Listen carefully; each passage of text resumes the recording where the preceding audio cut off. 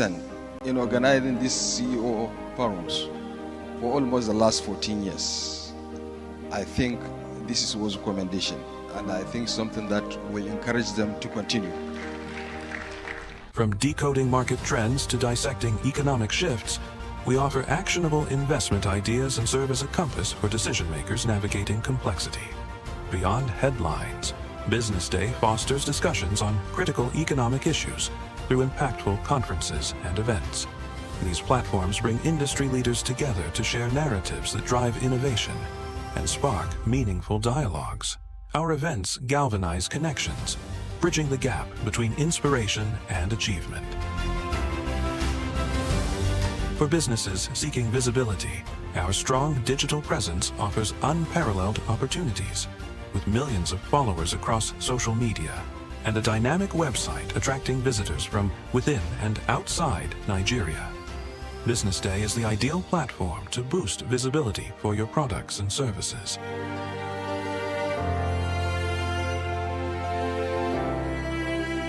If you're looking for in-depth analysis and expert opinions on Nigeria and Africa's business landscape, Business Day is your guide.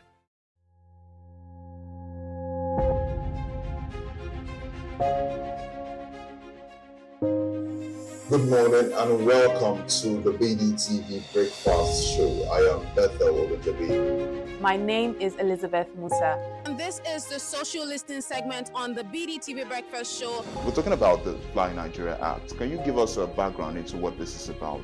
We are here today on the streets of Lagos, Nigeria, to gather opinion about a pressing issue. I go look at the cost of petrol. We get away from Nigeria with the suffer. The income is not really increasing, but the prices of items are increased. Nothing like service again, no. You only pray for that money to reach you that month. There's a lot of high pressure, a lot of stress. There's a lot of high targets to be met. I was quite strict. In my mind, I said, looking for my hand, my picking go spoil.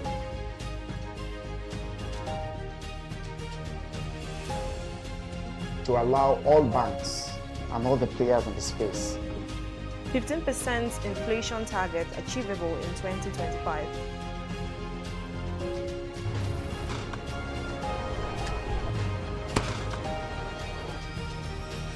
The command and vision philosophy of both the Chief of Defense Staff, the Chief of Army Staff, and indeed all the service chiefs.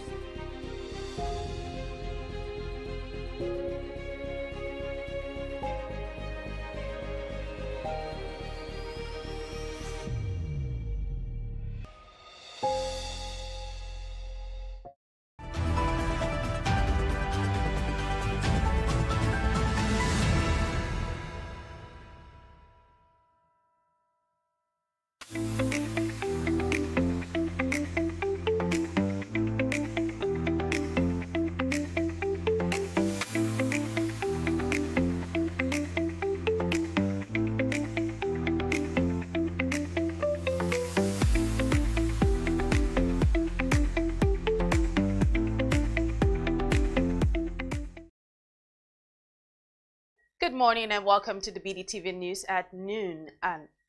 Good morning and welcome to the BDTV Breakfast Show. My name is Elizabeth Musa. It's a pleasure to have you join us this beautiful morning.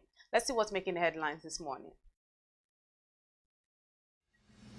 IMF urges Nigeria to cut 2025 budget on oil prices as it drops.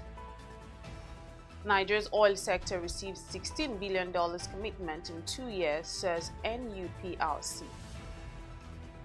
Damagum woos Atiku, Mark, others to PDP, says party now united. General Assembly approves $5.4 billion UN peacekeeping budget for 2025 to 2026. 2025-2026 La Liga fixtures released with El Clasico date confirmed. Well, let's begin the news in Nigeria, where the International Monetary Fund has urged the federal government to rework its 2025 $54.9 trillion budget to reflect a less favorable oil price environment. According to the IMF report, Nigeria remains vulnerable to external shocks despite recent macroeconomic gains. The organization, however, praised bold reforms undertaken by Nigerian authorities in the past 2 years, including the removal of fuel subsidies, cessation of central bank financing of fiscal deficit, and the liberalization of the foreign exchange market. The fund also insists that more effort is needed to consolidate recent gains, ensuring they translate into broader benefits for the population, particularly amid growing downside risks. Moving on, the Nigerian Upstream Petroleum Regulatory Commission has revealed that the upstream oil and gas sector is luring investors with more than $16 billion in investment commitments secured in 2 years. Chief Executive of NUPLC Gbenga Komolafe, speaking at the 24th Nigerian Oil and Gas Energy Week in Abuja, declared that Nigeria is entering a new era of upstream investment anchored on policy certainty, operational efficiency, and an ambitious production expansion agenda. According to the Commission, this achievement comes on the back of far-reaching reforms and bold policy moves designed to reposition the sector for energy security, sustainability, and economic resilience. Reports show that this investment span across deepwater exploration, asset reactivation, gas development, and new evacuation infrastructure, reflecting renewed interest from international oil companies and independents following years of underinvestment and operational bottlenecks. Still on, the acting national chairman of the People's Democratic Party, Umar Damagum, has appealed to Atiku Abubakar-led faction of the party to return, saying the party has resolved its differences. Damagum, who revealed this on Wednesday, July 2nd at the party secretariat, says the party remains united despite all the challenges, insisting that all thorny issues have been trashed. This appeal is coming on the heels of planned adoption of the African Democratic Congress by the Atiku Abubakar-led breakaway group, working together with the coalition group.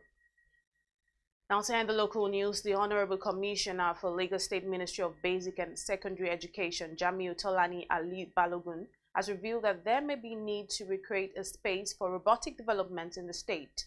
Ali Balogun revealed this at the National Robotic Competition held on July 1st in Lagos State.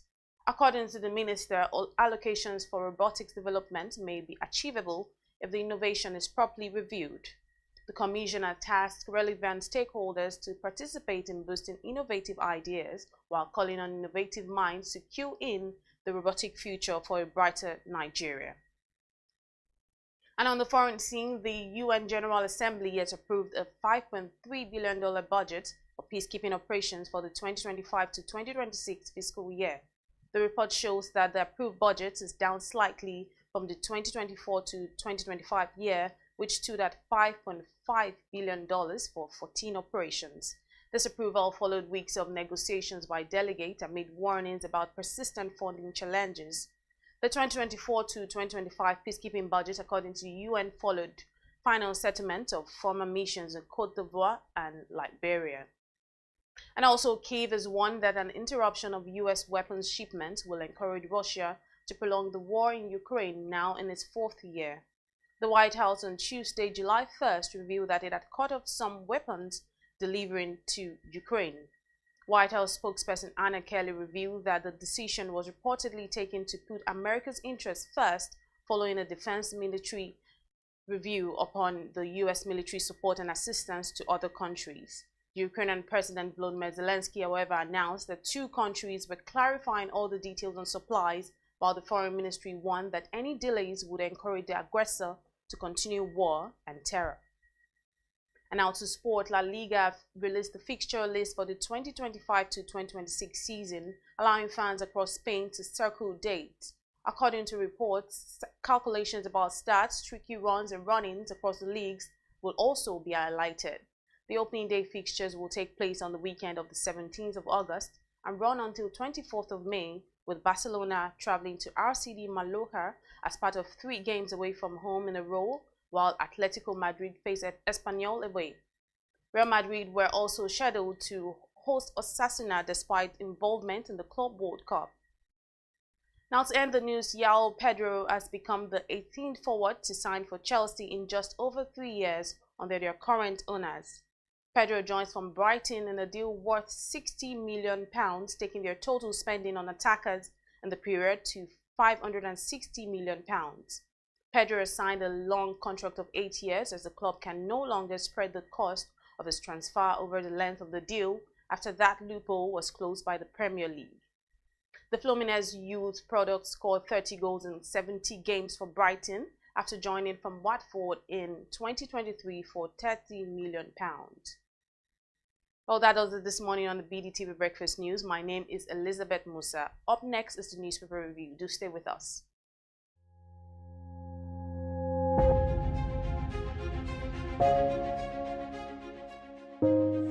Good morning and welcome to the BDTV Breakfast Show. I am Bethel Ogunjobi. My name is Elizabeth Musa. And this is the social listening segment on the BDTV Breakfast Show. We're talking about the Fly Nigeria Act. Can you give us a background into what this is about?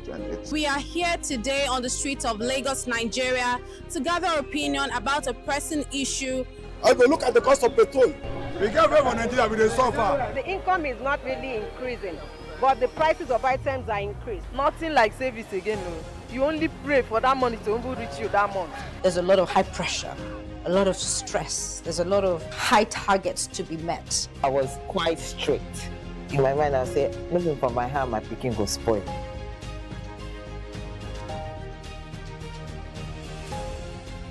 To allow all banks and all the players in the space 15% inflation target achievable in 2025.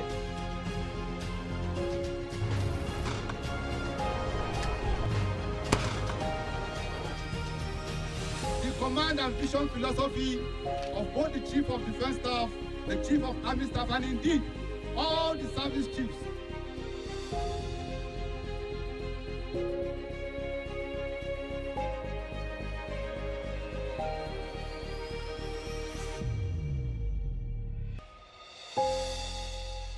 Woman is more than a gathering, it's a strategic initiative to accelerate visibility, investment, readiness, and sustainability for women-led businesses in these sectors. Energy in transition is no longer a distant goal, but a pressing reality for Africa's industries and the women leading them. We all know that SMEs play a crucial role in driving green manufacturing. This is thanks to their significant contribution to innovation and their readiness to provide a testbed for global sustainable practices and technologies. Alethea Capital convened another gathering of its women community, women in manufacturing, agribusiness and nutrition, with a sharp focus on one of today's most urgent global conversations, energy in transition. Running a manufacturing business in Africa is not for the faint of heart. With my over 20 years of experience in this industry, one thing is certain: you cannot run a factory without water and energy. Unfortunately, these are the very challenges we struggle with in our dear nation. Supported by the British High Commission in Nigeria and Manufacturing Africa, the event drew investors, policymakers, and business leaders all focused on one urgent question: how do we ensure women are not left behind in Africa's energy transition? We started it last year as part of International Women's Day, Women in Manufacturing, Agribusiness and Nutrition, because in Alethea Capital, our fund's thesis, we invest in access to essential services. So a lot of our portcos are actually women in manufacturing and agribusiness. So we thought, how can we create a community that we bring women in this sector as growth stage SMEs in this sector together, transfer knowledge, connect them where they can learn from each other and talk on different areas that are actually critical to their business's growth. So that's how it started. And this year we decided to look at, with energy transition, we've been very intentional about working with our portfolio companies to transition to either transitioning sources of fuel like CNG or to renewable energy sources. So we thought, how do we work with the FCDO? They're doing a lot of work to bring this information and the solution providers so that we demystify this energy transition. It sounds nice. Oh, everybody's saying energy transition. But how do I actually do it? How do I finance it? Who is financing it? And what is the process? So that's why we did this event. Opening the day, the British Deputy High Commissioner to Nigeria, Johnny Baxter, reaffirmed the UK's commitment to driving sustainable and inclusive growth, especially in sectors where energy remains a limiting factor. What we're doing here is we're working with Alethea Capital. This is we, the British government, working with Alethea Capital to support a platform which is aimed at helping female entrepreneurs build more sustainable green businesses. This is an environment where green business is a fantastic opportunity and also where we want to strengthen female participation. The UK has a program called Manufacturing Africa, and this program has now launched a new bit of it called Green Business Building. And this is about helping new businesses, entrepreneurs, build areas, get skills which they might not otherwise have had. So we try and provide tailored support that's answering specific questions. And companies, businesses, SMEs come to us and they'll say, we can't do a pitch or we haven't done one of these things. And what we can do through Manufacturing Africa is bring experts together from around the world to come and talk to those businesses and help them answer the specific questions that they have. From panel discussions to open floor Q&As, one message echoed clearly: Africa's energy transition cannot be gender neutral. Women must be part of the solution. So Sterling is very big on supporting women and of course youth-led initiatives. Sterling is big on sustainability, right? We came up with our heart strategy. I don't know if you've heard about it, but we have a heart strategy called H for health, E education, A agriculture, R renewable energy, and T transportation. And within that, there are still sub-products that women can access. And I always loudly talk about we call the Sway Agfin facility, which is for women. You can access the facility at 9% for your agri projects, which of course energy is embedded in that, right? And another product that we believe that women need to know about, because I was saying in there that we need to do a lot more in terms of getting people to know about these things, right? So for me, that's another takeaway, that we should do a lot better in reaching out, in working with the market. If you look at Nigeria as a country, for example, energy requirement is very important, but we don't have enough grid availability to support industries. And most businesses tend to use other sources of power to sort of like augment whatever the deficit that is coming from the grid energy. And the main source they use is diesel. Diesel is not clean energy and it's very expensive.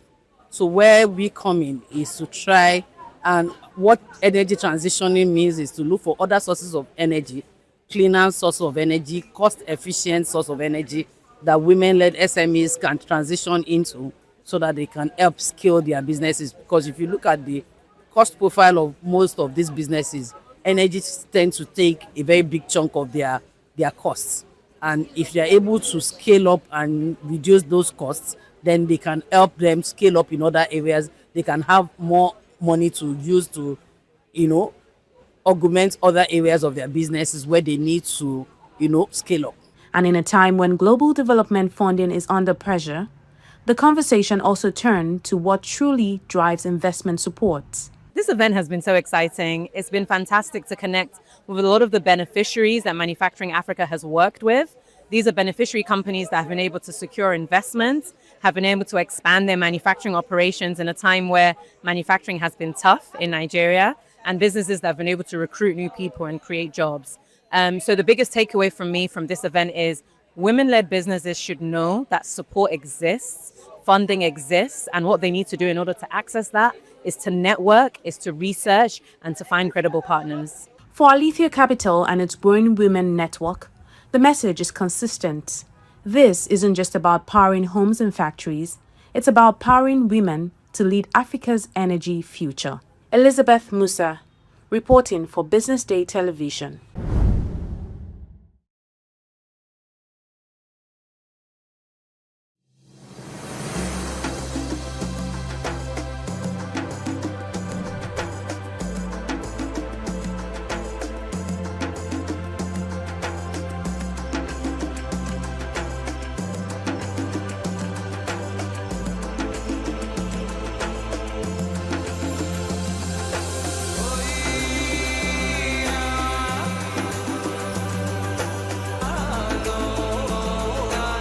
From the policy side, we need better policies to unlock capital for more impactful investment. Whether it's on the finance side, we need a proliferation of innovative finances that can be deployed for investment in social enterprise, in businesses in Africa.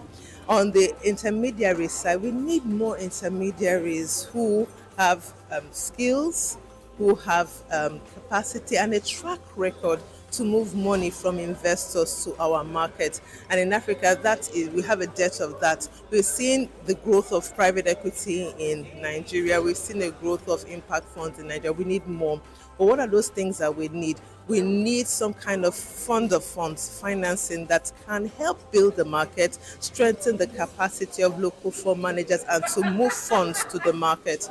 On the, I think I'm missing a particular sector. On the demand side, we need more enterprises who have the skills, competence, capacity, the structure, the governance in place, right, to scale as businesses, to receive money from investors and use that money in a way to scale their businesses and to solve social and economic problems within Africa.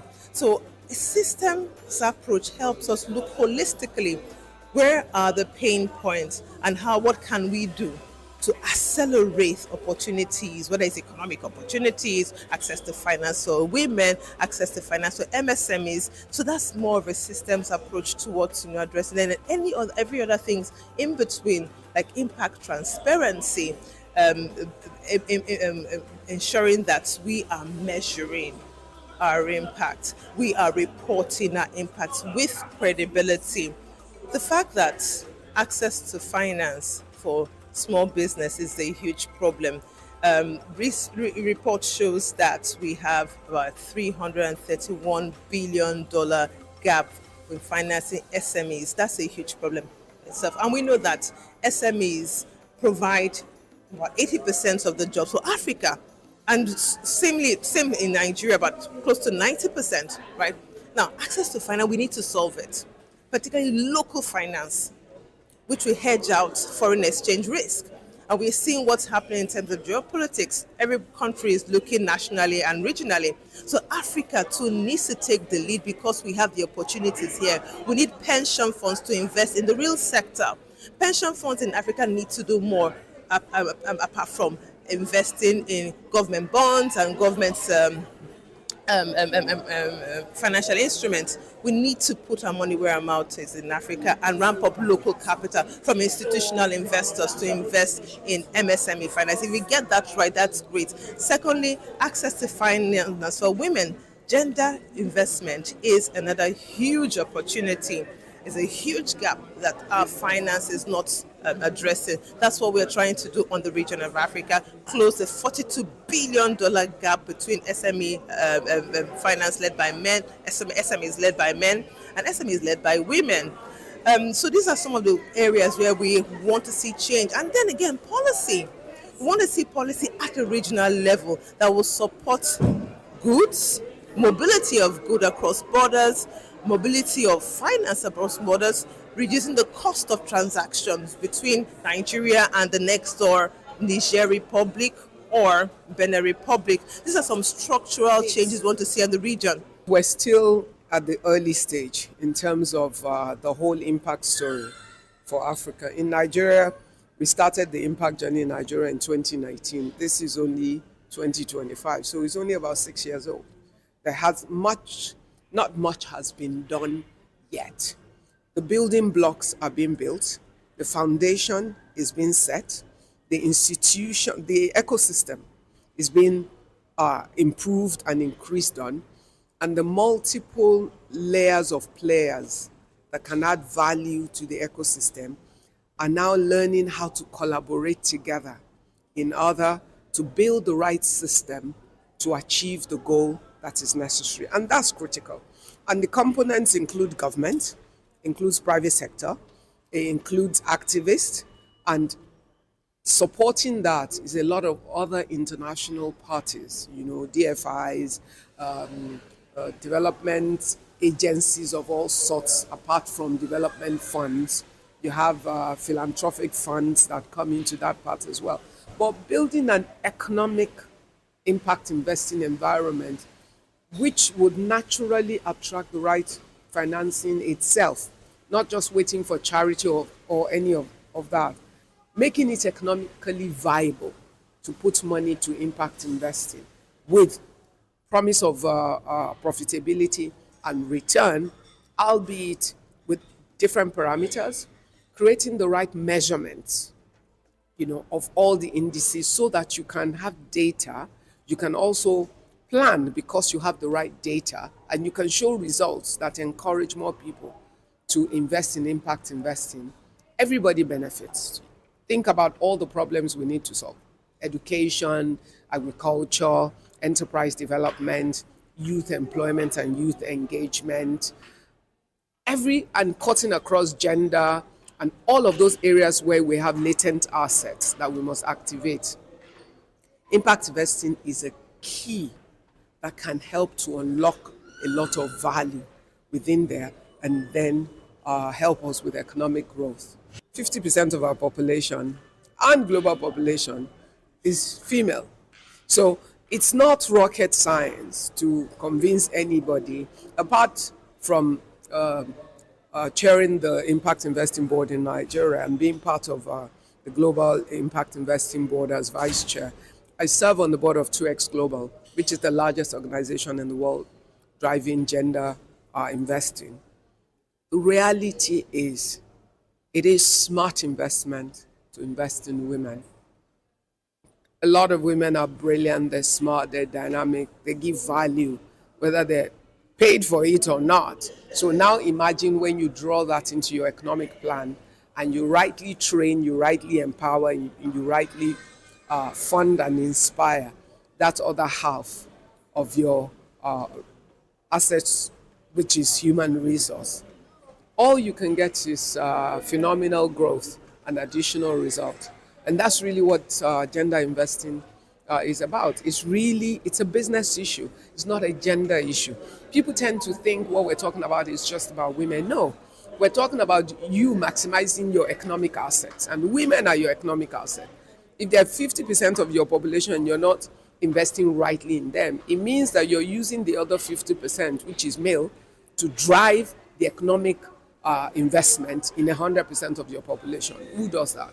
And really, in reality right now, there are many women that are single parents, not by choice. Some are widows, some are alone for whatever reason. Sometimes husbands have issues. Women are major economic contributors.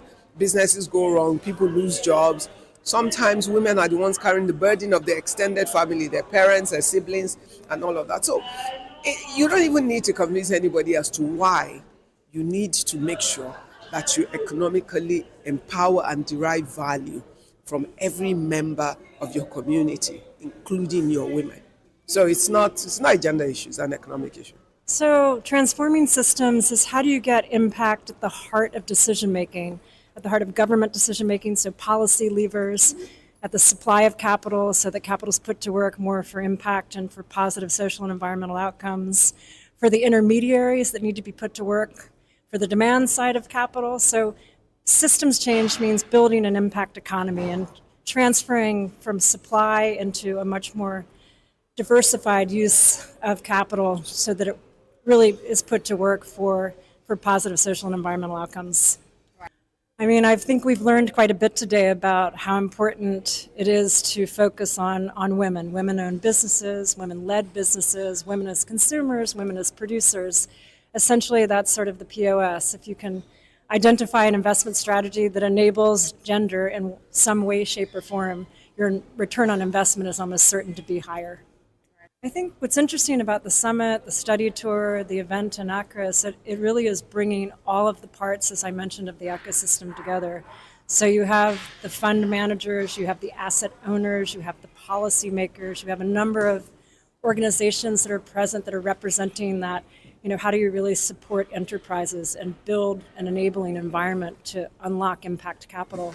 So I think the opportunity the networking opportunity is tremendous, and just understanding who people are within the ecosystem to be able to work together is amazing. We are still continuing the ongoing.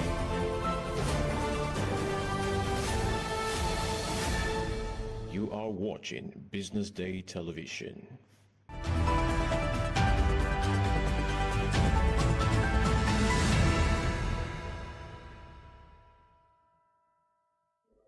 Welcome back. This is still the BDTV Breakfast Show, and now we're ready to see what we have on the front pages of the papers this morning. And I've got amazing gentlemen in the studio with me today. As always, I have Mr. Valentine Onyeka as well as Mr. Joshua Bassi joining me to review the front pages of the papers this morning. How are you doing today?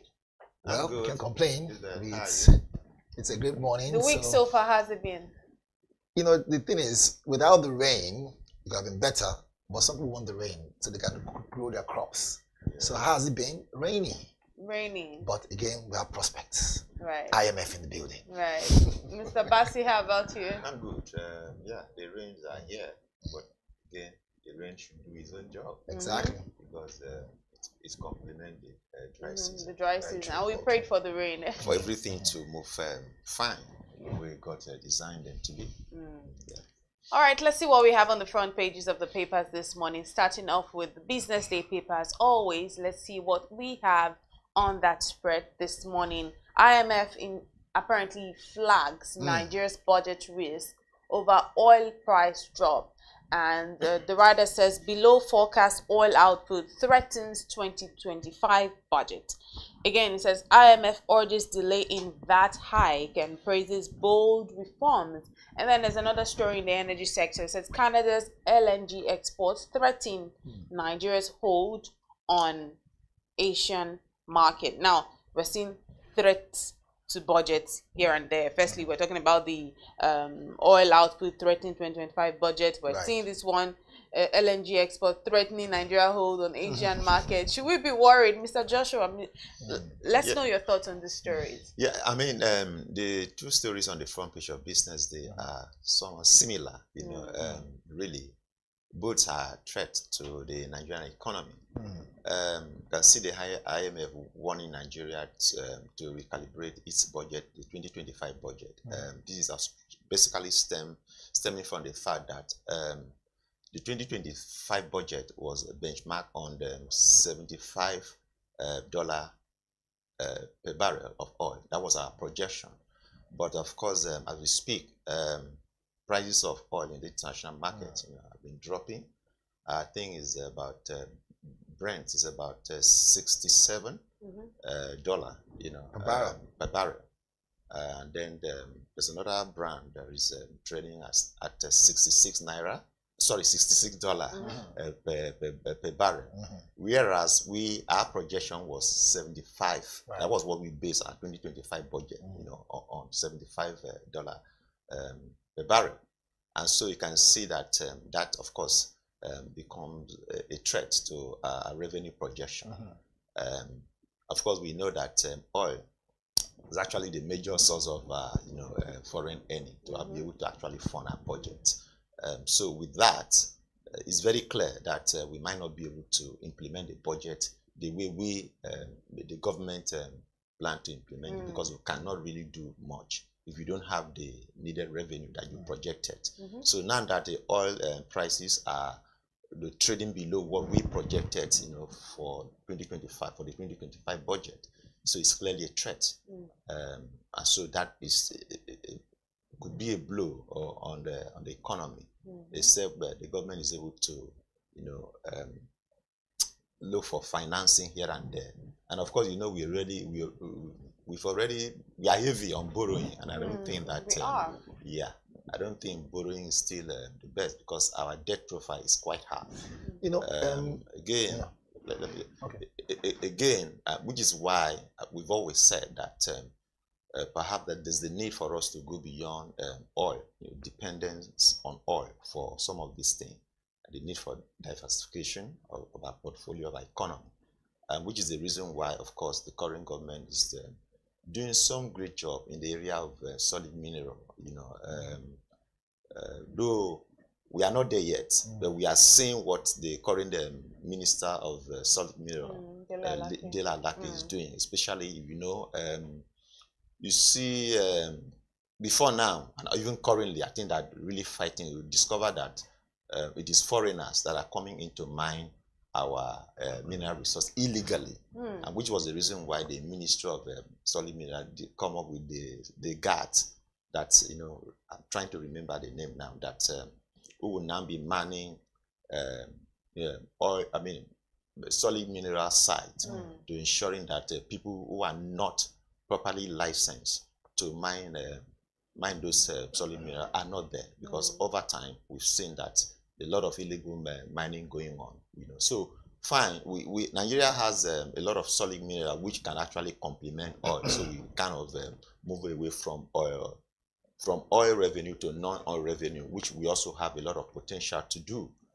But so that I'm saying it because to be able to say that as a country we do not really have control over what goes on in the international oil market. We don't have control over that. So it's always fluctuating. And anytime the price of oil goes down, and the international market, we will be shivering. Nigeria will be shivering because it's like that's the major source of funding our revenue. Anytime, of course, there's also, of course, internally, anytime there is a lot of pipeline blowing up a pipeline in the Niger Delta region, or maybe oil theft and all of that, we also, because we will not be able to meet up our quota to be able to earn the kind of money we should be able to earn from oil. Even as we speak, we are not even able to meet up our quota that the OPEC, our own OPEC quota. So we don't have control over what goes on in the international oil market, and therefore the reason why we need to actually strengthen our non-oil sector to be able to stand firm whenever we see this kind of threat coming from the international oil market. What will be the same? But then the other story about Canada, there's also a threat to our own economy, because Nigeria has been, for instance, in 2024, Nigeria supply almost 50% of our gas, went to the Asian market. But now Canada is ramping up its capacity to also supply. And of course, in terms of the shipping, it's closer. Canada is closer in terms of the Asian market. So meaning that the Asian market, China, and the rest of them within that, Japan, will now be buying, or Canada will supply them. So perhaps it could be cheaper in terms of shipping costs. And so that's also a threat to our ability to supply to the Asian market, which has been a major buyer, over time. Over the years. Let's take a quick break. We'll just finish looking at what we have on the front page of the Business Day paper. When we're back, we'll see what we have on the front page of the Punch paper this morning. But we'll take a quick break and we'll be right back.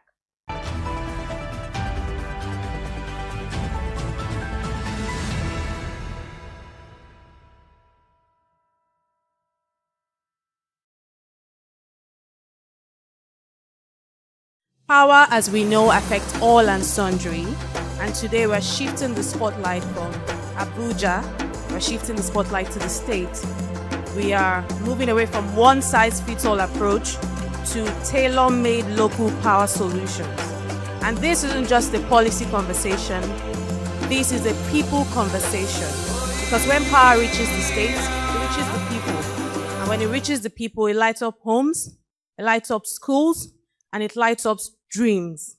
The Energy Conference 2025, convened by Business Day, was a strategic policy intervention event focused on powering the states toward navigating Nigeria's decentralized electricity future. It brought together policymakers, regulators, investors, and advocates in the Nigeria's energy sector to explore actionable pathways for accelerating decentralized power solutions and driving inclusive state-led energy development across the country. 100% metering is possible, and we can do it in our lifetime. Once people are assured of the source of their revenue and they have line of sight to the revenue that we're talking about, more investment will flow in. Whatever it is that the discos are doing today as revenue, if it's properly enhanced and if they're also properly empowered, we project that you will see between 3 and 4 times that value coming on the market within the next 2 years.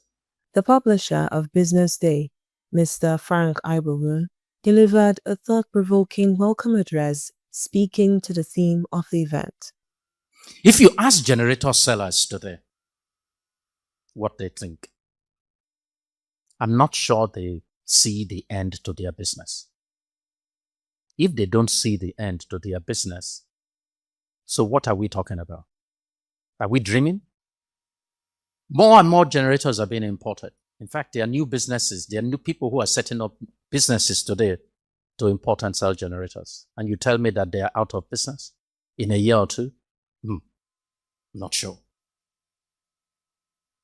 In 2014, there were 20 live power projects in Nigeria. They've all disappeared. Why? 20.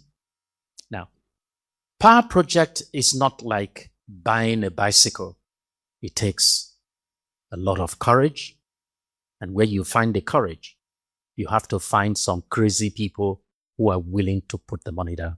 As the event progressed, an informative keynote address was given by Mr. Biodun Ogunleye, the Honorable Commissioner for the Lagos State Ministry of Energy and Mineral Resources. He spoke on the sector's previous attempt at privatization, noting that it had not achieved the desired outcomes. He emphasized the Act of 2023, granting each state autonomy over its power systems, advocating for state-level regulation, the development of local power infrastructure, energy sovereignty, and the creation of a competitive energy market to attract investment and drive growth.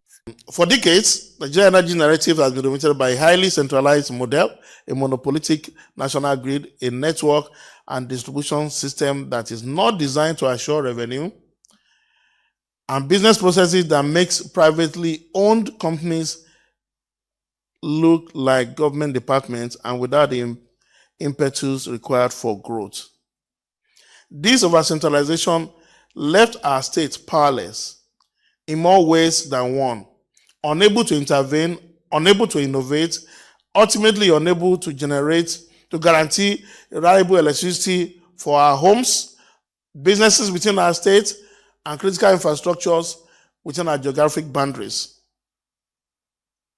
But today, we stand at the dawn of a new era, a turning point marked by the amendment of the Electricity Act of 2023, which now empowers states to develop, regulate their own electricity market. For the first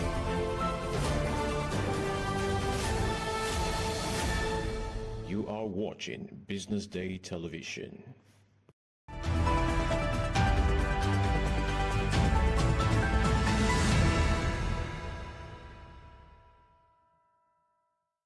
Welcome back to the newspaper review here on the BDTV Breakfast Show. We were looking at what we have on the front pages of the papers this morning. We started off with the Business Day paper, but now we're going to see what we have on the Punch paper this morning. The big story on the Punch paper this morning says 2027 elections, Atiku, Obi, Mark launch ADC to unseat Tinubu. And this continues on page 2 of the Punch paper this morning.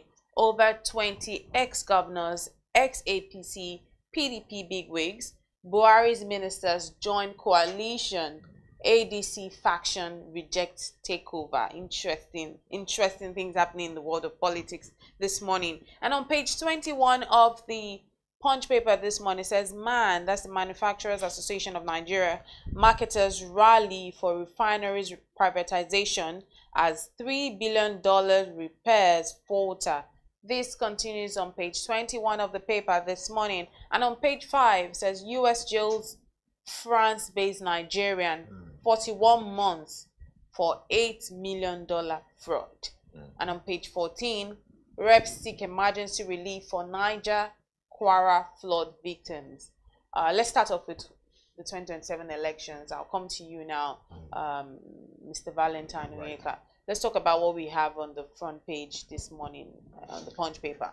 I mean, let's be honest. If you look at it closely, you see that we are not tired of, regurgitating old people. I'm not saying they shouldn't follow through their dreams, but it just goes to show you that in politics, no permanent friend, no permanent enemy. That's the fact. Yeah. Now we are seeing a coalition. Their aim is to make sure they defeat Tinubu, right, in 2027. But the question is this. These are the same people who, in many ways, now I don't know about Obi, but some other people there, in many ways, have questionable character. Maybe he also does have questionable character too. But if you look at it closely, is it that we cannot do better? Is it that we cannot afford to say, wait a minute, so now the PDP is now breaking off totally, and so they're looking at ADC. Where was ADC before now? So it's as if throw everything to the wind. Whichever it is that we catch, we catch. Is it supposed to be like it's supposed to be like the low-hanging fruit? ADC? You know, very soon we'll now hear of SDP. So it looks as if they don't even know exactly where they belong. Their plan is to make sure 2027 Tinubu doesn't win. Are we now saying that those who we are hoping to be like the major challengers, when the time comes, that we can really, really say, let's go out and vote when it comes to 2027? These are questions we ask ourselves. Okay? Now, with all this going on right now, the question is not going to even distract us even more. 2027 is still very far. It is far. Is it far? It's not, I don't think it's It is really far. Well, no, just 2 years. 2025 is almost ending. But even in at that, politics, it's not far. That's another thing. Right. You know, I think for me, we should focus more about the issues surrounding our budget. That's why that first story was more interesting for me. Because when I look at these people, I just laugh. I ask myself, look, is it that campaign or politicians now are seen run the country as secondary to their ambitions? Because that's what I'm seeing right now. We're not talking about some major things that need to be spoken about. Okay? If, for instance, we hear these people now who are trying to create their own coalition as a breakout of PDP, by the way, we hear they're already begging Tinubu to article to come back to PDP. And so you're asking yourself a simple question. Is this a plan to distract us? Because you can't tell me everyone on this lineup now, Atiku, okay, Obi, Mark, and the rest of them, haven't had dealings before with those in the APC. So again, I don't want to use the word they're all one and the same. I'm saying, where is ADC coming from? You get me now? So are they saying, let us just frustrate those in PDP, frustrate them? Or let us start with ADC and hope that those in PDP will get their acts together. Now say, okay, let us reform PDP. But the question is has this been certain? If this is certain, I think... But I think my question will be, these three people, right, these are big wigs. If you think about it, they have their own supporters, they have their own following, they have people that believe in their ideology. That's Obi, Atiku, Mark. But my question will be, do their ideologies align now that they've decided to launch ADC? Exactly. And do they really have the power to unseat? Yeah, but my intervention here will be that Elizabeth, since 1999, right, till date, we can't really say that Nigerian politicians, that the current crop of Nigerian politicians have any ideology, right? So the issue of ideology, forget. There's no ideology because, forget it. As far as Nigerian politics is concerned, and that's why we on this platform we have said before that you could be a PDP in the morning, and then be an APC in the afternoon, and then be SDP or what have you in the evening, and in the night you could be something else. So you can see there's no ideology. But the point is that I will speak PDP, which used to be, or we might say, is supposed to be the major opposition party. As is out of the way, so to say. I mean, because it's not playing the role of the opposition that Nigerian expect. Cross-carpeting, moving to the next party. You can see defection all over the place. And then the Labour Party that was also coming up, which in 2027, in 2023 rather, became quite strong, and we saw the strong showing of the Labour Party before and during the 2023 election. You can see that party too is also in crisis, just like PDP. And so there's need for me, if you ask me, for us to have a strong opposition party that will be able to check, create some kind of check and balance. Is ADC that party? I'm saying, because now that the PDP hasn't been able to resolve its issue, and the Labour Party is also in crisis, whether we like it or not, PDP is still in crisis. Yeah, I know that a day before yesterday, they were able to then, was it on Put Monday? some things in order, Yeah, they were yes, able to we did be have a but then conversation. there's still issue with Wike in PDP, and for instance, let's be very factual here. Wike is a big influence in the PDP. Right? You can't take that away. And he has also told you that even though he's in the PDP, he is supporting the sitting president to win 2023 and 2027 election. But how does that work? Right? So those other people in the PDP, for instance, Atiku, Mark, and the rest of them, have decided to move out since they can't take PDP from Wike. So they've decided to let's come together and form a coalition that will be able to be a true opposition to the ruling party, which in my view is necessary in a democracy. Yes, and if I may ask you, you did say something about PDP's role and PDP not truly playing the role of an opposition. So just for our viewers, what really is the role of an opposition party? Fine, the role of an opposition party is that, you see, the opposition party is supposed to look at policies, programs of the government to be able to say, look, this is not good. This is good. It's not always about it's not always about criticizing. But we expect an opposition party, to speak for the people, to criticize a government policy, to provide alternative, views and ideas as to how this and that can be done for a better society, for the people to truly benefit from governance. Because like I've always said, if you leave people out of governance, then it's of no use, because the sole purpose of forming a government is to control the machinery of government, then to be able to improve the welfare of the people, because governance is all about people.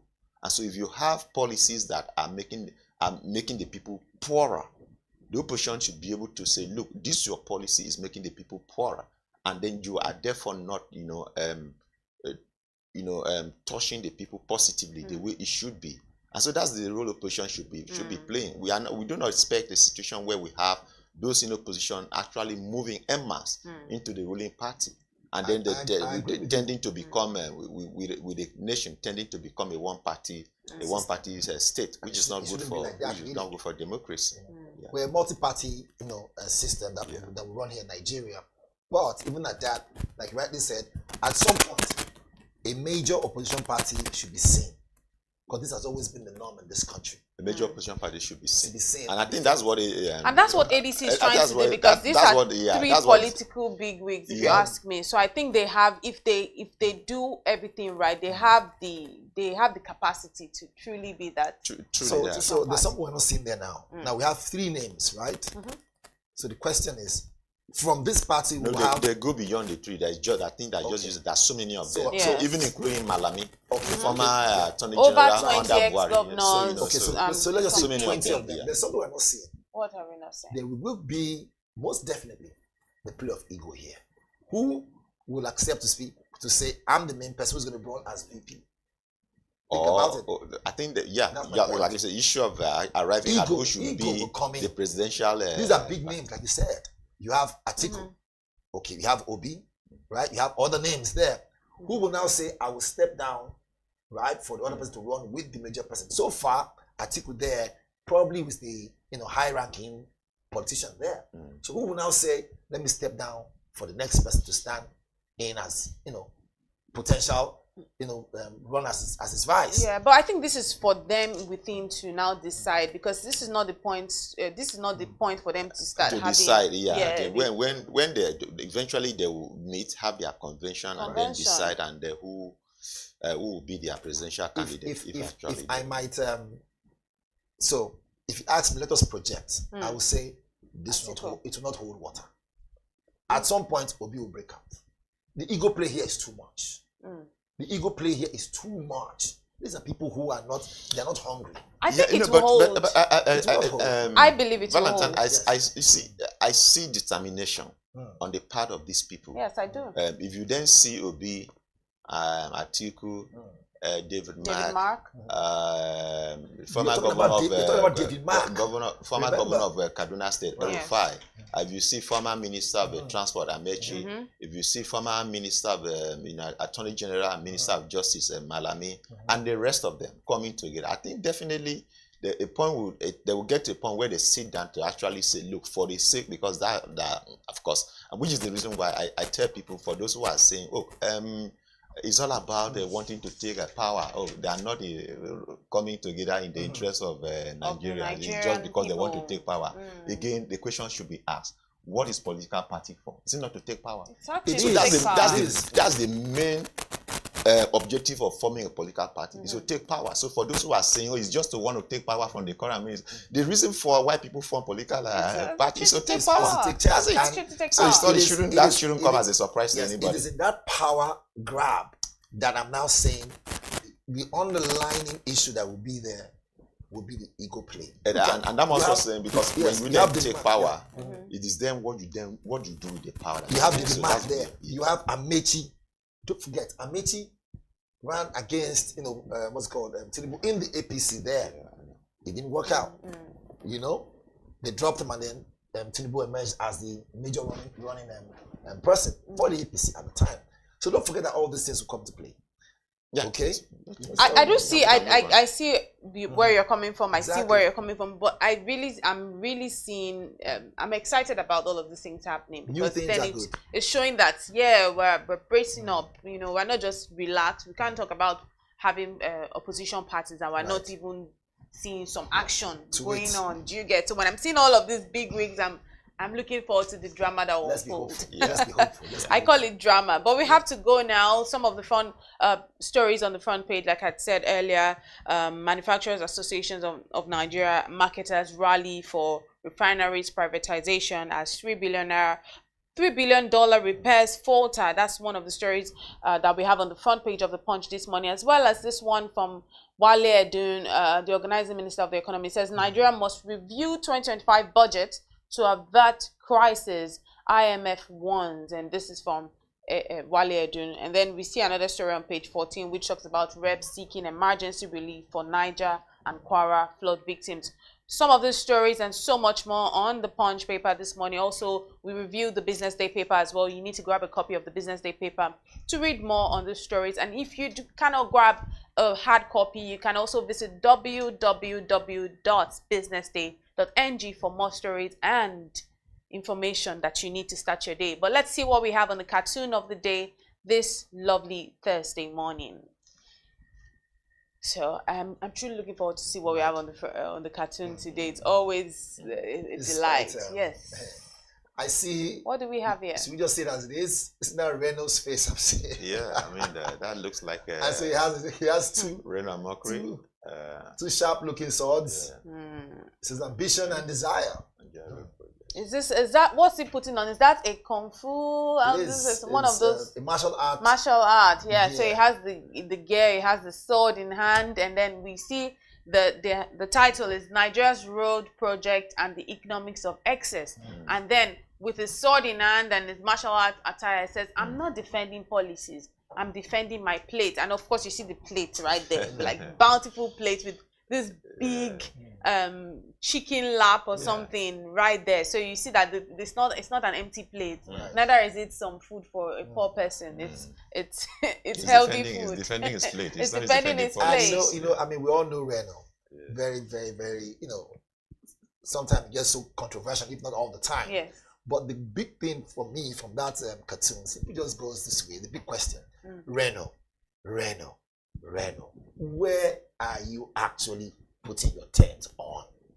Because man, today you hear him, he's there. He's putting his tent on his plate. He said it. That's the point. It's about to split, but we have to go now. It was really lovely seeing what we have on the front pages of the paper this morning. Lots of things are happening in Nigeria, from Business Day to Punch to the Vanguard. All of these papers are carrying this information, and we've just reviewed what we had on the front page of Business Day and Punch this morning. I must thank Valentine Oyeka as well as Mr. Joshua Bassi for joining us this morning on the newspaper review segment. Thank you so much for watching. Thank you, Lizzie. All right, that's where we bring it to wrap this morning on the newspaper review segment here on the BDTV Breakfast Show. My name is Elizabeth Musa. Stay tuned for the Business Morning at 9 a.m.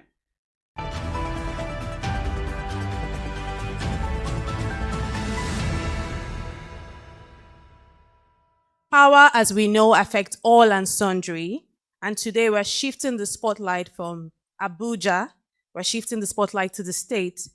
We are moving away from one-size-fits-all approach to tailor-made local power solutions. And this isn't just a policy conversation. This is a people conversation.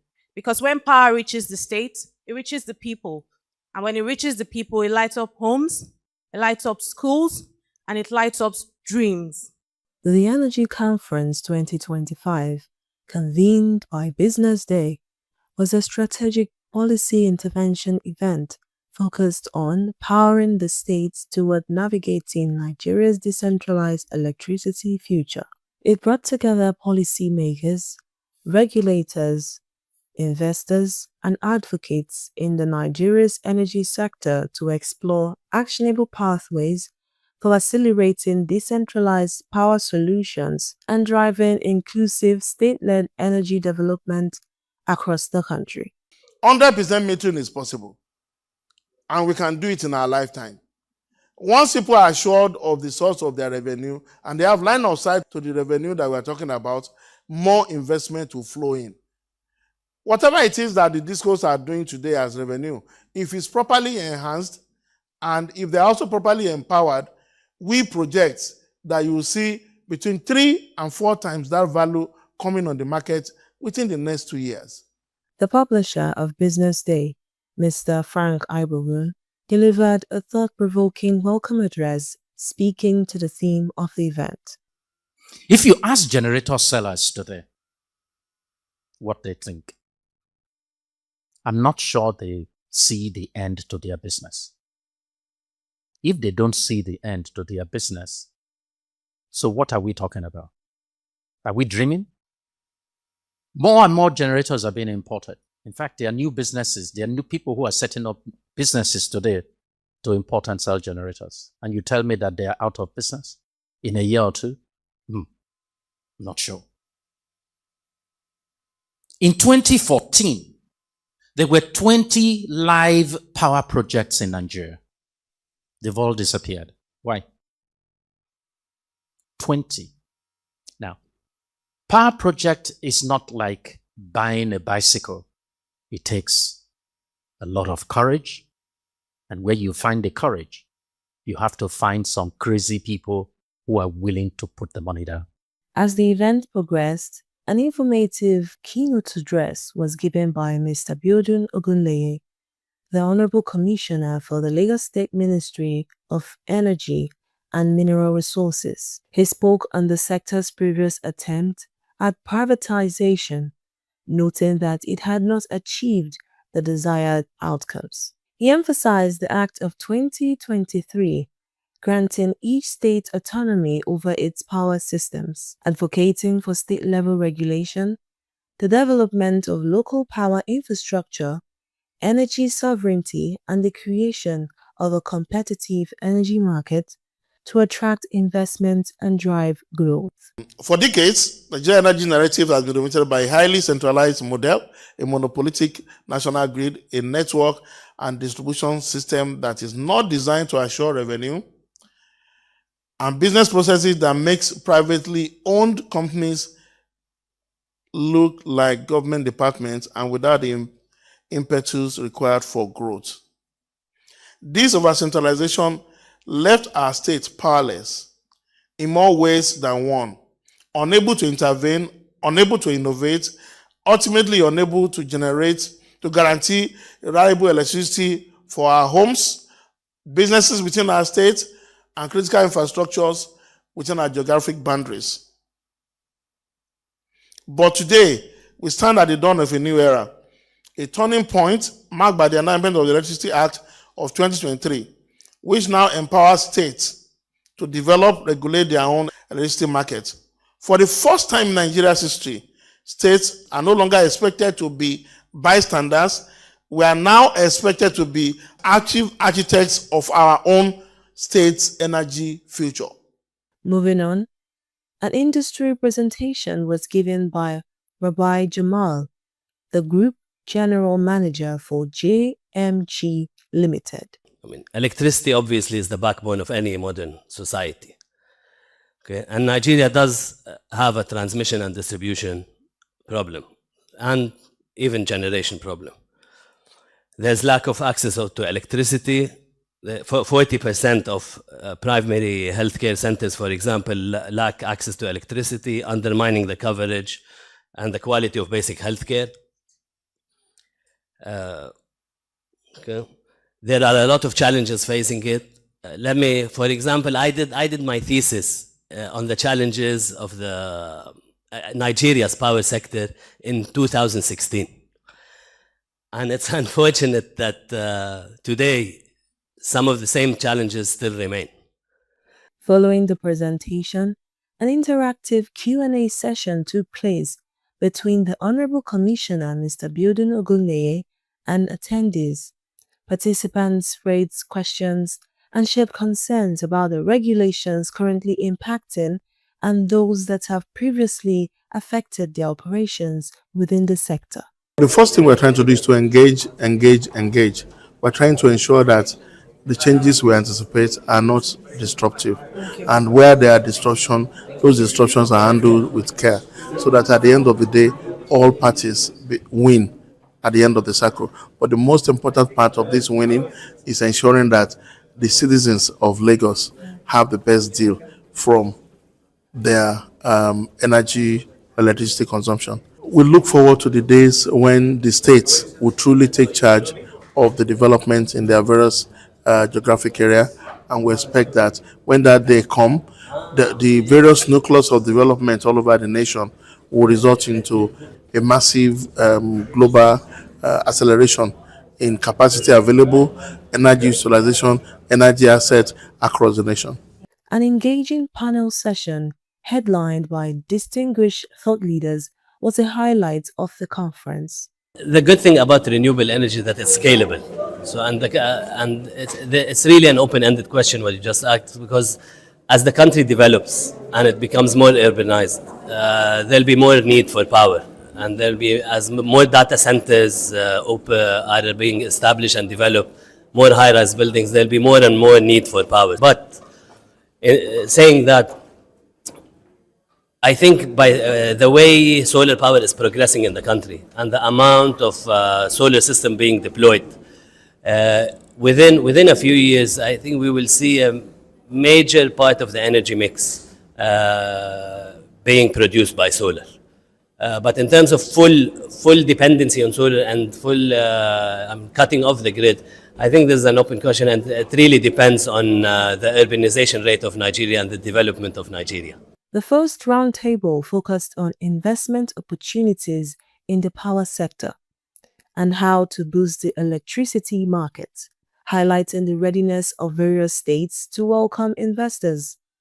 The discussions also centered on the regulations, policies, and reforms needed to attract both local and foreign investment into the sector.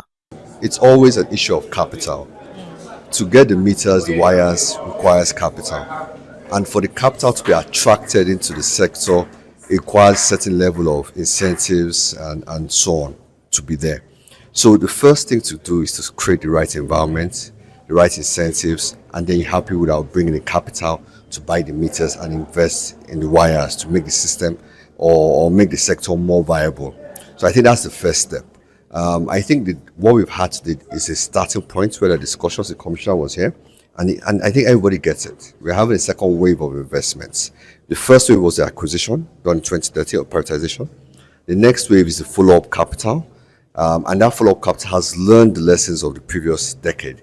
And how do I make sure that I'm investing my capital, but I know where my capital is going to, and what kind of return I can get from that.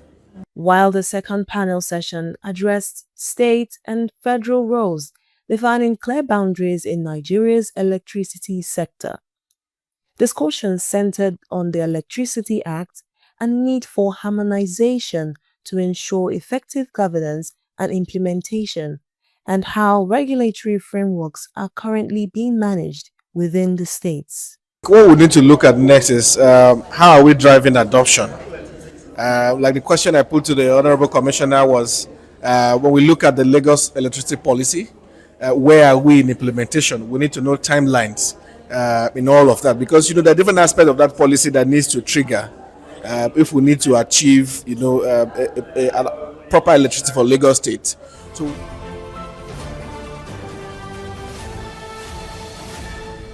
You are watching Business Day Television.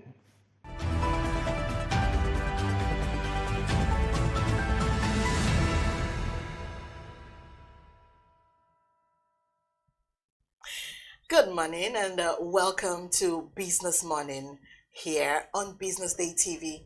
It's Tuesday, July 3rd, 2025, and I am Destiny Momo. And of course, my name is Deborah Eze. You are welcome to the Business Morning.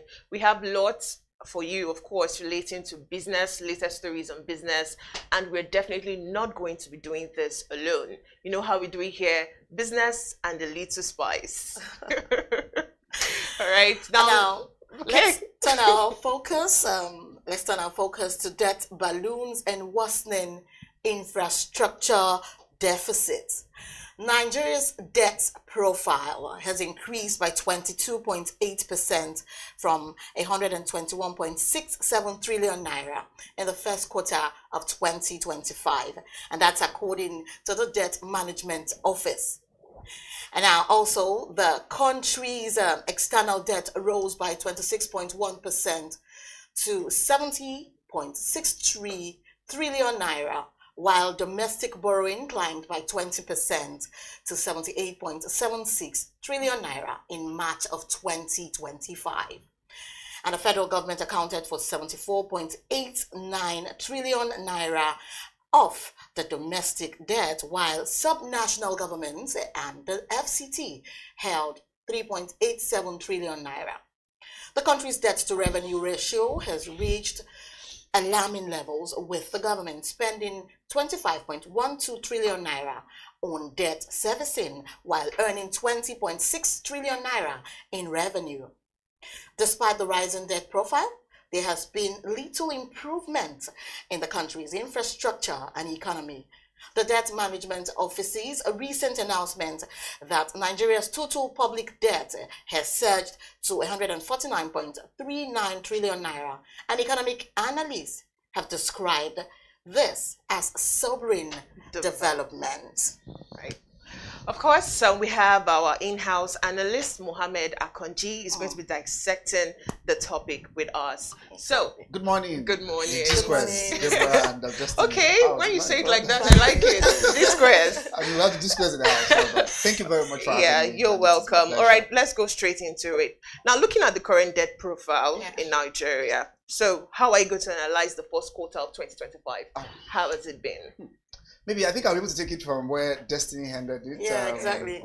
A sovereign development and a sovereign development. But of course, first of all, the Debt Management Office released the statistics for the first quarter of 2025 to give us an inkling as to where we stand when it comes to our debt burden.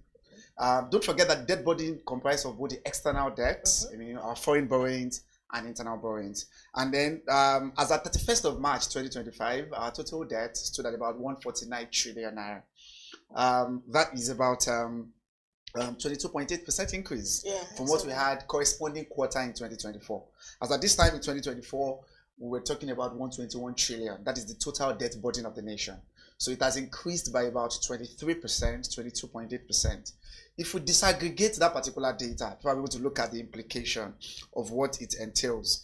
You see that domestic debt accounts for about 52.7% of that total domestic borrowing.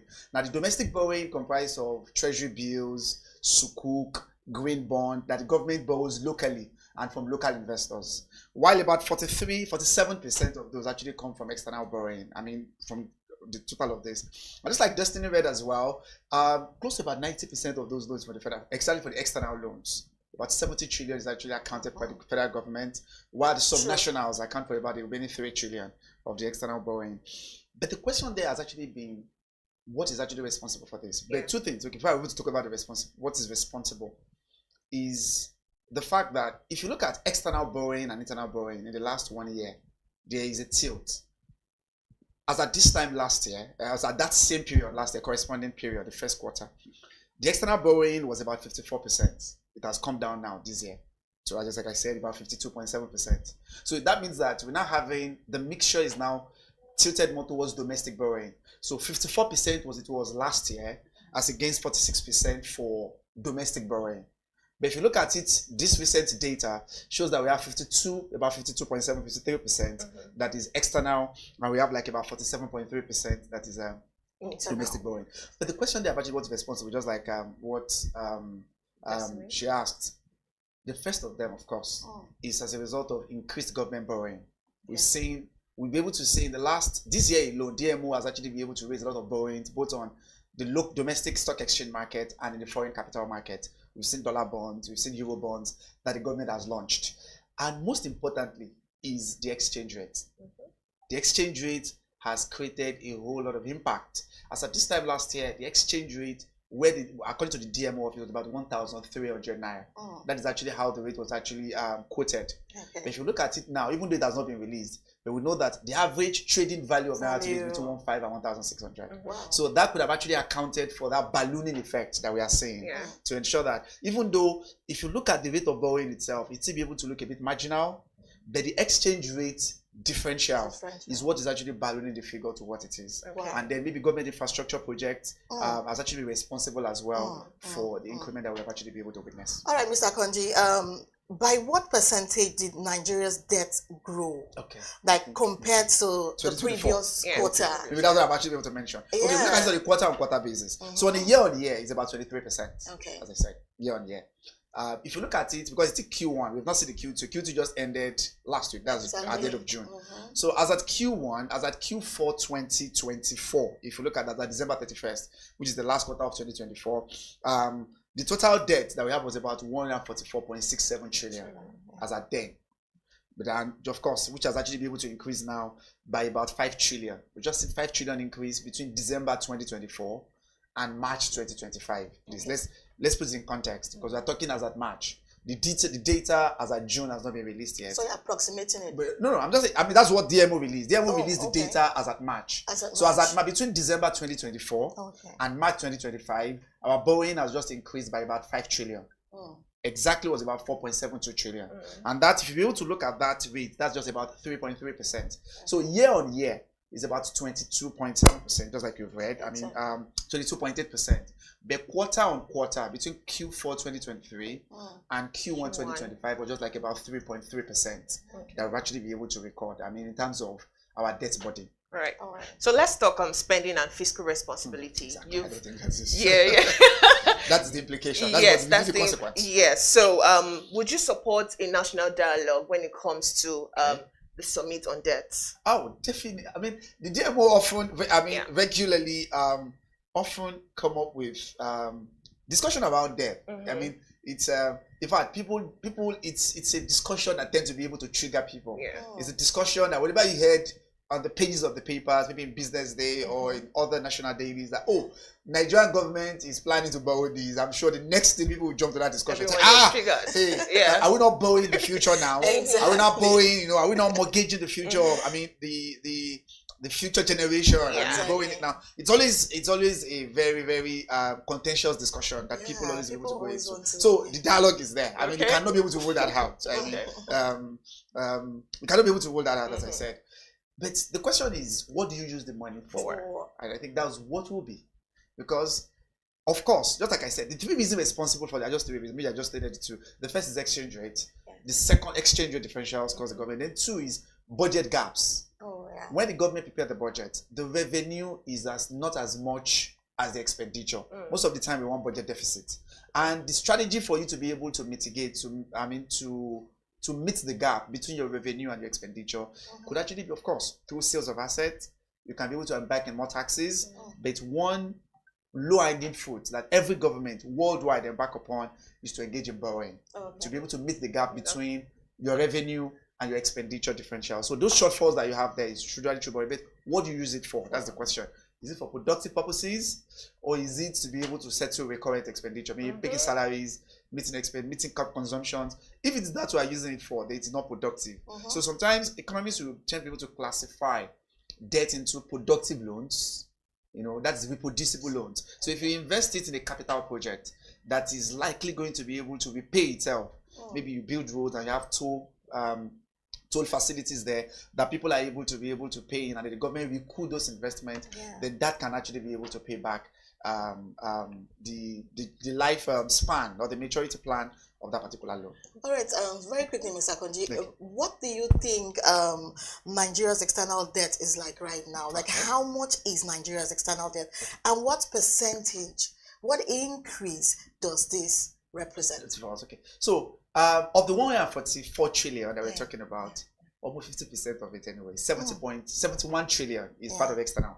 And I think you read that during your intro. I think I heard that. You'll actually be able to mention that. So the external or the foreign debt of this 144, remember, is the total debt stock, which, as I said, total debt stock comprises of both the foreign and the domestic borrowing.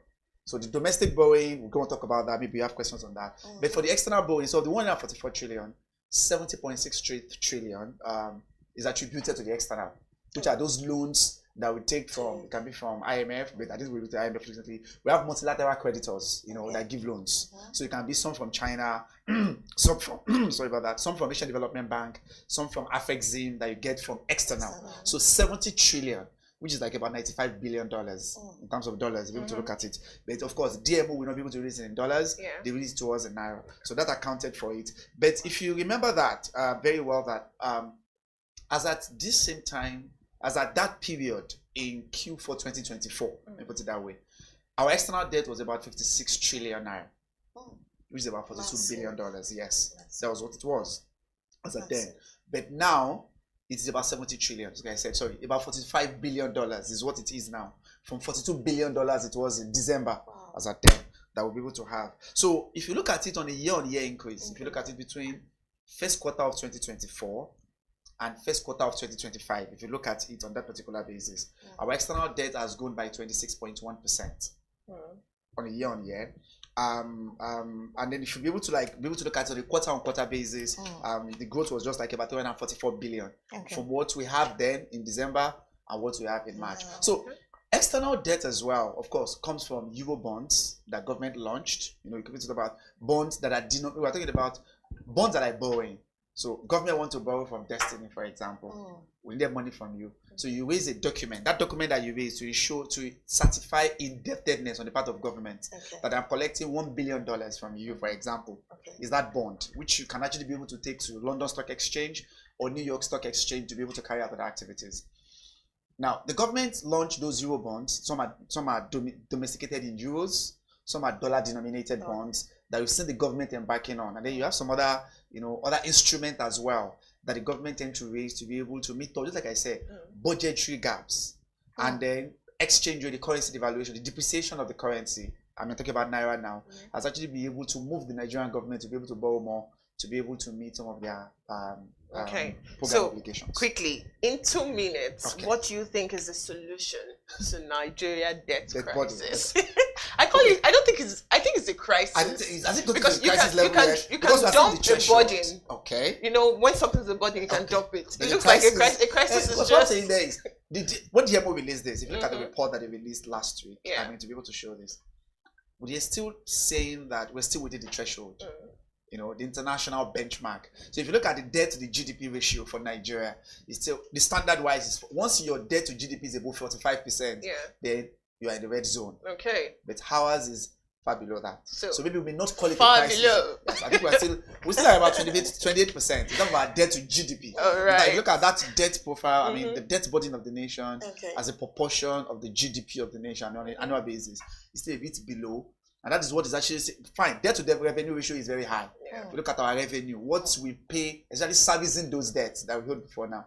But the debt itself as a proportion of the GDP is still very minimal. All right. It's still very minimal. So maybe we're not getting to, as I'm saying, is just to be to retract what I said. What she said. It was, maybe it's not in crisis yet. I mean, maybe not crisis a lot yet. We're not in the red. Maybe you are in the amber zone. You know, at this moment. All right, let's move on to the second conversation for today. Of course, a committee has been established to oversee the disbursement of student loans in Nigeria, with over 38.2 billion naira released to 206 institutions as institutional charges. The committee, comprising representatives of the Central Bank of Nigeria, the Economic and Financial Crimes Commission, the Independent Corrupt Practices and Other Related Offences Commission, and the Federal Ministry of Education, has been set up with an aim to ensure transparency, as the Nigerian Educational Loan Fund reports that over 73 billion naira has been disbursed in the form of loans to institutions and students, as the total number of beneficiary students currently stands at 336,204. Wow. Okay, so let's start with the big picture right now. 73 billion disbursed. Now, do you think this is a win, for access to education, or do you have concerns about it? Okay, so first, I think I'll start with this. I think it's a major milestone. Okay. For us to have, what can I say, stewardship account of, because this is for 2024-2025 academic session, which is actually the maiden edition of the NEL Fund.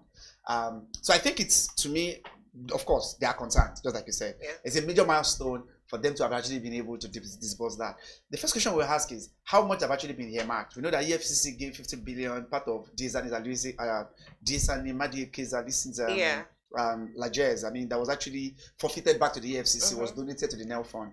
And then the government also be able to budget about 60 billion or thereabout. That was actually made provision for that. So I think the kitty of the NEL Fund, the unit itself, or the government ministry, the government agency that's actually overseeing this, they have close to about 140 billion in their kitty to be able to disburse.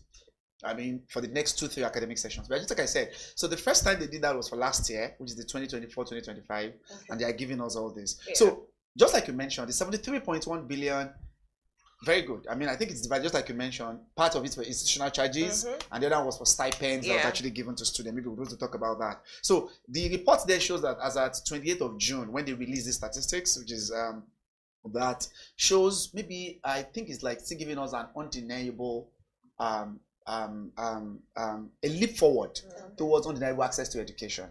One of the things, a structural challenge that we know have actually been able to impact access is really about funding, maybe students' fees. We know that there is no way, education itself is a capital intensive project. And then, so which might not be so easy for parents, already strained parents to be able to burden. So the government came up with that policy to say, okay, what can we really do?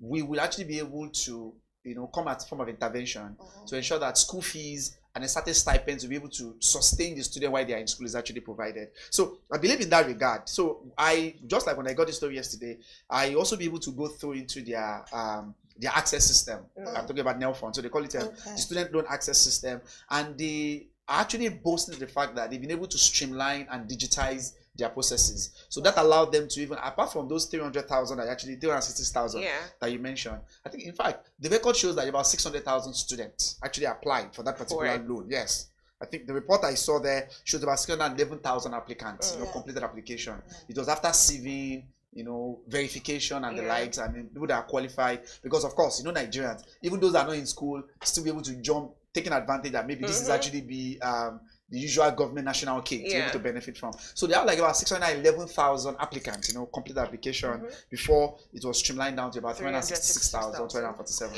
And then out of those, I also see that about 206 universities, 206 universities actually be able to benefit. I mean, 206 institutions, public institutions actually, for now, because the first tranche was actually for public universities, public polytechnics, college of education, they spread it around those. So maybe federal and the state level. So maybe I think, as I said, there have been some milestones achieved, but there are still concerns, just like you raised. I'm sure we'll be able to talk about that as we go on. Yeah. All right then. Now on this particular point, Mr. Mohammed, like 38.2 billion naira actually That's went. institutional, yes, it went to institutions as institutional charges. Now, can you break that down for us? What exactly? Those what are like exactly are these What do you mean? charges? What are these charges? I know it's and creating is some that problems. a red flag? No, We want to know if it's a red flag in No, terms no. of transparency And, or priority. Okay, so it's not a red flag. Maybe I think the way it's just like a line item in the budget. So because that 36 is just to pay, that is where the school fee comes into, examination fees, registration fees, ID cards, that is paid directly into the university's account. I don't know. So I think they just title it as institutional charges. Well, I don't know why they actually, that's what they call them on their report. But if you look at the items there, I think I have to be able to actually dig deeper to see. So that will include, institutional charges include tuition fees, will include registration fees, which is typical of every student to be able to pay on an annual basis. Will include examination fees, library fees, ICT and technology fees, laboratory and studio fees that students are expected to actually be able to make. Then the other part of which is about 34 billion, was that was actually expended as stipend. The 20,000 naira given to each student every month. So institutional charges is just saying the amount, because the government is not going to give your school fee to you directly to go and pay. Remember. So once you applied, you have been verified, and you have actually been ascertained to qualify for that loan, then they will just request for your matric number from your school, and then the payment will be made directly into the school. So I think the payment made directly to the school is what come under that purview of institutional charges. But between me and you, is it sustainable? Is it something? Because that's what we feel like is, okay, so Deb, do you think the government could have said every student should come to Abuja, come and collect your own school fee and to pay and just answer them? So would it be reasonable that way to say, now we have verified Destiny, we verified them, they are qualified, everybody now come to maybe Ikeja, let's just say we're in Lagos, come to allow side in Ikeja and collect your money. I'm sure even if we do that, how many students do you think will pay? Perhaps I'm just thinking. Okay, that's so because the agreement there is let this one go directly into the school. When it comes to school fees, library fees, all those things, so we pay directly to the diverted. school. Yes. Okay, now diverted for the purpose. Looking that it is going directly to the school. Remember, we have over 366 students. Now, they're qualified. It's divided into the Federal University, Polytechnics, and College of Education. So, how are we sure that each of these institutions are they going to get the same amount of money, or there's going to be like a payment system? Okay, that is actually because you're not going to hand the students the money. So how are we going to share? Okay, so in fact, one of the things actually be able to look out there is because the idea here is when you look at the regional distribution of how it actually be distributed, you first of all see that there is an imbalance. In fact, the reports, their stewardship report that they actually be able to release there shows that the North tend to be able to benefit more. And the reason was because a lot of people applied from that particular region, from that section of the country. In fact, 38% of the applicants are from the Northwest. Kano, Kaduna, 38%. 26% are from the Northeast, Borno, Bauchi, Adamawa. Then maybe the one after that was, so if you look at those 38%, remember, 26% from Northeast, then Southwest is just 13%. And one of the reasons was, because I'm going to come back to the question of Destiny. One of the question was because of this distrust in the system. Oh, it is another government shenanigans, another camaraderie that government wants to pull. And that's why people in the South, because that was a complaint for the first edition, that a lot of people, because of the distrust, because of that wedge, that disconnect. I don't know if I can call it disconnect, or I can call it the level of distrust or lack of confidence between the government and the people. Then to be able to see it like is another government means of actually able to embezzle. And that's why. So if you look at that compared to 13% in the Southwest, 12% in the North Central. If you look at Southeast and Southwest combined, they were just like, so Southwest about 10% and 4% in the South. So first of all, in terms of application, it's skewed because almost 51% already from the Northwest and the Northeast that apply. And that's why the report there, when you look at some of the accolades or some of the laudable commendations actually given to the NEL Fund unit, to the NEL Fund agency. Is that it come from most of those schools? Because some of them released the statistics, they released the letter that they wrote. So what happened is, after the student applied, the school, NEL Fund will be able to write to the school to ensure that they want to be able to verify the studentship of the following student, and then the student will be able to issue them like an invoice as to how much. Don't forget, we're talking about people from different departments and different faculties where the fees are also not the same. So it's the school that will be able to now write, okay, for this faculty, this is the amount that we are charging for this particular course. So then everything in total will now be forwarded to NEL Fund at the school account, which will therefore be paid from that end. So I think that is the way it is done. But just like Destiny asked, I don't think it is equal amount for all schools. No. Okay. It's not. And also, is it not going to create a form of disparity? Do they even have the same number of students? Are they on the same program? So now that is on anyways. Like whatever you say. So same number of students, the number of applicants are disproportionately distributed across schools. You understand? So would you say they actually gave more awareness to other, other that's what I'm saying. Okay. I felt like because NEL Fund embarked on that orientation that period. I'm sure student loan was a boss thing because the government was trying to tell us that please, the money we took out from subsidy, most importantly, is to be diverted for these welfare inducing programs. So, but I know at the same time, because of the level of trust, just like I said, the trust coefficient is very low in this nation. So people were really despondent about that. All these ones is just another government shenanigans, another government strategy. Their strategy to also be able to divert public resources and the likes. So that's what I'm saying. So when NEL Fund released that, if you do, I would like to after the show, just be able to go to their website and download the report and see that 50% of the applicants are from the north. More than 50%. But what I even still see in this applicants coming from the north. Okay. Do you think this northerners actually really want to take advantage of this scheme? Because we know that schooling in that region it's a bit limited. A lot of people do not have that interest. I mean, look, it's university there. So what I'm saying here is university education. You can have somebody. So it is distributed in such a way that people, for example, that could not be able to gain access or gain admission to universities, maybe here in the West, you tend to have quite a chunk of them as well going to the north. Maybe because of the ease at which they can be able to secure admissions, relative to them cutoffs, catchment areas, and other things. So, because remember, as I said, first, and that's what my suggestion would be, this is not given to private institutions yet. The first edition, the maiden edition that was done last year, of course, private schools are actually clamoring that it should be included because since part of the source of generating the money also come from them.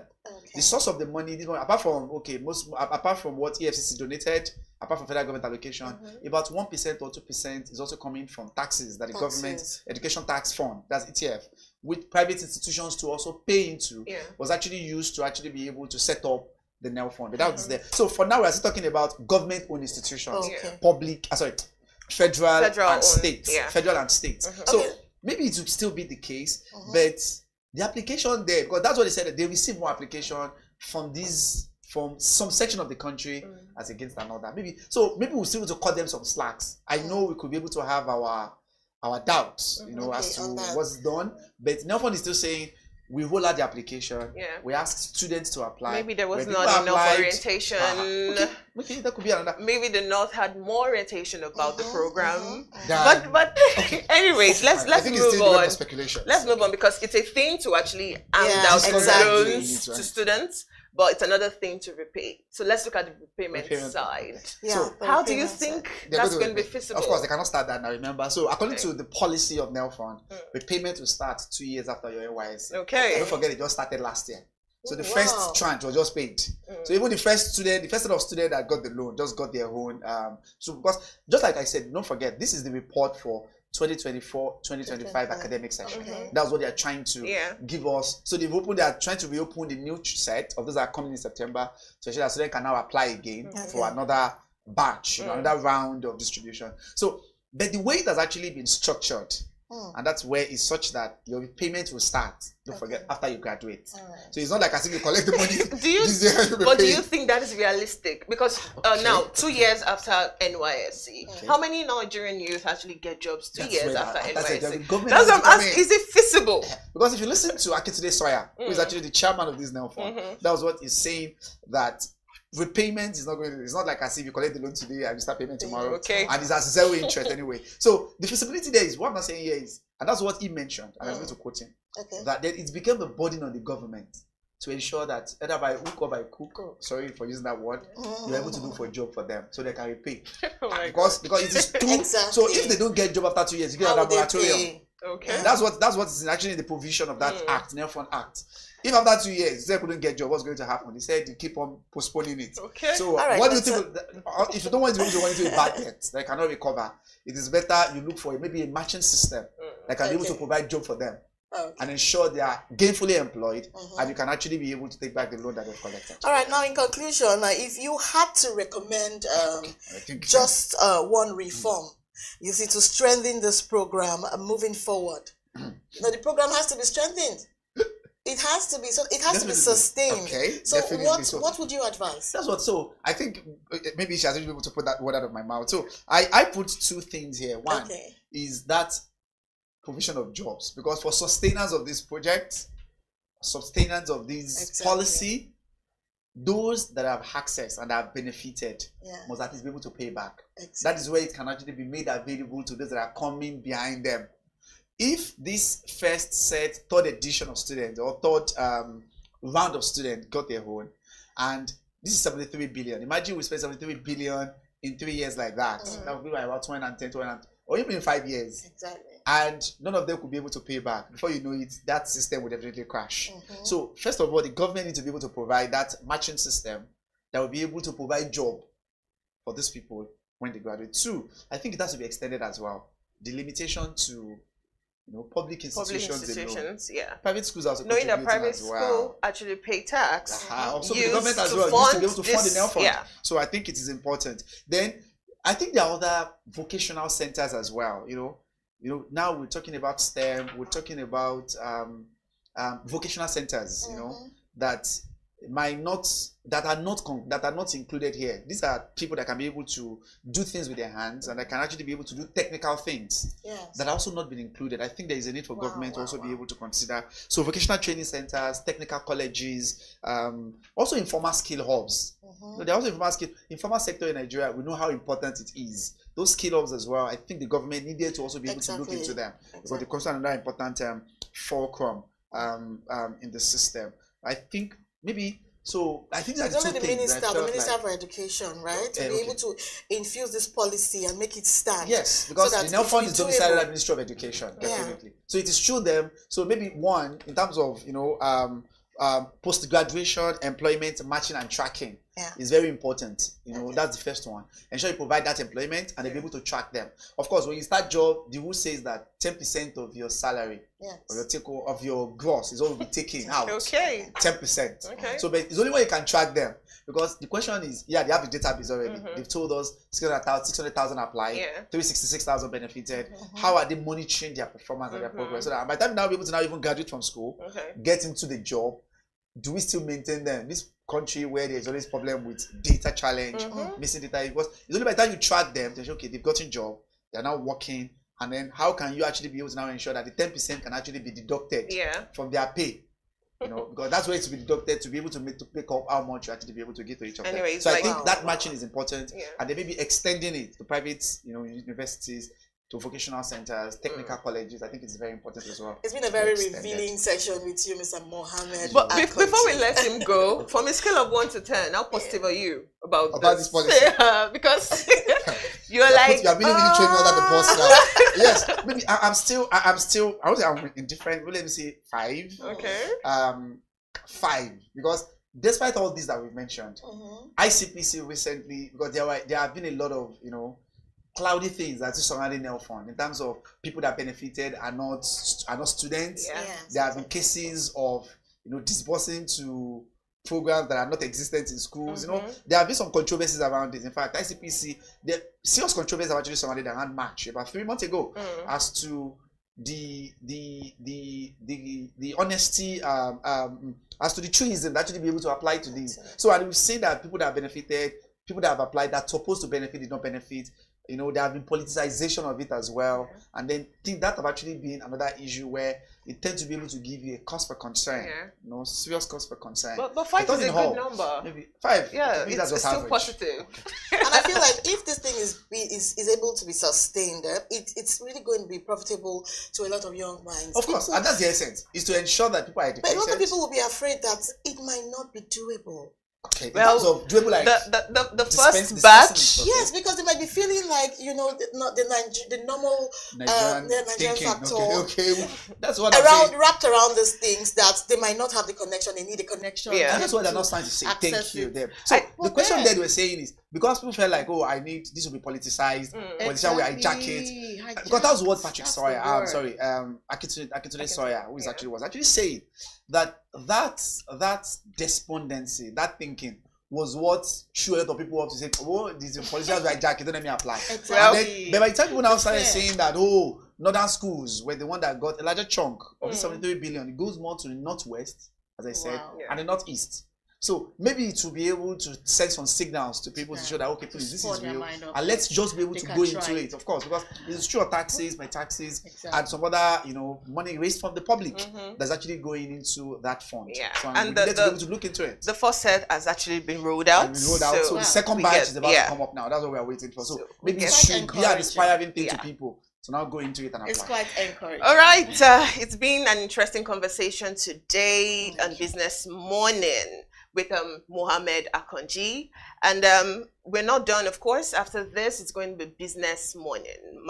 It's going to be a big story with Elizabeth Musa. My name remains Deborah Eze, and I am Destiny Mama. Good morning.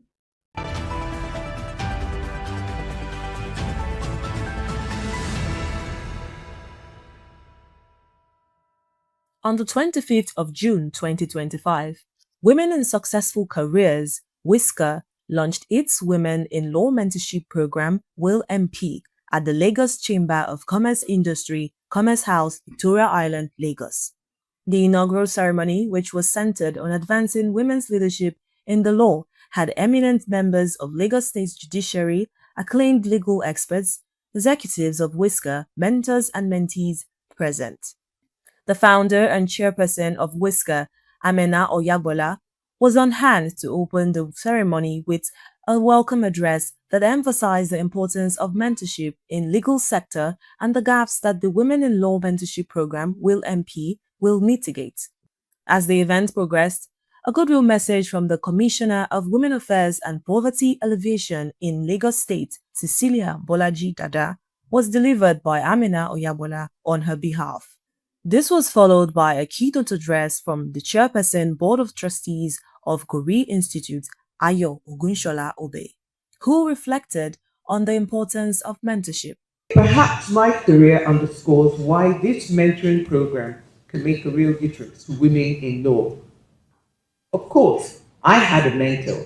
Indeed, at the time when I was called to the bar, that's 1978 by the way, the concept of mentoring was more or less factored into the legal profession because new wigs, as they were called, were not permitted to establish their own firms or to go into practice by themselves until they were 5 years post-course.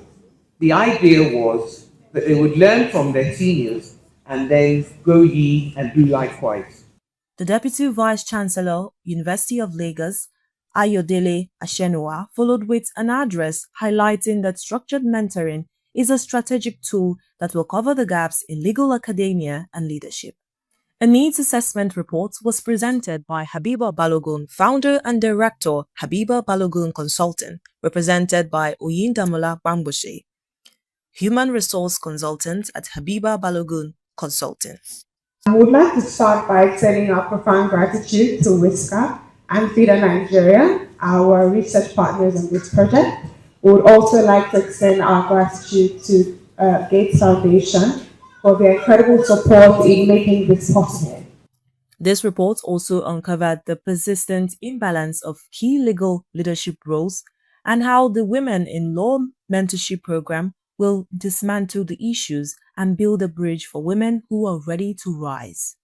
The needs assessment report was also launched at the event immediately after the presentation. The ceremony also featured an informative session with sophisticated speakers whose discussion focused on advancing women's leadership in law. Before 2001 in Lagos State, you could count the number of female judges on the tip of your fingers. There were few. In fact, from 1967 to when Lagos State was created to 2001, there had been only one female chief judge, and that's Honorable Justice Roselyn Omotosho. And she was just chief judge for a period of about 10 months before she retired, and most unfortunately, she died soon after retirement. And something significant happened in that 2001. First of all, the sheer numbers that was appointed in one fell swoop. It's never happened before, and it still has not happened till date. 25 of us were appointed. So I was privileged to have been appointed in that year, 2001. The induction of the mentees into the mentorship program also took place at the ceremony, with mentees sharing their reflections and aspirations. I applied for it because I knew that it was going to give me one-on-one access to women who are in the spaces that I aspire to be, who are in the rooms that I aspire to be, and who are doing things that I see myself and aspire to be.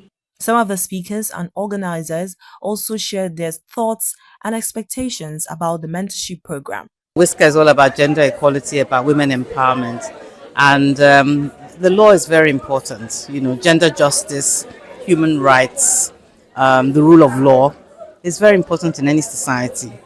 And also we looked at the data and found that, you know, women are so far behind in many areas of the law. Overall, in terms of gender equality, we're not where we need to be. But when you look at the women in the law, look at the statistics at the National Assembly, we're at 4%. If you look at the statistics in terms of number of senior advocates of Nigeria, again, we're at 4%. You know, and it goes on and on. When you look at the number of women at the Supreme Court, we're at 14%. If you look at the number of women in the Court of Appeal, the statistics are a little bit better, but we're not where we would like to be. In terms of at the lower rungs of the ladder, the magistracy and the high courts, in certain states, particularly Lagos State, we seem to have made some progress and some traction due to the intervention and the leadership of certain individuals, you know, at a certain point in time.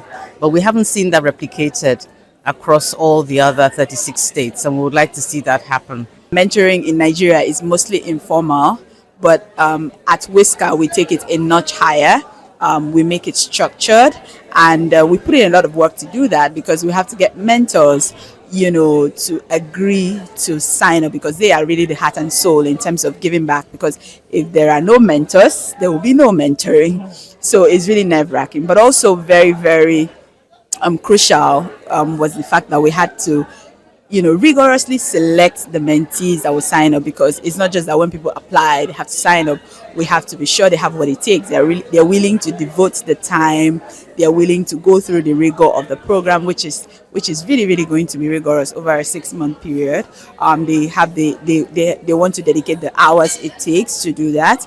And you know, they have the span of experience that we're looking for to be able to transition to make the kind of impact we want to make. When we say we want to have 35%, you know, at these various levels of leadership, you know, in the judiciary, legislature, and all of that, it's not just because we like to roll out numbers. So we have to do the hard work and find the women who will be able to bring that kind of representation to the table. This has been a wonderful event, and I'm glad that I came and I spent quality time here. We have been on this journey for a very, very long time, and I think that WISCA is doing incredible work in women empowerment, and I'm very impressed with their Women in Law mentoring program. That's very, very good, and it's on the right track. The mentees, I saw their pictures, their names, and their affiliations. They're all very young. They're just starting on their careers.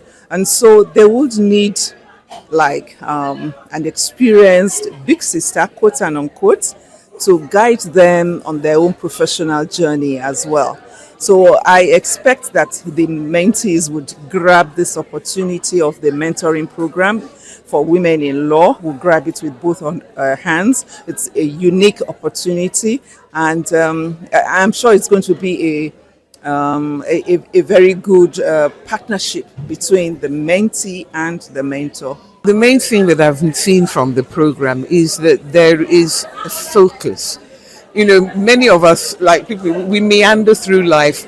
If an opportunity comes, we may or may not take it. But with this sort of program, first of all, the mentees themselves will develop a confidence, an awareness, an ability to make decisions for themselves, but also to be able to take advice, to get support, and learn from the experience of others. Then the expectation is, as the learned silk Boma Alabi explained, that when they are beneficiaries of mentorship, that they too will also be able to bring others up with them. FIDA is an international organization known for its championing of women and children's causes.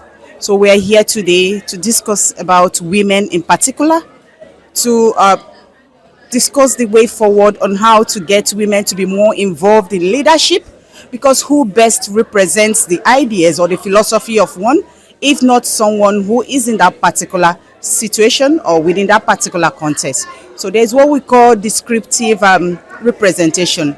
Descriptive representation simply means that someone who is within a particular sector or within a particular marginalized group, someone who represents that is a better representative than someone who is not that. So we are here clamoring and canvassing for women's involvement in leadership.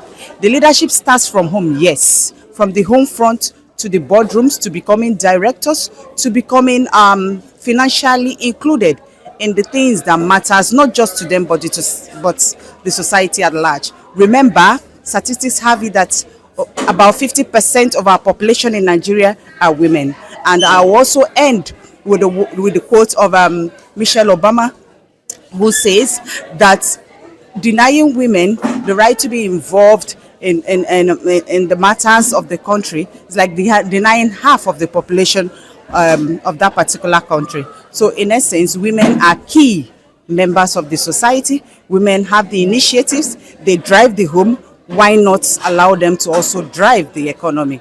At the conclusion of the event, Adebayo Oyabola, managing partner, Oyabola Chambers, gave his closing remarks, thanking all attendees and wishing the mentees the best for the future. Norma Obuna, reporting for Business Day Television.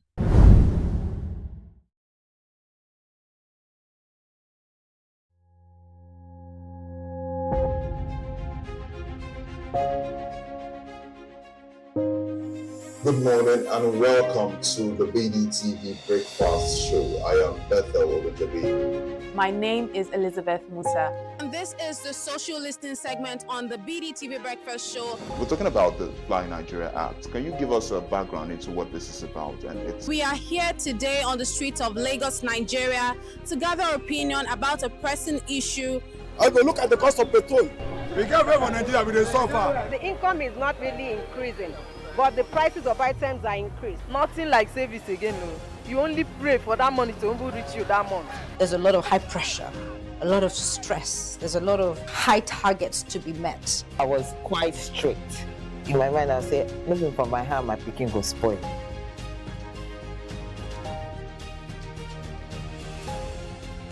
To allow all banks and all the players in the space 15% inflation target achievable in 2025.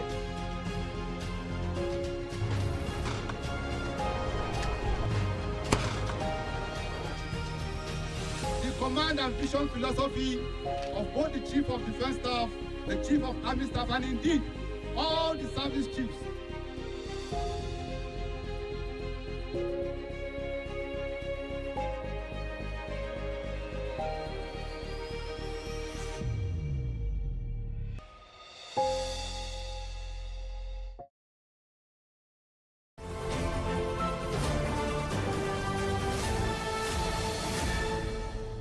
watching Business Day Television.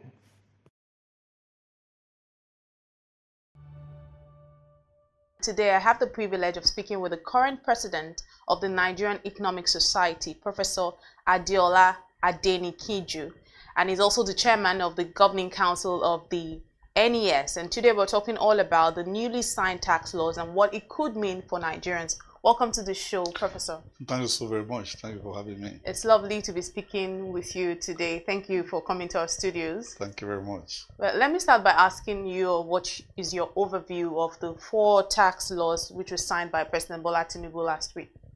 Yeah, I think the tax laws have been long in coming. I mean, a lot of investors in Nigeria, coming to Nigeria had been they have identified multiple tax sections as part of the problem that they have that has been constraining the industrial development of Nigeria. So if you look at the 4 tax big laws now signed, they have a lot of advantages in the sense that for the first time now we are streamlining all the various tax laws in Nigeria. We also bring it together, the taxes, at the federal and at the state and local level. Now you're going to have a codified law that is universal, okay? And then also there are some incentives in the new tax laws, for instance, that allowed those who are earning below some thresholds, okay, not to pay taxes, okay? And there are also businesses that are also, maybe their turnover is below a threshold. They are also, excluded from paying, some of the taxes. So I think in general, and then you now have a single body that also collect taxes. So in the past, or before now, or before this tax was passed, you have multiple agencies, okay, that were in charge of various different taxes, that you cannot even remember all of those. But now you have a body that is starting with that responsibility, and I think that's part of the global-based practices. Right. So and then to some extent you also have taxes now, some of the taxes that are now linked with derivation, okay, so that those who generate those taxes can have greater proportion of those taxes domiciled within. So overall, I think we are entering into a new realm that is good for this country. Will possibly enhance, total, government revenue, but more importantly, allow incentives in the system to support investment and to support the private sector growth. Right. And from an economics perspective, how do you think that these laws impact revenue generation and the fiscal sustainability of the Nigerian government? Yeah, thank you. There are 2 problems in economy. We talk, what is tax evasion, what is tax avoidance. There are times you try to avoid taxes, maybe because they are too high. Okay, if those taxes are too high, people then try to avoid those taxes by either going to areas where they will not be taxed or under reporting.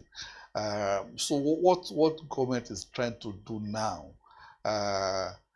which is again following what countries like the US does, which is to say, okay, look, the lower the tax, okay, the tax rate, okay, the more incentive you give to people to want to pay those taxes, okay, and then the more revenue you are going to, because you are able to expand the tax base, okay. Those who are trying to avoid the tax now can come and pay because they know, okay, it's not prohibitively high, so they want to pay, and therefore that can then lead to increase in aggregate revenue, tax revenue that you collect. And studies have shown that in economics we're about empirical evidence.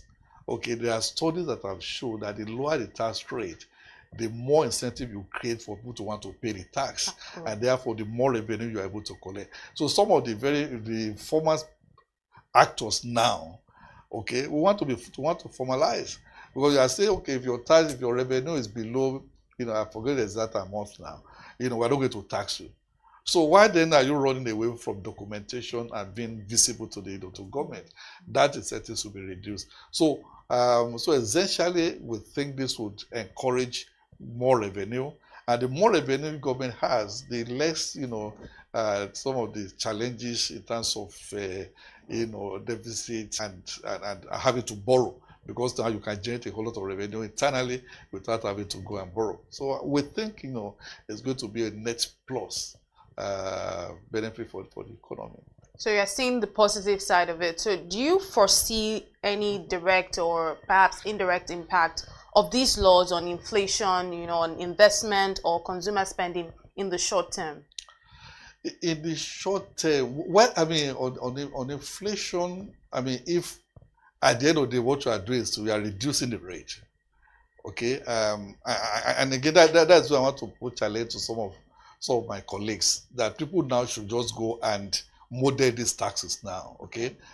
So that we can have some empirical validations, okay? Let's put that, let's model those taxes. But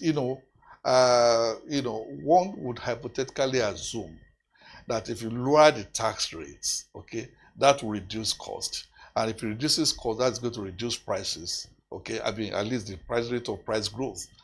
And that will have implications on inflation. So inflation is going to have some, reduce the rate of inflation in the economy. And then they have a lot of positive benefits, that will come from that.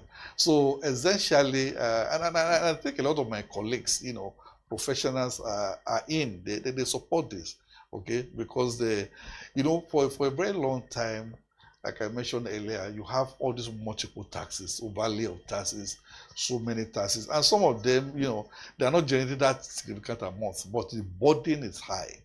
Okay, so when you lower all of that now, that is an incentive for investment. It's an incentive for investors to come in. And, you can boost. So the impact on inflation is coming from various angles. One, it lower cost. The other one is that it can boost supply, because a lot of investors will then come in and, want to operate in the economy. So when you increase supply, that will reduce inflation and boost, aggregate economic growth. You touched on, tax avoidance and, evasion for a bit, but I want to ask you, what extent do you think that these reforms will actually address long-standing issues in Nigeria's tax system? Issues such as the inefficiencies that we face and tax evasion itself, and, overly narrow the tax base? That's a very good question. Again, listening to Mr. Idele, they said now they're going to be a whole lot of, they're going to link all the tax, all the various income, system together. In other words, whatever you are doing now, you are going to go to the financial system. Government is able to have inroad inside into what you are generating. Okay, so they can predict your income. Okay. And so that will help them to be able to, apply taxes now more effectively. People have been saying in the past that rich people don't pay tax, okay, because they're able to hide their income. Now, because there are going to be a lot of, application of, computers, computerization of this process, it's going to make it a lot difficult for people to hide their income. And so that will allow government to be able to be more efficient. Now they are not going to be second guessing how much you earn. They're going to have data. And so when they come and say, okay, these are your tax, this is how much you are generating, it's now you that has the onus of saying, no, this is not how much I'm generating, because they already have information about, how much you are paying for the various expenses. And in fact, as economists, we also know that it's easier to get what people earn through the expenditure side. Okay? You can't hide expenditure. You can hide income, other report your income and say, oh, this is what I'm earning.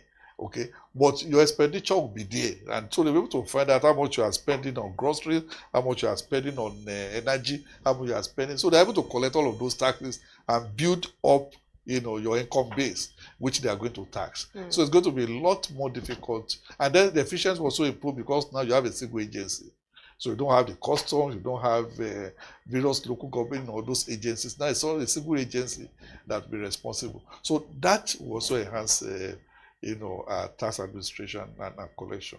All right, then let's talk about small and medium enterprises. How do you think, or in what way do you think that these tax laws might affect these SMEs?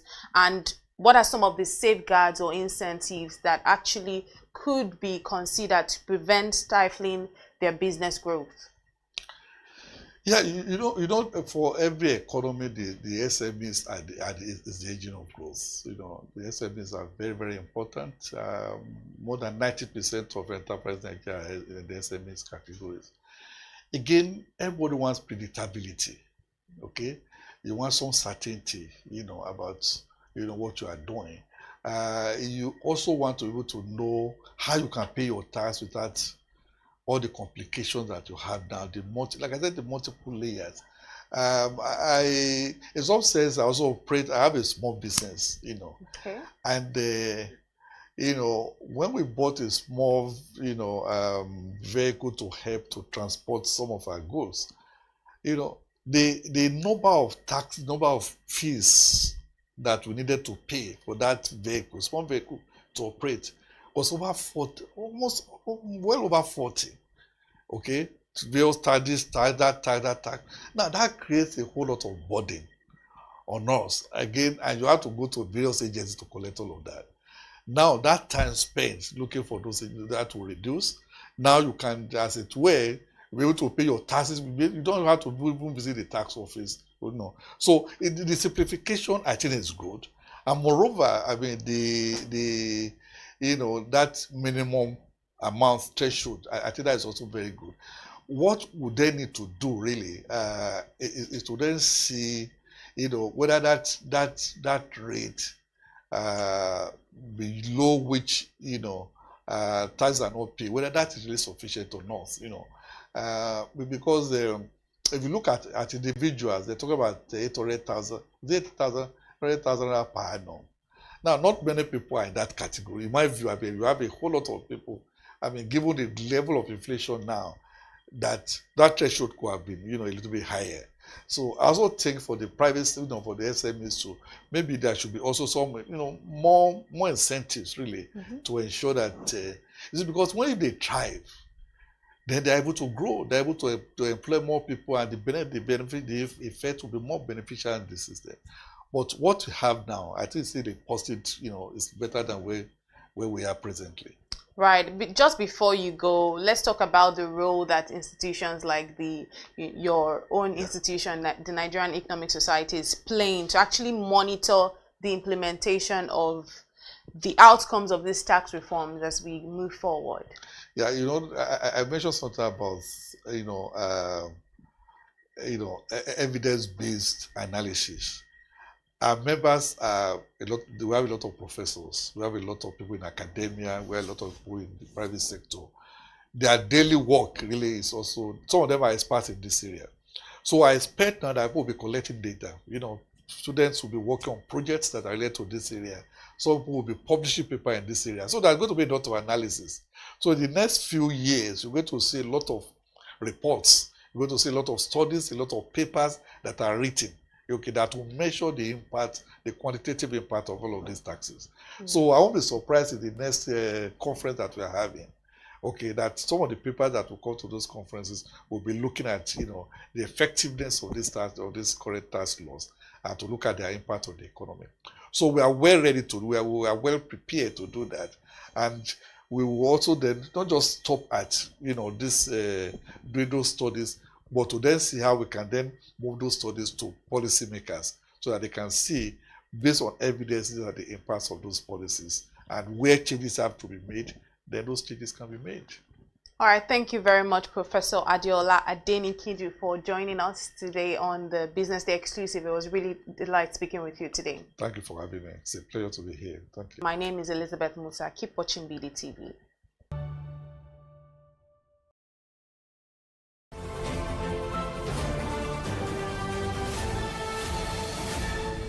You are watching Business Day Television.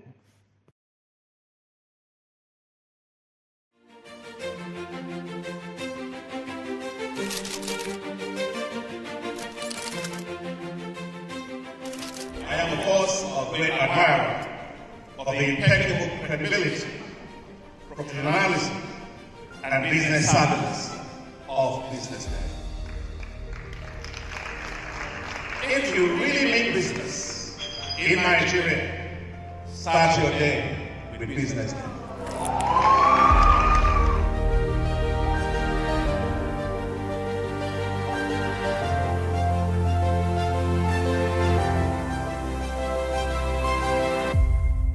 BusinessDay is West Africa's leading provider of business intelligence and information, delivering premium content across diversified media platforms, including online, mobile, and print.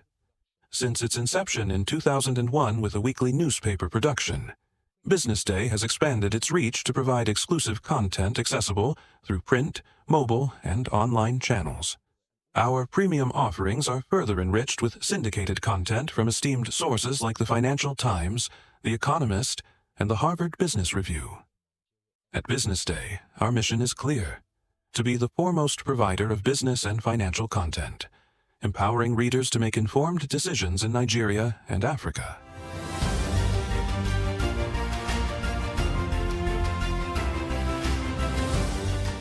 Since our establishment, we have been committed to delivering insightful, relevant, and accurate information about Nigeria's business and finance environment, while contextualizing the impact of global events. We monitor the stock market, analyze the companies driving it, and report on government policies and their economic implications. For being consistent in organizing these CEO forums for almost the last 14 years, I think this was a commendation, and I think something that will encourage them to continue.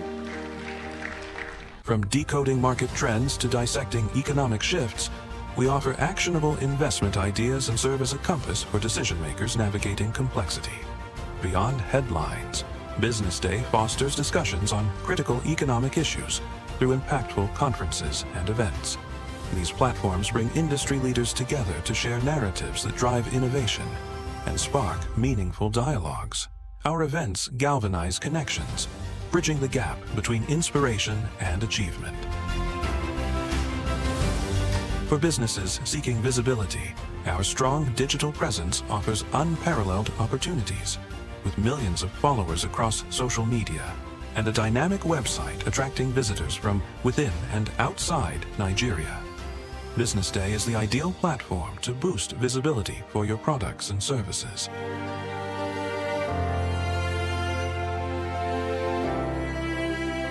If you're looking for in-depth analysis and expert opinions on Nigeria and Africa's business landscape, BusinessDay is your guide.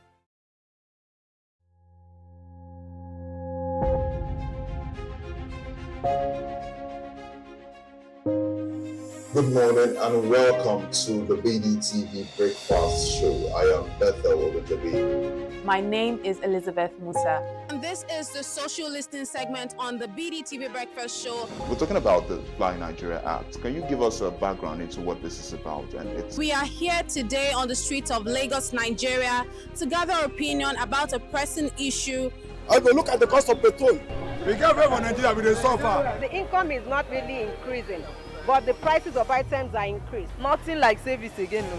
You only pray for that money to reach you that month. There's a lot of high pressure, a lot of stress. There's a lot of high targets to be met. I was quite strict.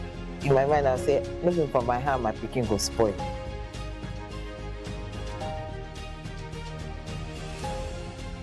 To allow all banks and all the players in the space 15% inflation target achievable in 2025.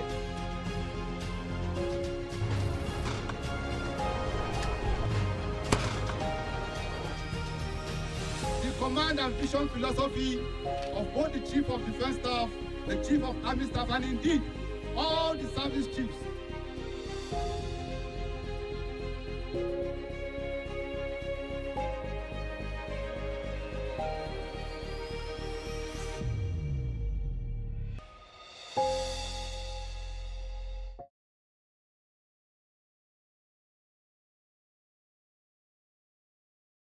Power, as we know, affects all and sundry. And today we're shifting the spotlight from Abuja, we're shifting the spotlight to the state. We are moving away from one-size-fits-all approach to tailor-made local power solutions. And this isn't just a policy conversation, this is a people conversation. Because when power reaches the state, it reaches the people. And when it reaches the people, it lights up homes, it lights up schools, and it lights up dreams. The Energy Conference 2025, convened by BusinessDay, was a strategic policy intervention event focused on powering the states toward navigating Nigeria's decentralized electricity future. It brought together policymakers, regulators, investors, and advocates in the Nigeria's energy sector to explore actionable pathways for accelerating decentralized power solutions and driving inclusive state-led energy development across the country. 100% metering is possible, and we can do it in our lifetime. Once people are assured of the source of their revenue and they have line of sight to the revenue that we're talking about, more investment will flow in. Whatever it is that the discos are doing today as revenue, if it's properly enhanced and if they're also properly empowered, we project that you will see between 3 and 4 times that value coming on the market within the next 2 years. The publisher of BusinessDay, Mr. Frank Iborun, delivered a thought-provoking welcome address speaking to the theme of the event. If you ask generator sellers today what they think, I'm not sure they see the end to their business.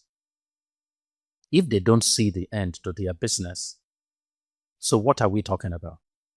Are we dreaming? More and more generators are being imported. In fact, there are new businesses, there are new people who are setting up businesses today to import and sell generators. And you tell me that they are out of business in a year or two? Not sure. In 2014, there were 20 live power projects in Nigeria. They've all disappeared. Why? 20. Now, power project is not like buying a bicycle. It takes a lot of courage.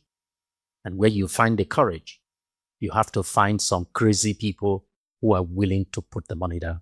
As the event progressed, an informative keynote address was given by Mr. Biodun Ogunleye, the Honorable Commissioner for the Lagos State Ministry of Energy and Mineral Resources. He spoke on the sector's previous attempt at privatization, noting that it had not achieved the desired outcomes. He emphasized the Act of 2023, granting each state autonomy over its power systems, advocating for state-level regulation, the development of local power infrastructure, energy sovereignty, and the creation of a competitive energy market to attract investment and drive growth. For decades, the Nigeria energy narrative has been dominated by a highly centralized model, a monopolistic national grid, a network and distribution system that is not designed to assure revenue, and business processes that makes privately owned companies look like government departments and without the impetus required for growth. This over-centralization left our state powerless in more ways than one, unable to intervene, unable to innovate, ultimately unable to guarantee reliable electricity for our homes, businesses within our state, and critical infrastructures within our geographic boundaries. But today, we stand at the dawn of a new era, a turning point marked by the enactment of the Electricity Act of 2023, which now empowers states to develop, regulate their own electricity market. For the first time in Nigeria's history, states are no longer expected to be bystanders. We are now expected to be active architects of our own state's energy future. Moving on, an industry presentation was given by Rabbi Jamal, the Group General Manager for JMG Limited. Electricity obviously is the backbone of any modern society. Okay, and Nigeria does have a transmission and distribution problem, and even generation problem. There's lack of access to electricity. 40% of primary healthcare centers, for example, lack access to electricity, undermining the coverage and the quality of basic healthcare. Okay. There are a lot of challenges facing it. For example, I did my thesis on the challenges of the Nigeria's power sector in 2016. And it's unfortunate that today some of the same challenges still remain. Following the presentation, an interactive Q&A session took place between the Honorable Commissioner, Mr. Biodun Ogunleye, and attendees. Participants raised questions and shared concerns about the regulations currently impacting and those that have previously affected their operations within the sector. The first thing we're trying to do is to engage. We're trying to ensure that the changes we anticipate are not disruptive. And where there are disruptions, those disruptions are handled with care so that at the end of the day, all parties win at the end of the cycle. But the most important part of this winning is ensuring that the citizens of Lagos have the best deal from their electricity consumption. We look forward to the days when the states will truly take charge of the development in their various geographic area, and we expect that when that day comes, the various nucleus of development all over the nation will result into a massive global acceleration in capacity available, energy utilization, energy assets across the nation. An engaging panel session headlined by distinguished thought leaders was a highlight of the conference. The good thing about renewable energy is that it's scalable.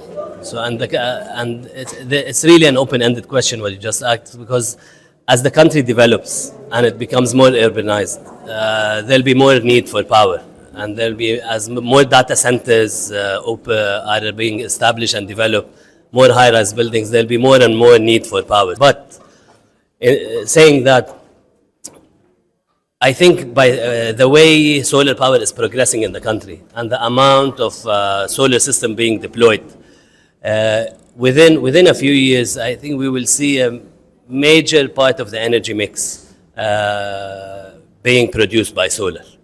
But in terms of full dependency on solar and full cutting off the grid, I think there's an open question, and it really depends on the urbanization rate of Nigeria and the development of Nigeria. The first roundtable focused on investment opportunities in the power sector and how to boost the electricity market, highlighting the readiness of various states to welcome investors. The discussions also centered on the regulations, policies, and reforms needed to attract both local and foreign investment into the sector. It's always an issue of capital. To get the meters, the wires requires capital.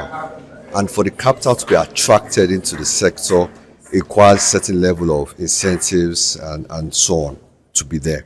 So the first thing to do is to create the right environment, the right incentives, and then you help people that will bring in the capital to buy the meters and invest in the wires to make the system or make the sector more viable. So I think that's the first step. I think that what we've had today is a starting point where the discussions, the commissioner was here, and I think everybody gets it. We're having a second wave of investments.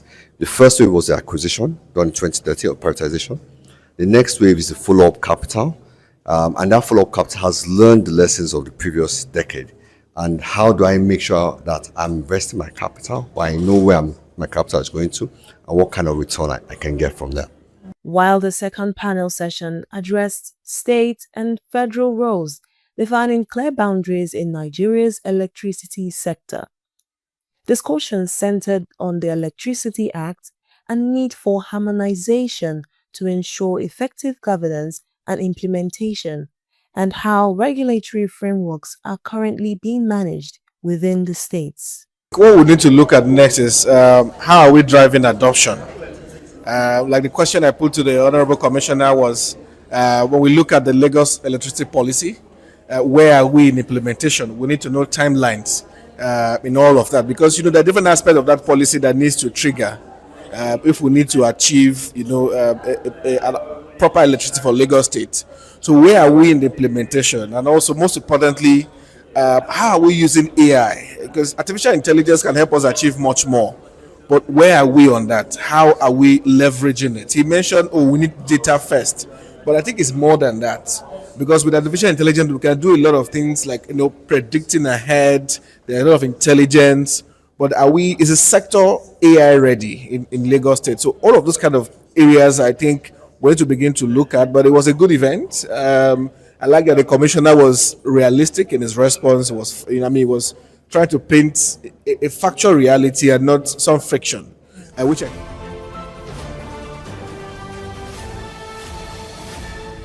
You are watching Business Day Television.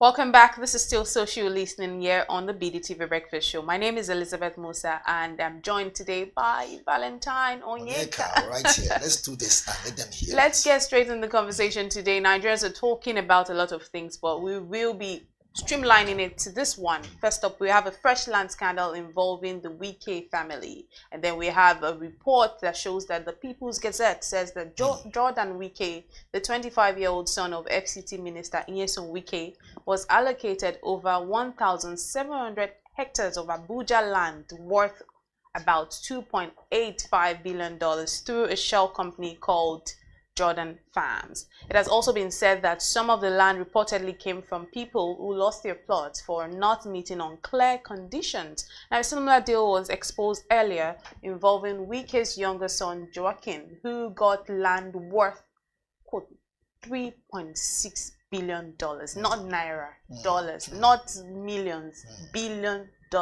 Now, both companies were created on the same day. They share the same address in Wuse 2 and are linked to Wike. Wike's team said it's all a coincidence, but leaked memos and messages suggest otherwise. So far, there's been no clear update on the probe, and Tinubu reportedly ordered. So this is Nigeria, where different things happen. We don't know if it will be investigated for sure. We don't know if this is going to be business as usual. Business as usual in Nigeria means that this whole thing, we'll talk about it on social media and it dies there. Valentine, what are your thoughts on this conversation? I mean, if you look at it, so let us approach from the angle of being fair. Okay? Let's make a case first. For those who have, one way or the other, crossed Wike. The governor, well, let's use the word former governor, but let's say the governor of River State, Simi, right? You see the way he was not only witch-hunted, but he was chased back and left. At the end of the day, they had to be settled, right there in Aso Rock and everything. Right. So it goes to make you understand that, see, he who plays the piper, right, dictates the dance, the tune, whichever it is. So in this case, Wike needs to clarify. This is already in his house, his home. Now, we don't worry about if it's his son or not. The fact that it's linked to him is a big story. And in such big stories, questions that needs to be asked are asked. And as anchors as we are, we might ask questions. Somebody might think, okay, we are tilting to the left more than the right. Let's stay on the fence on this matter. If Wike has given his son this money, truly given him this money to do this on that piece of land, that he obviously came out and said, whoever built whatever it is they built here in the past was illegal. So if you say properties and structures are illegal and you knock them down, are you saying that now some animals are more equal than others? So your son now has the right to go build in those places? I don't think we're even talking about building. I think it's the fact that this land was allocated to him. So it's not like I'm coming there. I'm coming there. So he hasn't built yet. So the land was given to him. Obviously, what's land meant for? To sell. Exactly. To sell. Yes. To sell now. To sell. Okay, fine. So to sell. Yes. To bank. It's a very troublesome issue here. Why? We're not even looking at the fact that that amount of money could be used for something better. I'm not saying that he shouldn't set his son properly, but you're using your office, right, to set up family business. Using your office to make sure that those that come after you, right? Or yes, after you, as your children, your grandchildren, your legacy are well set up. It's wrong. Okay? It's fine if you give them appointments outside the whole federal government thing. It's different. But federal government money Okay, lands that were meant for some certain other person that you took away from them and give it to your son. It's a big question here. Now we're not even seeing the area that is even more troublesome, which is this: those lands, if they are sold, would they be sold to foreigners? Think about it. Or would they be sold back to Nigerians and federal government wants to use for something else? Who is going to benefit after now? If we all continue in this trajectory, mark my words, Abuja one day will be like Lagos. Houses everywhere, then all of a sudden you realize there's no garbage. You know where I'm heading to with that now. Exactly. You all know what happened to Eco Atlantic. We know who are basically in charge now. Back in the 80s, I mean, I'm an 80 kid. When I was born in the 70s, I can tell you. While I was up in the 80s, I can tell you very quickly. The truth of the matter is, if you want to enjoy any place, you go to Barbage.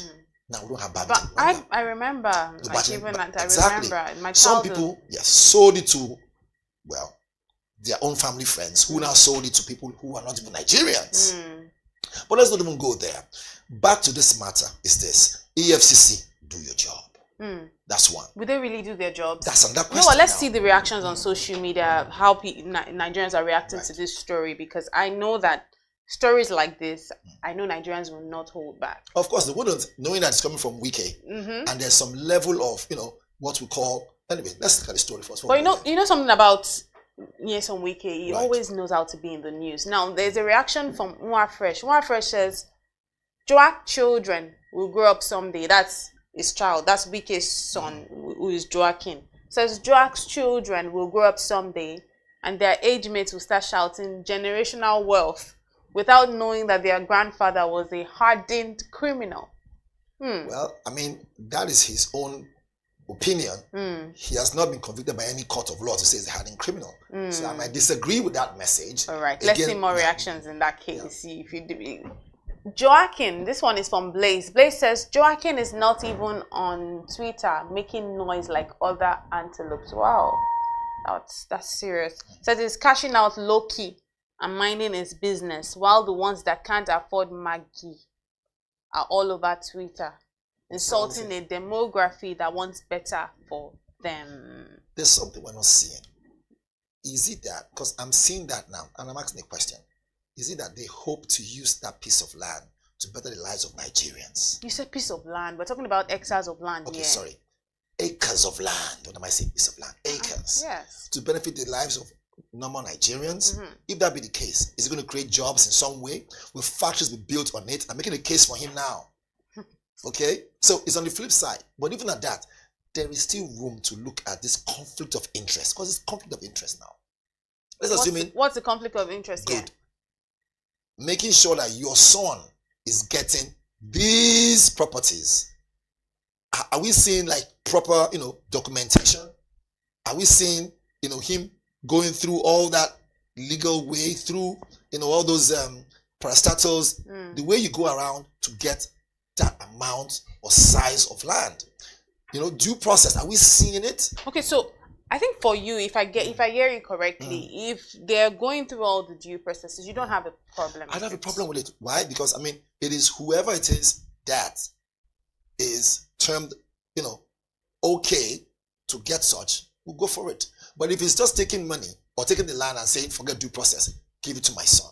Question mark. Yes, how many people can actually afford to buy land worth billions of dollars? And money leaves trails. So not billions of naira, billions of dollars. Exactly. Money leaves trails. We want to know, where did the money come from? You can't tell me the central bank will not be able to detect where the money is coming from and which account the money is coming out from. And let's be honest, why is it that before he resumed office, or before he took the office, he didn't declare his own assets to say, okay, this is what I have? Maybe you're not allowed to do that as Minister of FCT, but give and take, he should have been wise. One-time governor, all right? Someone like him who is the chief security officer of a state, former, as a governor of River State, I expect them to be far more wiser than this. So that story is still unfolding. We will find out more. Absolutely. We will definitely find out more. But let's see some of the more reactions on social media when I'm speaking of more, because there are so many reactions. Humphrey says, if this is true, then we are in bigger trouble than we thought with the APC. On the other hand, I'm not surprised because Wike is known for land grabbing in Rivers State. I don't think we've spoken enough about land grabbing. Accusation. Exactly. One wonders why he has concentrated more on land in Abuja since he became a minister. Well, see, there's no smoke without fire. You do say, oh, it's a big accusation. But we'll come back to that comment. Let's see more reactions on social media if we have some of them. Possibility Me says, the man called Wike, everything about him and everything he does is about himself. If there's nothing for him, he's not interested. There's nothing credible about him. Well, that is the person's Possibility Me's opinion. You go next. You know, again, people who want to drop such comments, obviously, will never use their real name. So I wouldn't want to take such comment to heart, but it's a signal. Now, whether or not he's credible, it's not our place to say this. It's the court of law to do that. Those who run due process and everything. But it falls on us. The onus falls on us to help think the way our viewers will think, which is what we're doing right now, which is those lands that you collected from people, right? Are they not supposed to go back to the government? Okay? So, yes, you are the FCT minister. And the question is, are you saying that those lands couldn't have been allocated to somebody else within the government who has merited it? Must it be your son?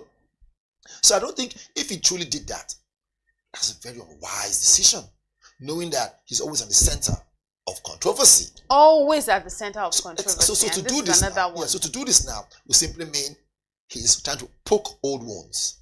Not everybody has forgiven him for the whole problem he caused in Rivers State. People died. People lost properties. At some point we forget it so soon. There was state of emergency in Rivers State. Absolutely. Before the former naval guy was brought in as sole state administrator. So to call a spade, Wike, if you've truly given this to your son without due process, that one alone is a big case that EFCC needs to go and bring out. Secondly, this amount of money. I've never gone to the bank before to go and do transaction of say 10 million. They will ask some questions. In fact, if you're not careful, EFCC will give you a call for common 10 million naira. Yes, it's common for some people. Let alone this amount of money to that tune. And so we ask the question, if such money is going to run through an account, do we have proper focus on where it's coming from and who is going to, which we now know. For what reason? Again, social media has a way of judging things before it finally becomes, comes out. Social media judges. So we don't want to dwell our analysis or dwell our discussion as anchors on the fact that money has moved from Wike to his son, or land from Wike to his son, whose land, federal government's land, or whatever it is. Let's focus on the fact that he put himself in that situation. So he's in the gray area, like my suit. He's in the gray area. All I'm going to say is the authorities do need to investigate. I hope this is not just one of those stories, one of those the news that we see and then it's swept under the carpet and we keep moving. And remember, there was one time, all those stories that we started saying, remember there was one. It becomes point of reference. Remember, it becomes a cautionary tale. Nothing done. I hope that there is actually investigation. Whatever the case is, there needs to be investigation. And we follow through. Why? Because we want to see the end of it. Right.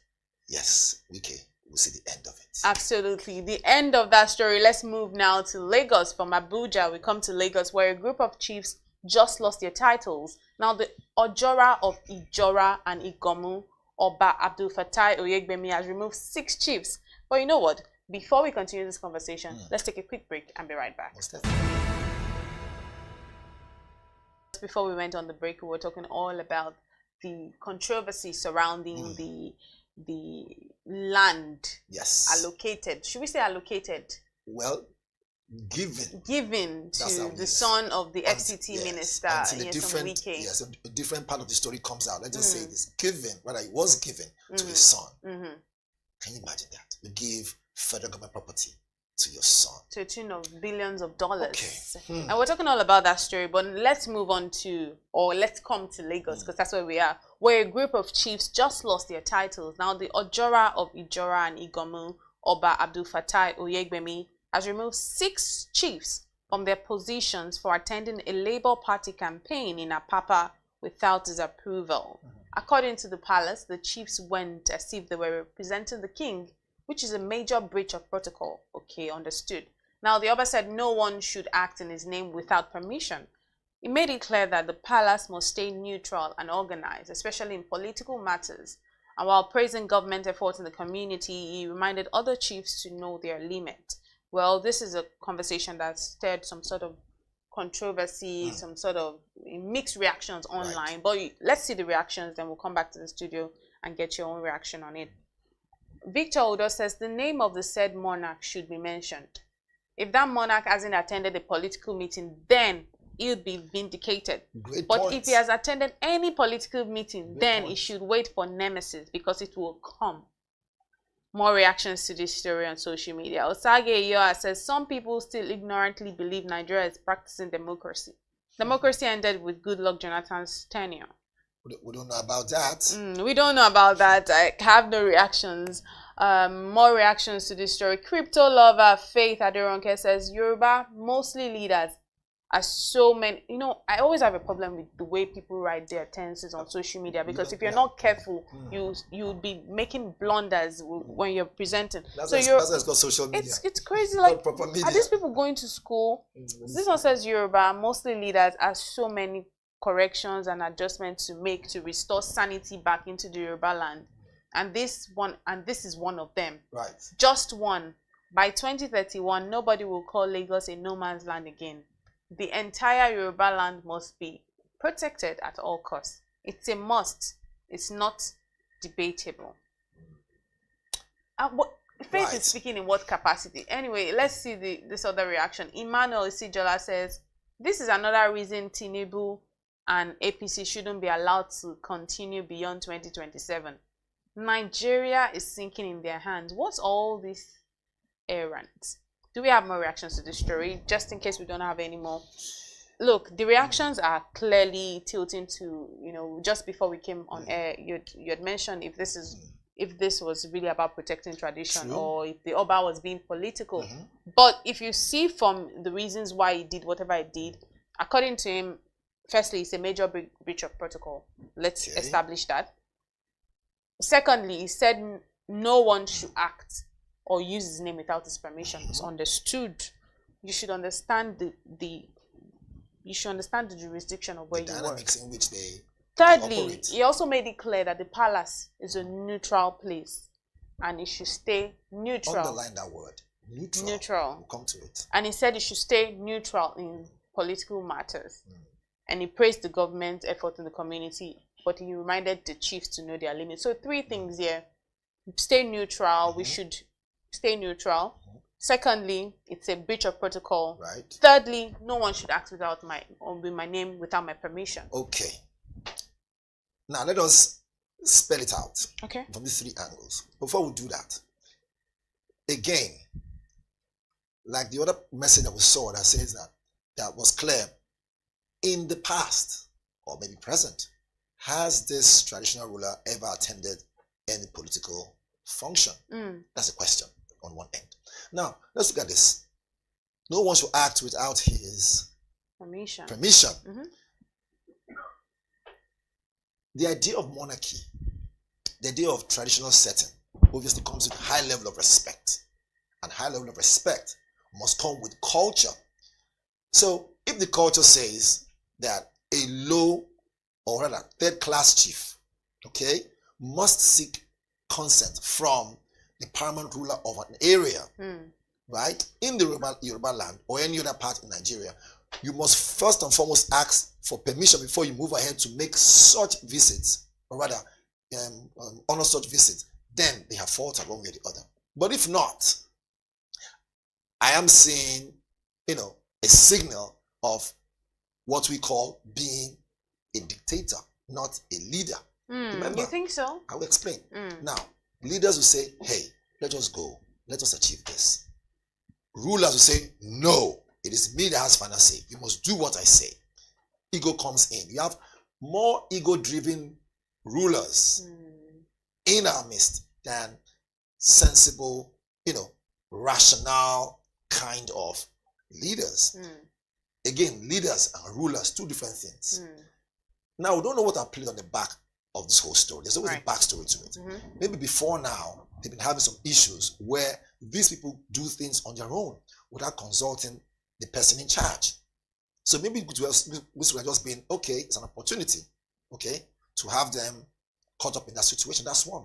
Secondly, the angle of having these so-called traditional chiefs not knowing that it is not in any way legal, if it is, such clause is there, legal for them to attend political functions. Now, if there is something within the traditional system that says you mustn't attend political functions, especially when it's not in favor of the people who are in charge of the government, then if that's the case, I can understand where it's coming from. But if it's not, which means another level of witch hunting, using an opportunity. Oh, they've done this, let us weigh in. You know?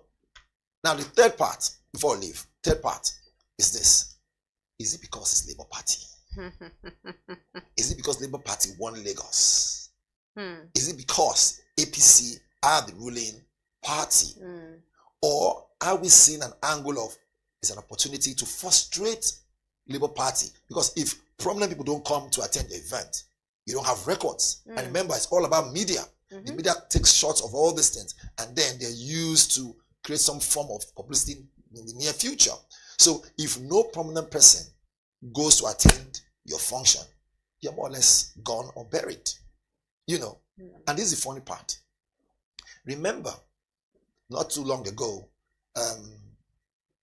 Peter Obi's brother's house was demolished. Okay? Is it because of that idea we're seeing? Anyone who's related or affiliated, okay, with Labour Party should be put down. Are we seeing these things? Allegedly, by the way. You know.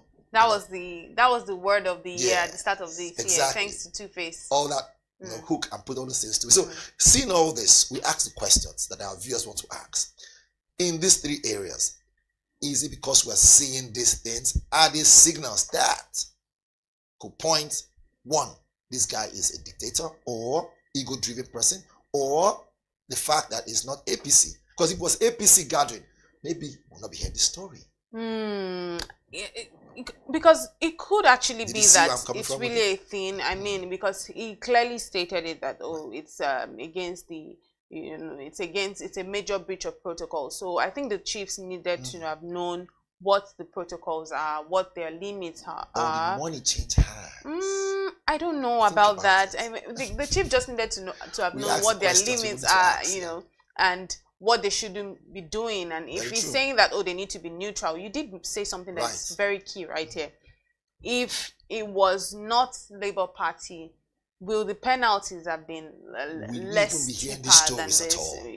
Would we even be hearing this story? So those are the questions. Those are actually the questions. But that's how much we can take today on the social listening segment. It was truly interesting having this conversation with you, Valentine. But that's as much as we can take today. We looked at the Wike land plot in Abuja and the Oba Abdul Fatai saga in Lagos. And of course, we saw some of the reactions on social media. And we're able to decipher some messages and now say this is for us or not for us. Like the person who said he's a criminal, such words will not be used unless proven by the court of law. We don't do Talking that about over the here. story. Yes, we don't do that. But that's why we bring it to wraps today on the social listening segment. We hope you truly enjoyed it. My name is Elizabeth Musa. And I'm Onyeka Valentine. Keep watching BDTV.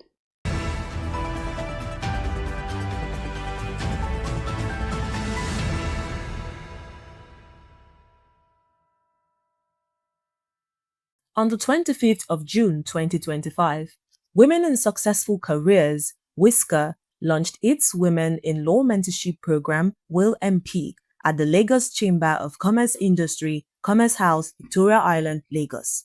The inaugural ceremony, which was centered on advancing women's leadership in the law, had eminent members of Lagos State Judiciary, acclaimed legal experts, executives of Whisker, mentors and mentees present.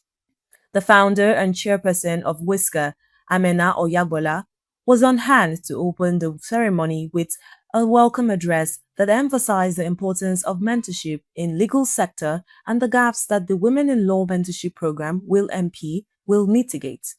As the event progressed, A goodwill message from the Commissioner of Women Affairs and Poverty Alleviation in Lagos State, Cecilia Bolaji Dada, was delivered by Amina Oyabola on her behalf. This was followed by a keynote address from the Chairperson Board of Trustees of Gori Institute, Ayo Ogunshola Obe, who reflected on the importance of mentorship. Perhaps my career underscores why this mentoring program can make a real difference to women in law. Of course, I had a mentor.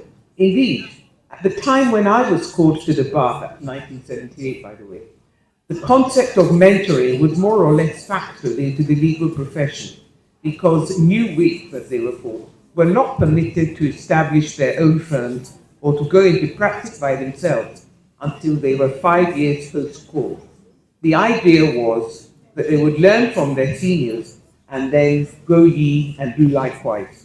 The Deputy Vice-Chancellor, University of Lagos, Ayodele Ashenua, followed with an address highlighting that structured mentoring is a strategic tool that will cover the gaps in legal academia and leadership. A needs assessment report was presented by Habiba Balogun, founder and director, Habiba Balogun Consulting, represented by Oyindamola Bamboshe, human resource consultant at Habiba Balogun Consulting. I would like to start by extending our profound gratitude to WISCA and FIDA Nigeria, our research partners on this project. We would also like to extend our gratitude to Gates Foundation for their incredible support in making this possible. This report also uncovered the persistent imbalance of key legal leadership roles and how the Women in Law Mentorship Program will dismantle the issues and build a bridge for women who are ready to rise. The needs assessment report was also launched at the event immediately after the presentation. The ceremony also featured an informative session with sophisticated speakers whose discussion focused on advancing women's leadership in law. Before 2001 in Lagos State, you could count the number of female judges on the tip of your fingers. There were few. In fact, from 1967 to when Lagos State was created to 2001, there had been only one female chief judge, and that's Honorable Justice Roselyn Omotosho. And she was just chief judge for a period of about 10 months before she retired, and most unfortunately, she died soon after retirement. And something significant happened in that 2001. First of all, the sheer numbers that was appointed in one fell swoop. It's never happened before, and it still has not happened till date.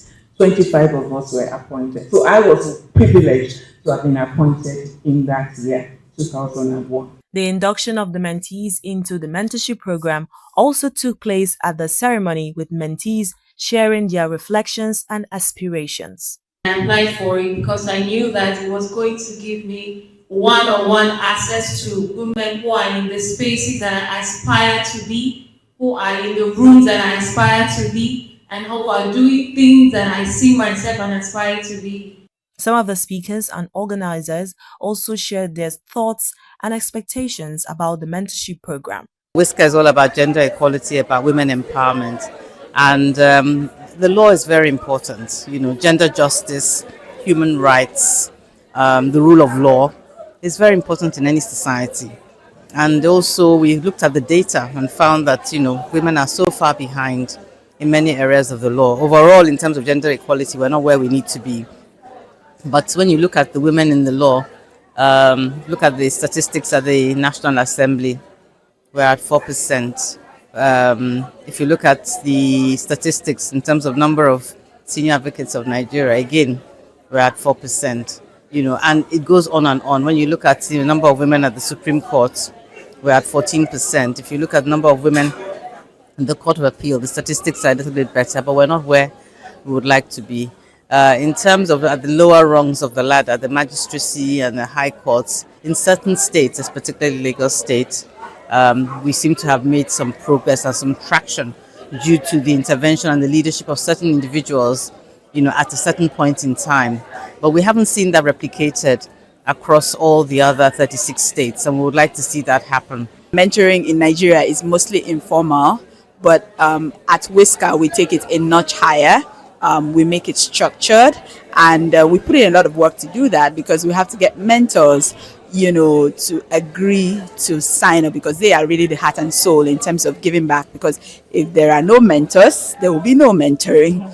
So it's really nerve-wracking, but also very, very crucial was the fact that we had to rigorously select the mentees that will sign up, because it's not just that when people apply, they have to sign up.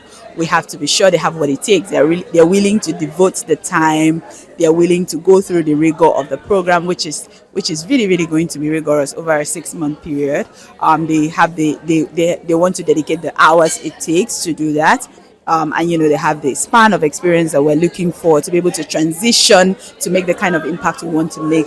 When we say we want to have 35%, at these various levels of leadership, in the judiciary, legislature, and all of that, it's not just because we like to roll out numbers. So we have to do the hard work and find the women who will be able to bring that kind of representation to the table. This has been a wonderful event, and I'm glad that I came and I spent quality time here.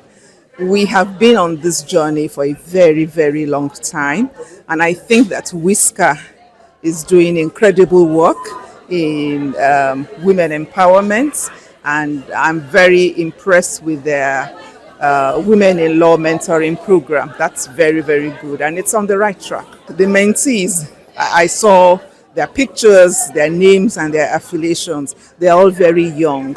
They're just starting on their careers. And so they would need an experienced big sister, quote and unquote, to guide them on their own professional journey as well.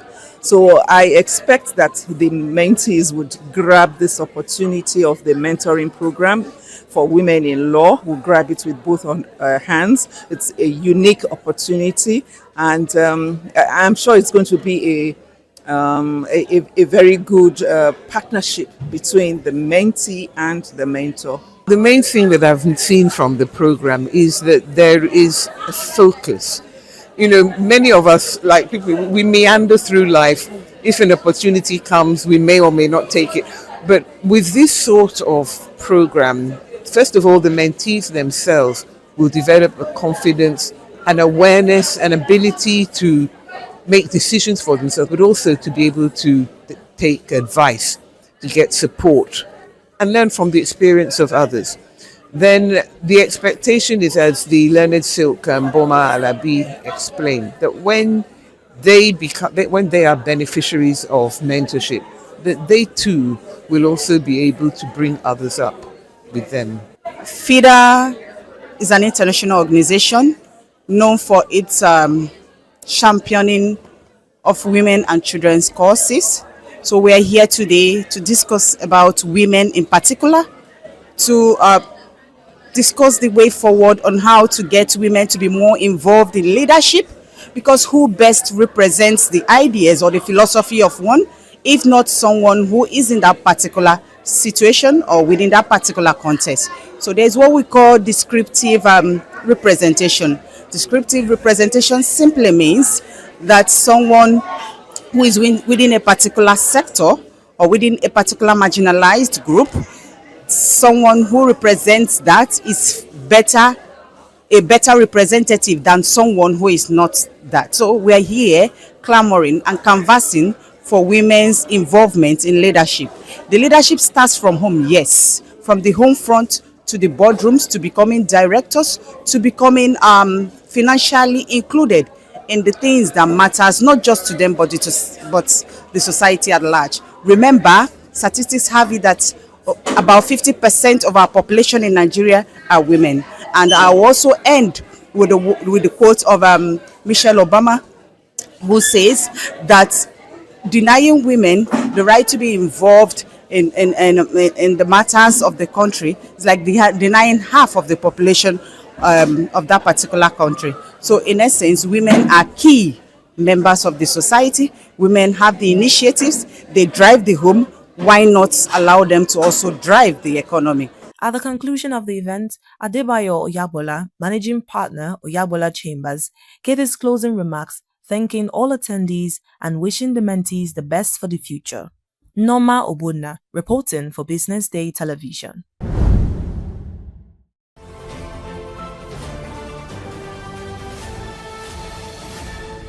You are watching Business Day Television.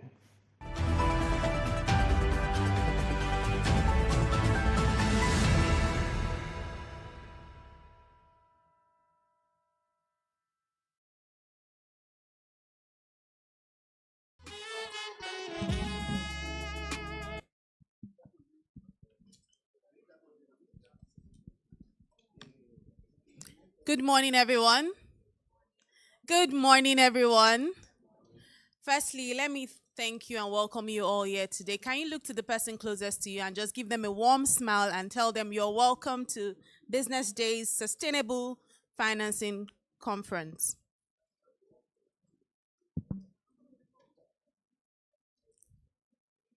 Good morning, very esteemed guests, and welcome to the Business Day Sustainable Building Conference. We're so glad to have you here today. Today is a day where we're holding space for something deeply important, not just for our country, but for our collective future. Our theme today, Sustainable Practices and Financing Solutions for the Nigerian Sector, isn't just a headline, it's a calling. We're talking about the kind of change that doesn't just touch today, but transforms tomorrow. And we're asking these questions. We're asking, how do we build smarter? How do we grow without harm? How do we fund what truly matters? And those are the questions we're going to be asking today and providing solutions to. My name is Elizabeth Musa, and today I'm just going to be having a simple job of being your program coordinator today. But please welcome me as I make welcome our host for today. I'm making welcome Faith and Collins, and they'll do us the honors to guide us through today. Please make them feel welcome as they come up. A very good morning to our esteemed guest. Thank you so much for finding time to be here. Of course, we have those in the sustainability sector, those in the finance sector, and those in the construction sector. So once again, I want you to look at your legal sector and the media sector. I want you to look at the person sitting next to you and say you are 10-10. You know what that means? 10 over 10. Spotless. You're looking handsome, you're looking beautiful, you're looking ravishing. And this promises to be exciting. So before we do the proper introductions, of course, I would like to... okay, she's smiling already. My Good name is morning. Fortune anyways. Good morning, everybody. Good morning to everyone from all our various sectors, including the legal sectors. I see some beautiful ladies. My name is Faith Muzo. I'm a quantity surveyor, a commercial officer, and I'll be your co-host for today. Very well then. So let's just get straight to it. We'll not be wasting time, but I want us to think about one thing today, sustainability. And, you know, it's an opportunity to be here among the finest breed of stakeholders in the sectors that I've earlier mentioned. And one key word here is patience. If there is anything we've learned from construction, it is patience. It takes time to build something solid. And I'm sure that those in the construction sector here, they know what I'm saying. It also brings to mind one thing, sustainability. If you have to do it the patient way, it means you have to bring to mind, I want to keep it sustainable. And that's why we are here today. How do we bring in sustainability to the construction sector, you know, financing solutions and all of that. So I want us to pay great attention, right? That's My right. co-host, yes, great attention as we navigate the sessions today. So first off, let's kick off with the welcome speech from the publisher. I guess Lizzie was about to do that for us. The publisher. Lade Akimurele. Please welcome him as he comes up stage. Thank you very much. Good morning, everyone. distinguished guests, ladies and gentlemen, my task here is very simple. It's to welcome you all and then, just essentially get out of the way so that we can have the thought-provoking conversations that we have outlined for you guys today. It is my honor and pleasure to welcome you to the Business Day Sustainable Building Conference 2025, a gathering inspired by a shared urgency to rethink how we build, finance, and sustain our cities. Globally, the construction sector accounts for nearly 40% of annual carbon emissions, and in Nigeria, it's not much different. The construction sector is also at a crossroads in Nigeria because I get the sense that most times when we speak about sustainability, people just think only about the impact of climate change, but it transcends even beyond that to energy efficiency, cost efficiency, and the like. Our nation faces a dual challenge: the need to deliver affordable, structurally sound buildings, and the imperative to do so in ways that preserve our environment and protect future generations. At Business Day, we believe in convening platforms that provoke bold ideas, foster collaboration, and enable practical solutions. And today is no different. From issues of building collapse to green financing and smart technologies, this conference is about reshaping an industry that quite literally holds up our lives and livelihoods. Let today's conversations be catalytic. Let them challenge the status quo and open pathways to a more resilient, inclusive, and sustainable construction sector. Thank you for joining us. And before I go, I would also like to just recognize our sponsors. They are the reasons why we're here today. We have MKH Properties, Vava Projects, Global's Bank, and Periwinkle Properties. We also have some industry partners from REDAN, Green Building Council of Nigeria, and SGE Initiative.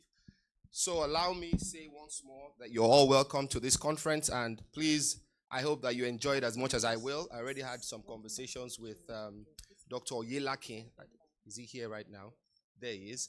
But I'm sure you would have so much. I guarantee that you would learn so much from his panel session as well as the other panel sessions that we have lined up for you today. So thank you, and do enjoy the sessions. A round of applause for him. If your hands are not too busy, a round of applause again for that welcome address. So quick one, before we continue, let me use this opportunity to recognize one of the foremost professors of architecture and the only professor of architecture in the world. Nomadic architecture. Well, I'm just following my script here. Professor Samuel Daramola, good to have you, sir. Thank you very much for coming. It's not easy to be an architect, then to now be a professor of architecture. That's nomadic architecture. That's serious. I would like to know nomadic architecture, but as the event progresses. Thank you very much, sir, for coming. And then I have here the representative of Professor Samson Duna. Is the DG Nigerian Road and Building Research Institute in person of Dr. Suleiman Morain. Thank you so much, sir. And I love your color, sir. Thank you. The color of your outfit. Thank you so much. Okay, we are very happy to have you all here with us today. Just a quick warm-up just to get us ready for the next session. We're going to do something very brief. We're going to pick 4 persons randomly, one. You introduce yourself, your name, what you do, where you work, and you tell us one eco-friendly practice you carry out. So I'll go first so that you understand. My name is Faith Nwuzo. I am a quantity surveyor. I work with VACC Technical Limited. I try my best to avoid printing so that we can save papers and then save the ecosystem. So you go. All right, then. My name is Fortune Omoshola, but you can call me the General. I don't have stars on my shoulders yet, but in the media world, I'm a news manager, I'm a voice actor, I'm a poet as well. So I try as much as possible to avoid styrofoams. Hope you get that. Styrofoams. Yes, so I try as much as possible to avoid styrofoam. So I would like to hear from members of the audience here. What do you do? What's that eco-friendly practice? Just one person. Okay, you'd like to start first. All right. A round of applause for her, please. Hi, good morning. I'm Dolakwa from Jang Properties and I sell real estate. So what we try to do is if there's a property that we're selling, for example, I have a listing commercial office in Ikoyi with a building on it. So I try my best to let the person preserve that building. So renovate it rather than demolish. So that way you save energy. That's a good one. Please, a round of applause for her. Anybody else wants to try? Okay.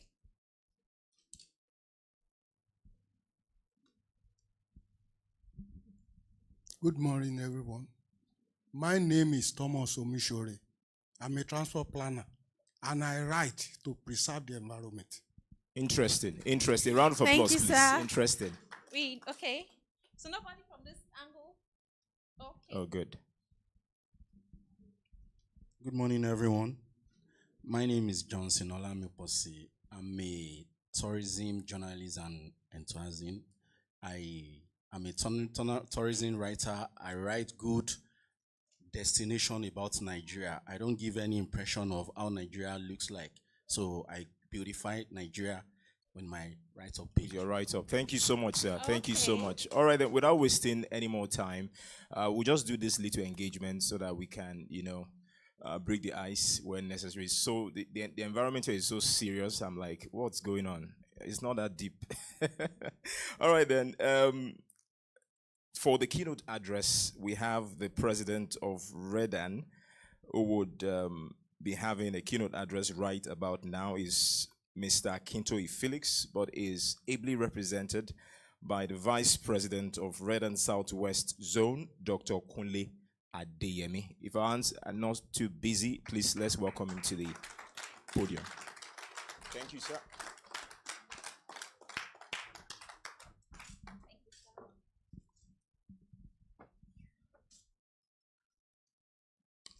All right. Good morning, everyone. All protocol duly observed. I'm standing in for Mr. President of Real Estate Developer Association of Nigeria, who is unavoidably absent this morning. I'm glad we have virtually every sector represented in this room. So I'm looking forward to a very fantastic conversation around what affects not only our today, but most importantly our tomorrow. All right, so I'm glad that we're having this conversation. And my job is very simple. It's just to set the stage and set the ball rolling. Then we're going to be having an interesting conversation where we have our panel to have conversation around different things. But this is very important. Please, media, if you have my slide, I would like to have that up. All right, one of our greatest opportunity lies on how we respond to the demand of growth. You agree with me that growth is inevitable. Growth is, we can't do without it. But how we respond to the demand of growth is our responsibility. Right. Now, our country is expanding rapidly.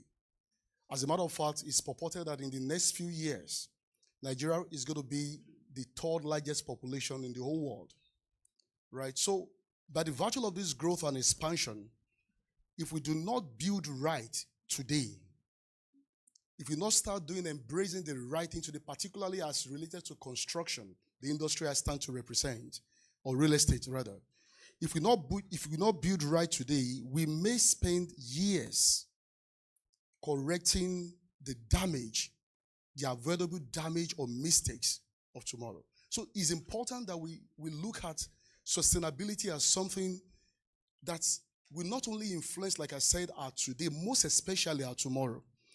And it speaks to so many things around our life. This is why the theme for this conference, Sustainable Practice and Financing Solution for Nigerian Construction, is not just relevant, but it is very urgent and exigent.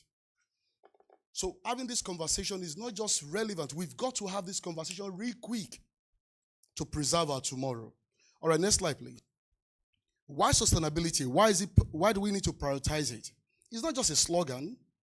It's about preserving resources, protecting our environment, and ensuring that development meets the needs of today without compromising tomorrow. So we're talking about sustainability, which has to do with preserving our resources. I mean, under the land use, there are places designed to preserve our forestry, just to ensure that we have an ecosystem that is complete, that influences a whole lot of things. I'm a strong advocate of environment because I believe environment influences a lot of things, particularly our thought pattern. It influences a whole lot of things. So we've got to, it's very important. This is why it's a priority for us. Now, in construction, sustainability, now taking it down to real estate, what does it mean? It means using the material that are eco-friendly. There are some setbacks, particularly using Lagos as a yardstick. There are setbacks. If you have a power line, you have to observe certain setbacks. If there are roads, you have to observe certain setbacks. But these setbacks are already occupied by some informal sector. And the exercises carried out in these setbacks affect our climate.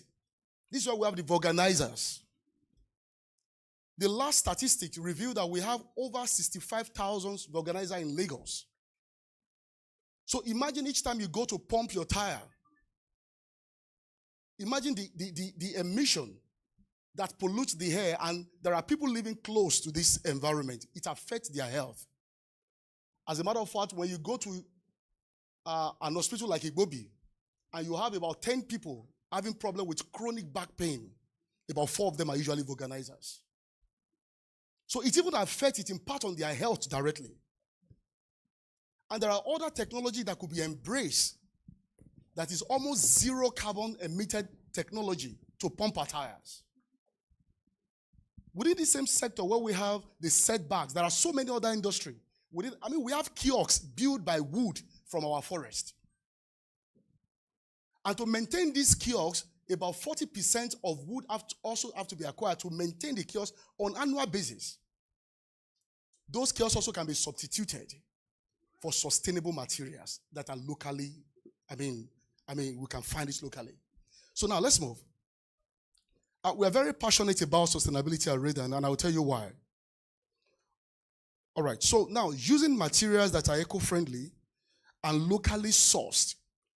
Now, I want to digress a little bit while we have houses being priced.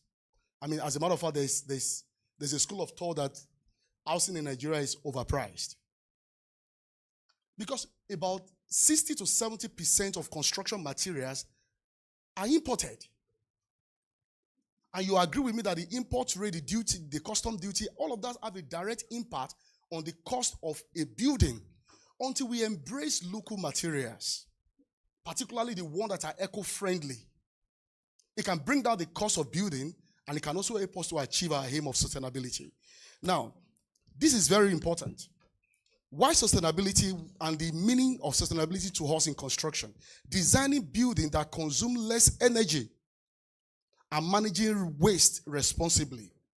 You'll be shocked when we get to some part of this conversation where we talk about the statistics of waste. Let's get there first. Now, managing this waste responsibly and preparing for the reality of climate change like flood, heat waves, environment, and etc. So Radan is proud. I like to say this. Radan is proud. We are very, very proud to launch our environmental, our ESG, and we have a criteria for our guide. As a matter of fact, some few days ago, right there at Oriental, we had a program on ESG as related to construction and real estate, a 2-day program, and we were able to come up with a report from that program, which is going to be guiding the real estate construction, particularly for Radan members. And I will unveil that in a short time. Now, putting ESG into action, just as the name implies. Please, you can move. Yeah, leave it. Just as the name implies, the E in that ESG stands for environment. And this means using energy-sufficient building designs. There is no better time to consider our building code review than now. We've got to, our building code review, we must integrate sustainability into our building code review. And also embrace a different or a modified construction methodology that promotes sustainability. Now, so for us at Radan, now, E, which stands for environment, using energy sufficient, I said that already, installing solar system or green roof instead of the conventional that we are used to. Now, recycling construction's waste. It was reported that the waste generated from construction site contribute largely to the challenge we have with our ecosystem. Largely. And I'm glad I have a brother here from Lafarge who also will be, he shared something very fantastic when we had a conversation about a company that already have built in Nigeria. Almost 100% eco-friendly house. About 3-bedroom model was. We can't wait to go check that house. And we are not also, for those who are in real estate here, we are not aware that there are so many benefits. He mentioned to me, and I'm going to be building on that, about one of such benefits. When your company or you embrace an eco-friendly building construction or a construction methodology that embraces sustainability, you also gain. You mentioned a particular loan. Sorry, I didn't get that, sir. You mentioned a particular assets they have as an incentive for those guys that build ecosystem. A credit, like a loan, carbon credit. We're going to touch on a number of, okay, now let's go. Now, part of the reason why environment is so crucial to us is because we live within that same space. And we must protect it. In fact, I'm looking forward to a time where in this conversation, we also have people from health sector to probably enlighten us on the implication of sustainability on our health if it's not embraced. I'm sure he has a lot of that. Now, the S of this, because of our time, I want to get out of here so we can have this beautiful conversation. The S stands for, before the S, we have, the S, it stands for social impact. Now, this means engage community early.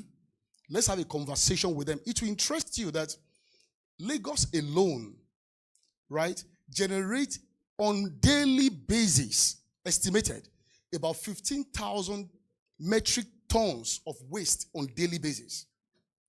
As long as I can't drink water from my tap, I will have to rely on plastic bottle or sachet water.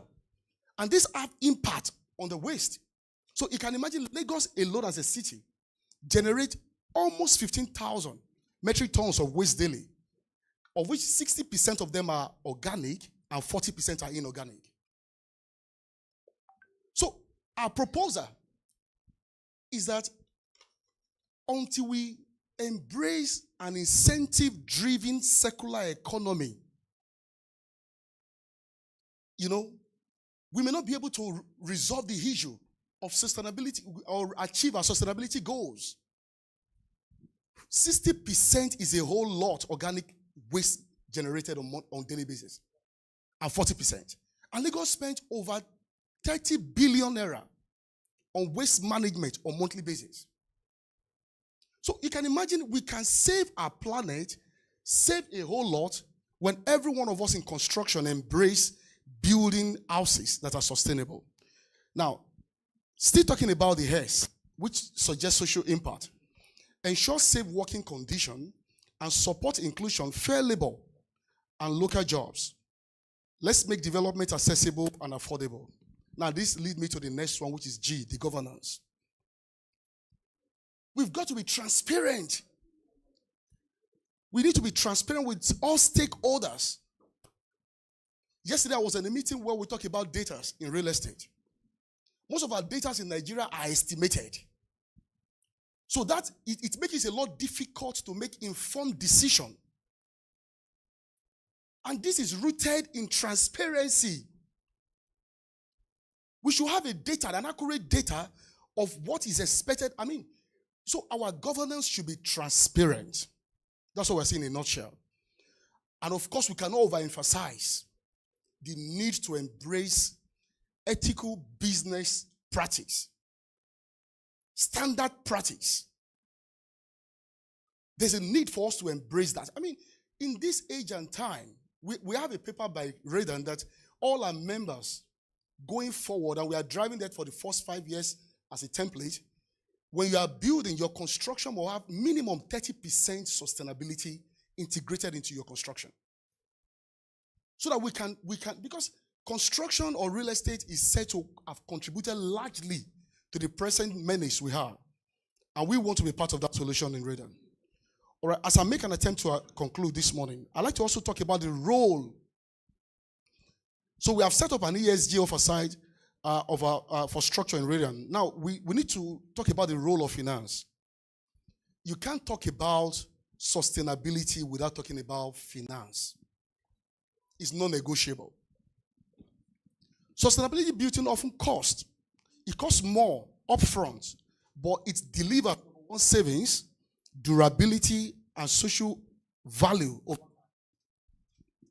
And I'm glad, because it's one of the major goals. So I'm glad that there are incentives. I was also in a room sometime last week with some Lagos State government officials, because Lagos is trying to review, or rather domesticate, the building code in Lagos as peculiar to Lagos, right? And so we had a policy-making decision, and we were invited, and I was part of that meeting.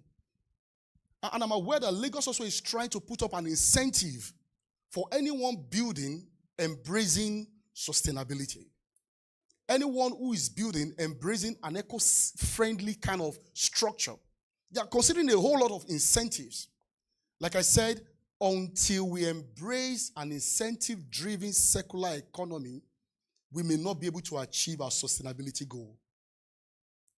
Until people know that when you are doing this, in some advanced country, when you build a house, the government will give you certain incentive, probably even from your design stage.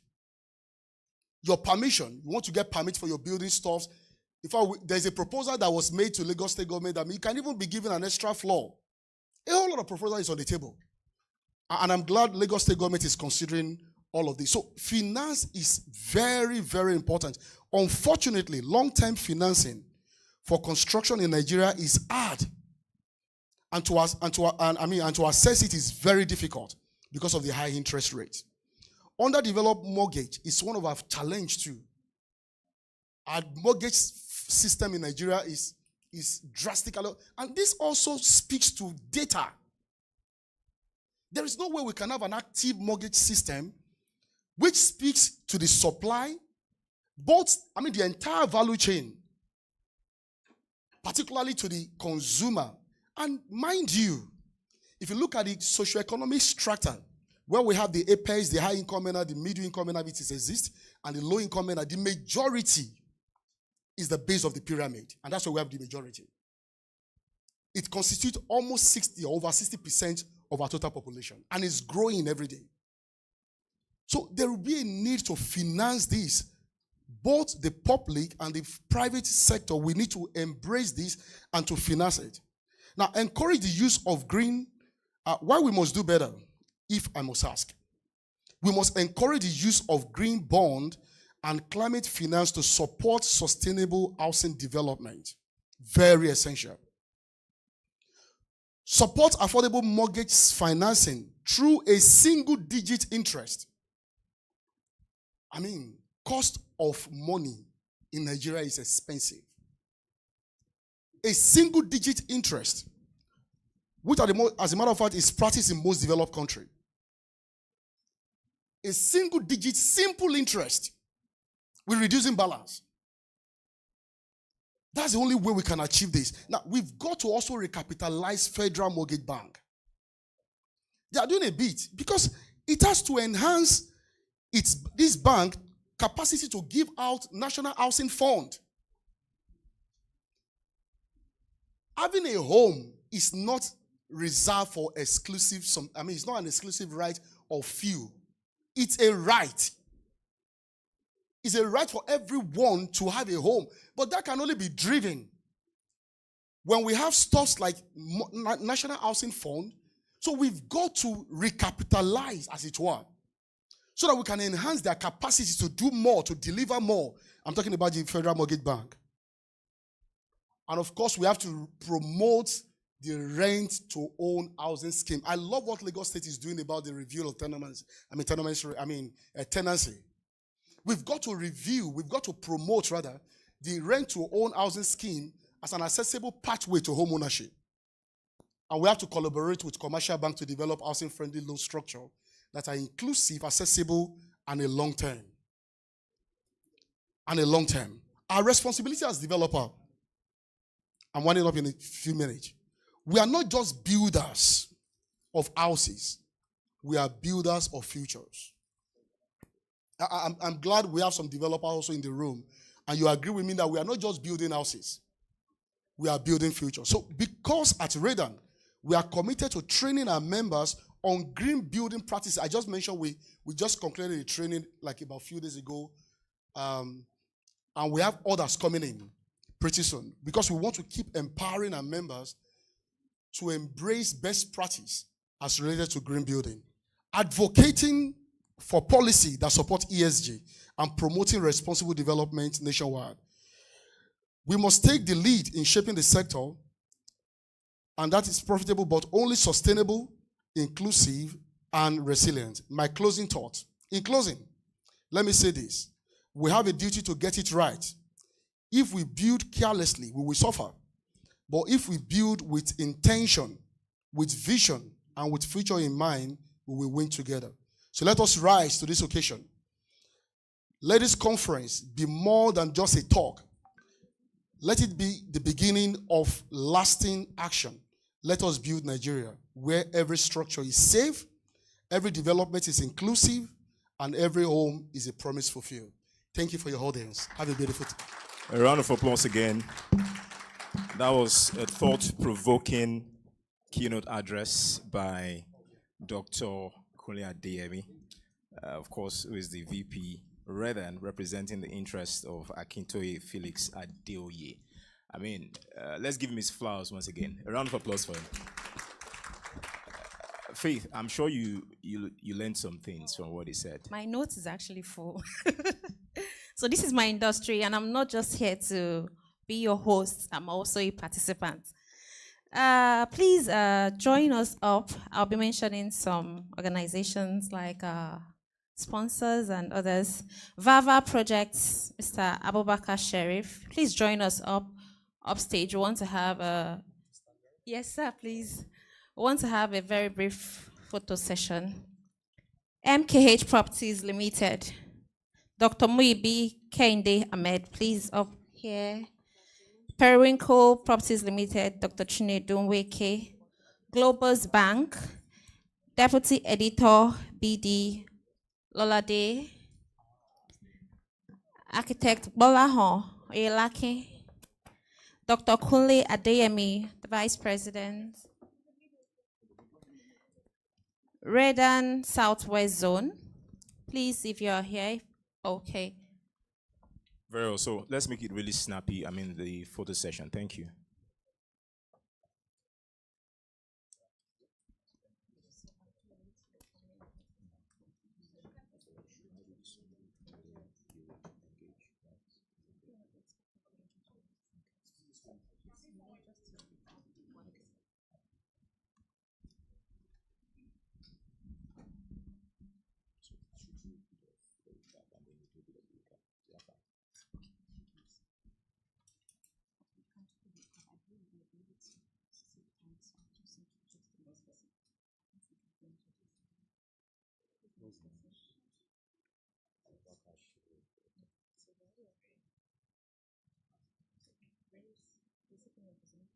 Thank you very much. We appreciate. Thank you. So while the VP of Redan representing the president of Redan was here, I think we took notes of a few things that he said. One thing struck me, and that is, I'm sure you all know this guy on Instagram that goes about talking about overpriced properties in Lagos, and is usually very vehement about it. Like, why should I get a house for 1 billion naira when it is situated in Bethsaida? If you know what I mean. I mean, more or less a pool. So what he's saying there is really captivating. I like that, you know, that eco-friendly materials so that we can drive down, you know, overpriced properties. And then data. I think we have a problem with data in Nigeria, and that's so profound that he was able to raise that. We should have data-driven information, and nothing more than to help us plan properly. So we are not just, talking about numbers, but we can't do anything about those numbers. So once again, thank you very much, sir, for that. I know you have some things written in your note as well. Let's assume they ask us now to tear out a sheet of paper and do a summary. We'll just take a very brief test of what we learned just now. How many of us are sure we can make up to 50%?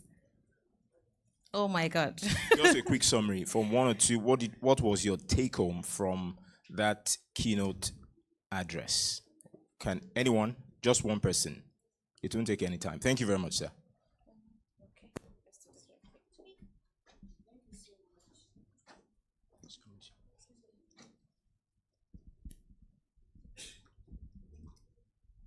Thank you so much. My name is Hamid. My take home from what the VP read and said, he mentioned that if we don't start now to start looking forward to sustainable policies, the effects that we are all going to experience, it will take us longer resources, longer time in correcting it. So which means that if we don't do the necessary things now, it's going to take us more resources and more time in correcting those defects. Thank you very much, sir. That was brilliant. Thank you so much. If we fail to plan, then we are planning to fail. That's the summary of that. Anyways, we would engage, just like we said, so that we are sure that we are all listening intently, rapidly to whatever is being said. All right, let's get to the next part of the engagement. Just like the president of Redan has, been represented by the VP has done, evenly set the tone for the conversation here. We have the next person up for his presentation is the Nigerian Managing Director, Vava Projects Limited, Abubakar Sheriff, B, ENG MNSE Koren. Please can we welcome him with a round of applause. Thank you, sir.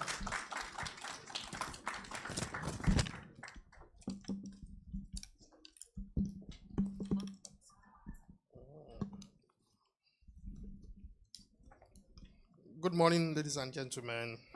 All protocols duly observed. We want to present our company to you, Vava Project Limited, because in recent times, a lot of people have raised a concern to us and said, what is Vava Project? All we know is Vava Furniture. Vava Furniture is a known brand in Nigeria furniture industry today. And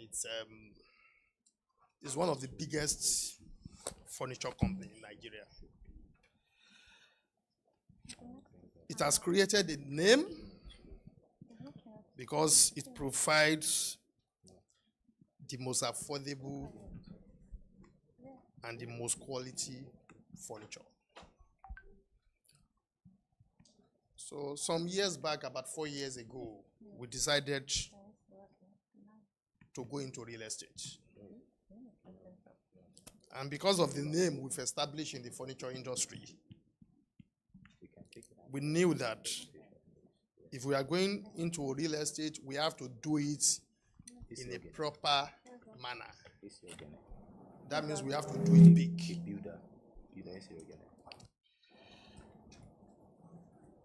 We look at the Lagos State, specifically Lagos State real estate industry, and we realize that the industry is growing very well. A lot of participants are in the industry, and we feel that, look, it will not be a bad idea if we join that growing industry. It is not worth to tell you that we started our operation in 2021, and by providence, before the end of 2022, we are able to complete a project on the 10th floor that has 16 three-bedroom apartments and 2 maisonette apartments on Admiralty Way in Lekki Phase 1.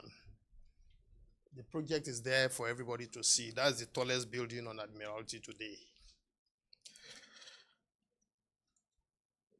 So we look at what are the things that are very essential in real estate.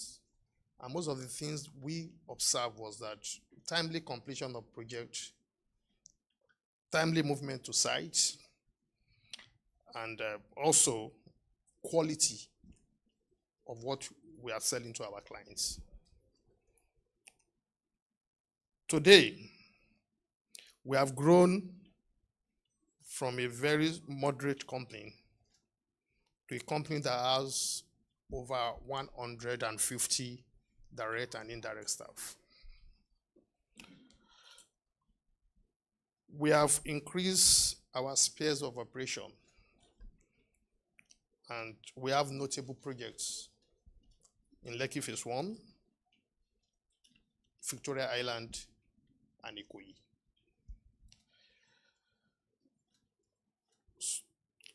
We have a policy in Viva projects, and our policy is most of our projects are done in-house.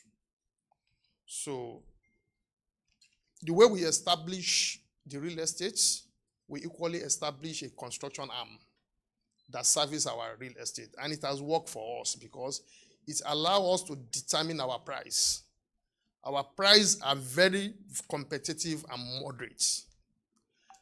And I can tell you, even in Victoria Island today, our prices are very, very competitive and low compared to most of our competitors. We have been able to establish a very good customer and client relationship. And most of the clients that always buy into our projects, when we launch new projects, are always our existing clients. And it's because of the satisfaction we've given them in most of our previous projects. It's because of the price competitiveness we've offered for them, and because of the confidence they've established in us over a long time. Majority of our clients are either existing clients or referrals. We don't do much of advertisements at the initial stage of our projects. We've looked at a lot of other things to enhance our operation as a real estate and construction company. And today, Viva Projects has mechanized its operation to almost 90%. We have a bashing plant of 35 cubic meters per hour, and we have 4 truck mixers, which has a combined capacity of 40 cubic meters for the delivery of our projects of concrete to all our sites. So we are not relying on third party for the production of our concrete. We are doing them in-house. And we have a quality assurance and quality control department recently established that takes care of the quality of the concrete. They do all the necessary engineering tests on daily basis and make sure whatever we are supplying to our sites are not only good, but they meet international standard. Today, we have about 5 ongoing projects. We have the Crystal Bay project on Water Corporation Road in Oniru, which has about 50 units of 1-bedroom apartment and 40 units of 2-bedroom apartments. Already, we are working with a lot of consultants, high caliber consultants in the Nigerian construction industry, structural engineers, mechanical, because of a lot of things I've learned here. Ladies and gentlemen, once again, we're introducing our company, Vava Projects, which is a sister company to Vava Furniture. Thank you very much. Thank you very much, Engineer Abubakar. Thank you so much. We appreciate your time there. I don't know. Engineer Abubakar, I don't know. Something is saying you should sew one of this your housing unit to one person here. I don't know. Testing microphone, 1 billion, 2 billion. All right, it's just an enlightenment. Thank you very much. A round of applause for him again. So truly, Hi. Yes, truly, you should sew to me, actually. We are truly familiar with Vava Furniture. When I came in, I was like, Vava Projects, that's new. Never seen it anywhere. So it's good that they have actually added inclusion by building and constructing one-bedroom apartments for single people. So we'll move down. All right then. I hope we've taken something from what the engineer has mentioned. I guess it's all tuned to sustainability as well. What they are doing is different, trying to ensure that whatever they are doing sets that model for others in the industry. So, and just like he has said, is ready to work with as many people. You know, we have bright minds here, and I'm sure that it's a catchment area for Vava. So we'll move to a very strategic part of the conversation today, and that's the panel session. And I'm sure that a lot of us who have been waiting for this, it's a critical moment, and it's going to deepen our knowledge about what we intend to do here. So we have some panelists who are going to be introducing. They will be joined by a moderator. We have 4 of them, and it will be moderated by one person. So we'll just do the introductions quickly and get right to it. The first person I'm calling on the panel is the Chairman, CEO, MKH Properties, Dr. Muibi Kehinde Ahmed. A round of applause for him, please. And then the second person I'll be calling up on the panel is the managing consultant, head of projects, Wilmeb Nigeria Limited, architect Rita Bolusimei, MNIA. I hope I got that correctly, madam. Bolusimei. We recently celebrated Women in Engineering. I think that was on Tuesday. So please let's give her a round of applause again. Very well then. The next is the Managing Director, Casting Crown Company, Architect Dr. Bolan Bell Oyelaki. Thank you. A round of applause for him, please. Thank you so much, sir. Are we safe, Architect? This is your outfit. I'm scared though. All right then. We have the fourth but not the last person here. The Head of Innovation and Product Development, Lafarge Africa PLC, Emmanuel Ilaboya. Thank you, sir. Wow, stunning.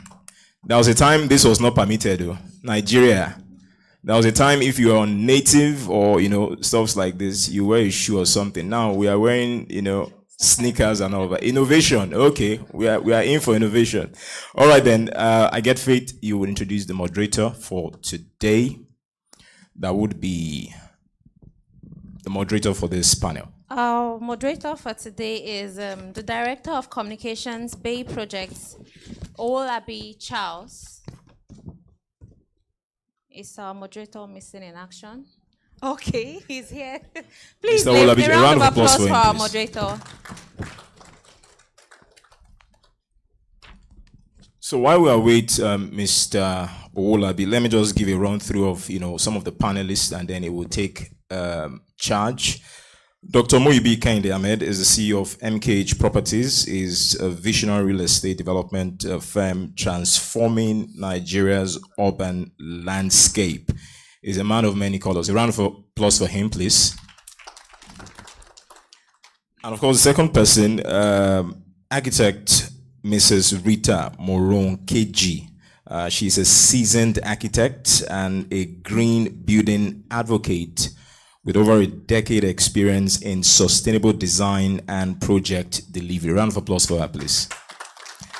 And the third person is also a seasoned architect. That's architect Dr. Bolan. He's a sustainability expert with nearly 2 decades of experience in green building design, environmental stewardship, and infrastructure development. A round of applause for him, please. And the fourth but not the last is Emmanuel Elaboya. He's the head of innovation and product development at Lafarge Africa PLC, with a proven track record in product strategy, sustainability, and market growth. A round of applause for him. And our moderator in the building is a trained architect. This is a guardian of architects. I'm worried. It's all right. We'll see who the best. Who the best will be at the end of the day. But I'm sure all of them, they are definitely the best. The moderator is a trained architect and a strategic thinker. So I'll just leave it.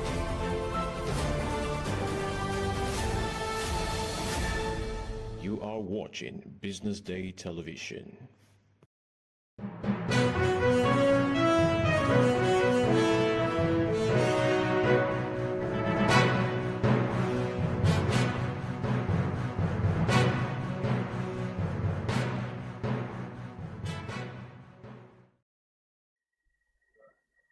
Good afternoon and welcome to the bdtv News at noon.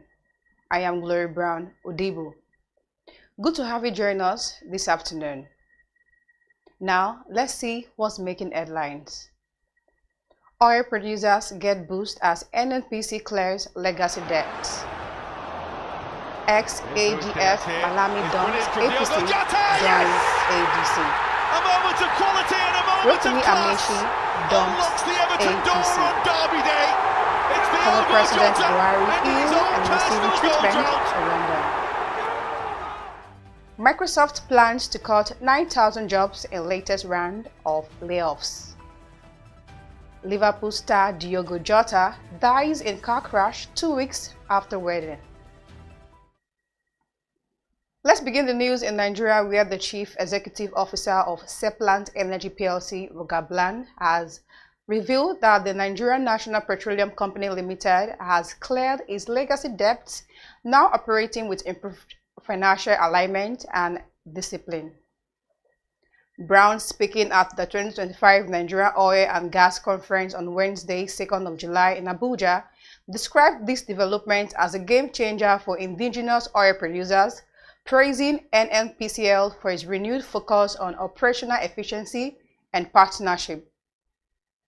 According to the NNPC boss, the company has over time transformed its payment and cash flow structure, creating room for smoother partnership with independent producers. Moving on, former Minister of Justice and Attorney General of the Federation, Abubakar Malami, has resigned from the All Progressive Congress, joining the African Democratic Congress. Malami's defection was confirmed in a personal statement titled "To the Good People of Kebbi and Fellow Nigerians," released on Wednesday. The former minister revealed that his decision followed wide consultations and deep personal reflection, stressing that it was not driven by personal ambition, but by his love for the nation and concern for the hardship Nigerians face daily. In his words, insecurity has taken over homes, especially in the north, where banditry, kidnappings, and terrorism have become the order of the day. In a similar development, former Minister of Transportation Rotimi Amechi has also dumped the All Progressive Congress, lamenting that Nigeria is in a state of total collapse and urgently needs a complete overhaul. Speaking on Wednesday in Abuja at the unveiling of the African Democratic Congress interim executive, Amechi accused the APC and the Independent National Electoral Commission of working together to hijack upcoming elections. The former minister confirmed that he left the APC on Tuesday, 1st of June, adding that he had previously warned party leaders not to invite him to any more meetings. To end the local news, A report by Premium Times has revealed that Nigeria's former president Muhammadu Buhari is currently receiving medical treatment in London.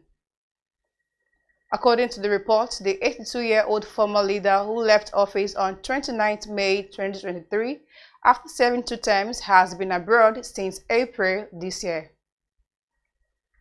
The report revealed that the former president's long-serving spokesperson Garba Shehu also confirmed the news.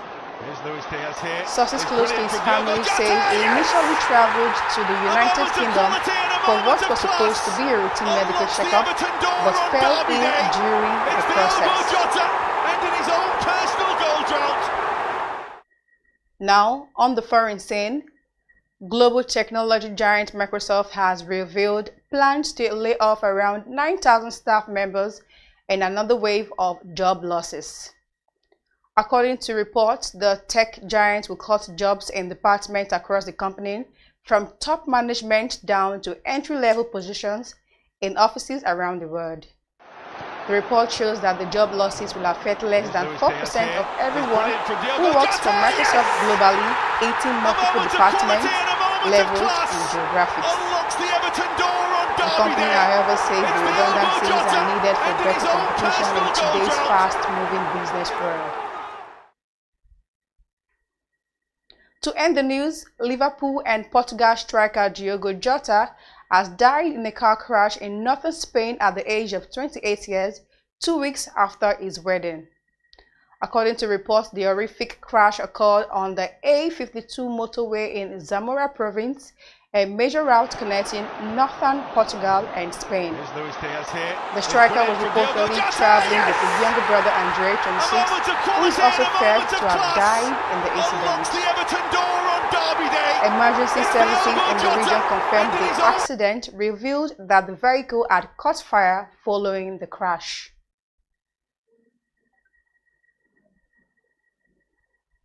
This is where we'll bring the news to an end this afternoon. I am Glory Brown Odibo. Keep watching BDTV.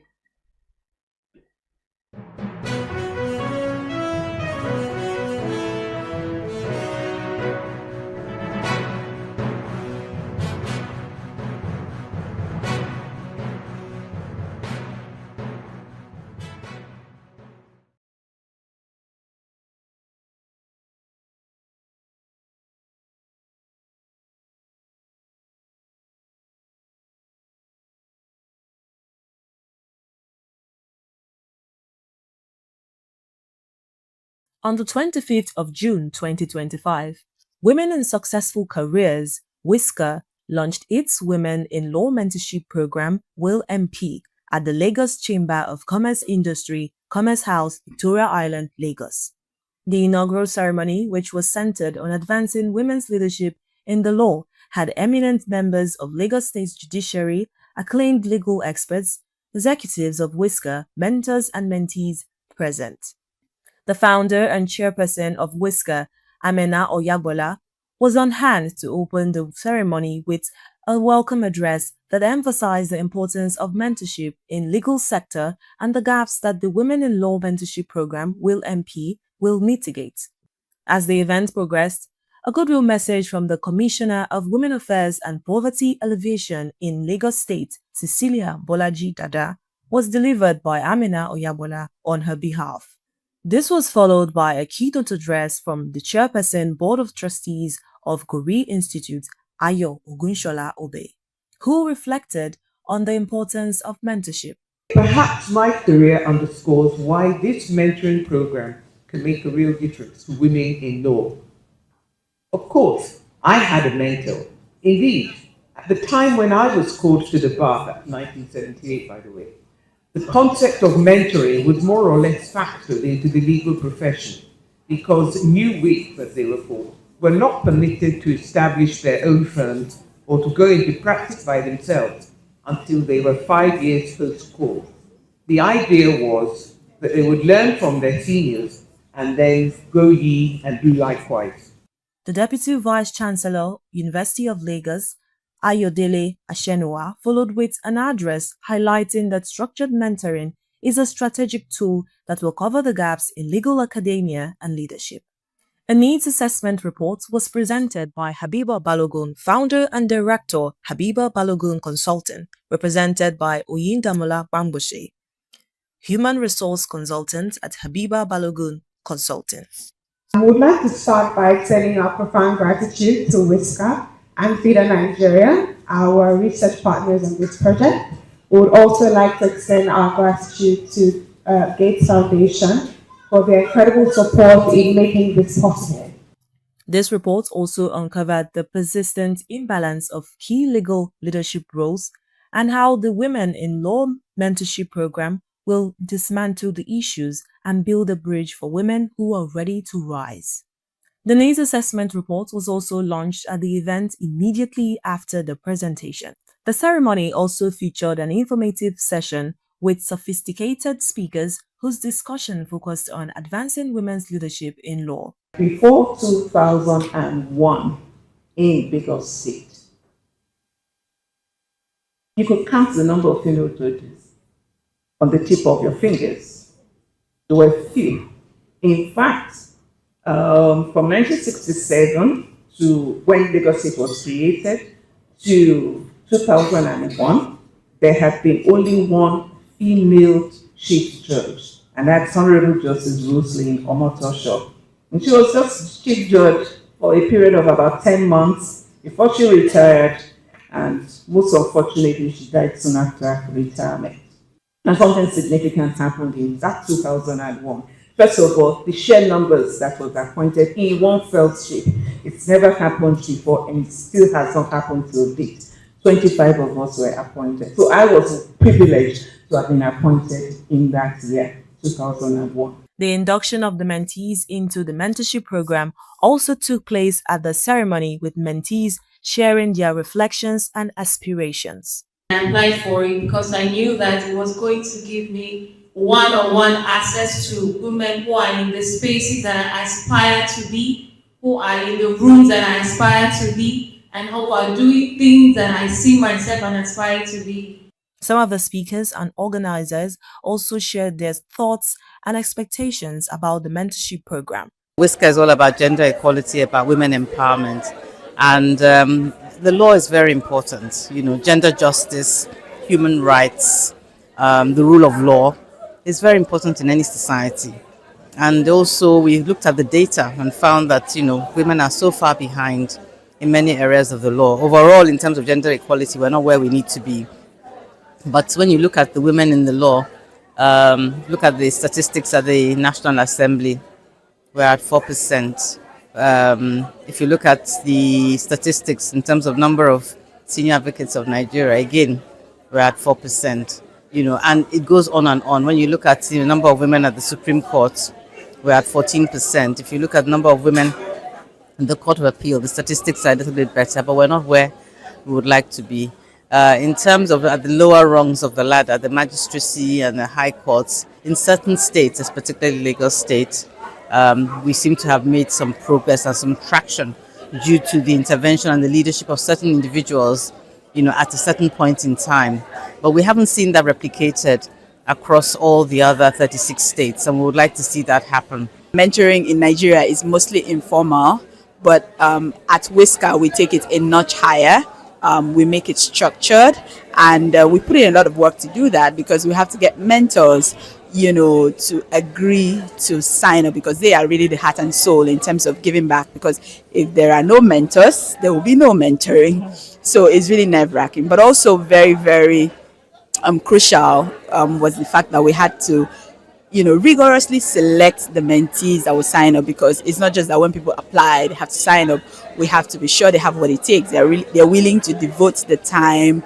They're willing to go through the rigor of the program, which is really, really going to be rigorous over a 6-month period.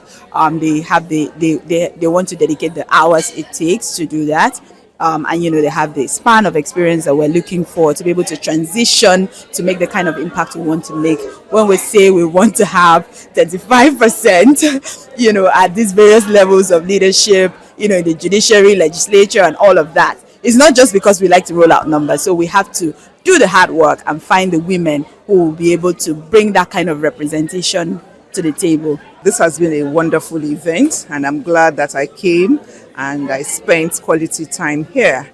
We have been on this journey for a very, very long time, and I think that Whisker is doing incredible work in women empowerment, and I'm very impressed with their Women in Law mentoring program. That's very, very good, and it's on the right track. The mentees, I saw their pictures, their names, and their affiliations. They're all very young. They're just starting on their careers. And so they would need like an experienced big sister, quote and unquote, to guide them on their own professional journey as well. So I expect that the mentees would grab this opportunity of the mentoring program for women in law, will grab it with both hands. It's a unique opportunity, and I'm sure it's going to be a very good partnership between the mentee and the mentor. The main thing that I've seen from the program is that there is a focus. You know, many of us, like people, we meander through life. If an opportunity comes, we may or may not take it.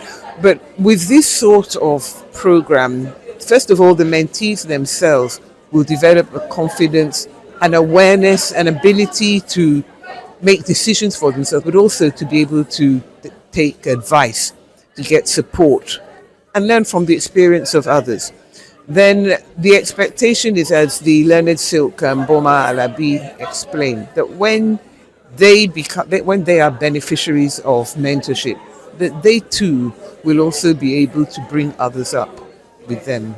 FIDA is an international organization known for its championing of women and children's causes.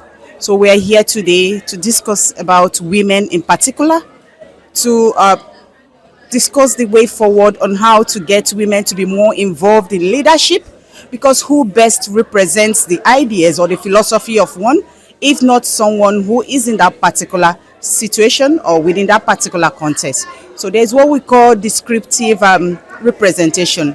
Descriptive representation simply means that someone who is within a particular sector or within a particular marginalized group, someone who represents that is a better representative than someone who is not that. So we're here clamoring and canvassing for women's involvement in leadership. The leadership starts from home, yes, from the home front to the boardrooms, to becoming directors, to becoming financially included in the things that matters, not just to them, but the society at large. Remember, statistics have it that about 50% of our population in Nigeria are women. And I'll also end with the quote of Michelle Obama, who says that denying women the right to be involved in the matters of the country is like denying half of the population of that particular country. So in essence, women are key members of the society. Women have the initiatives, they drive the home. Why not allow them to also drive the economy? At the conclusion of the event, Adebayo Oyabola, managing partner, Oyabola Chambers, gave his closing remarks, thanking all attendees and wishing the mentees the best for the future. Norma Obuna, reporting for Business Day Television.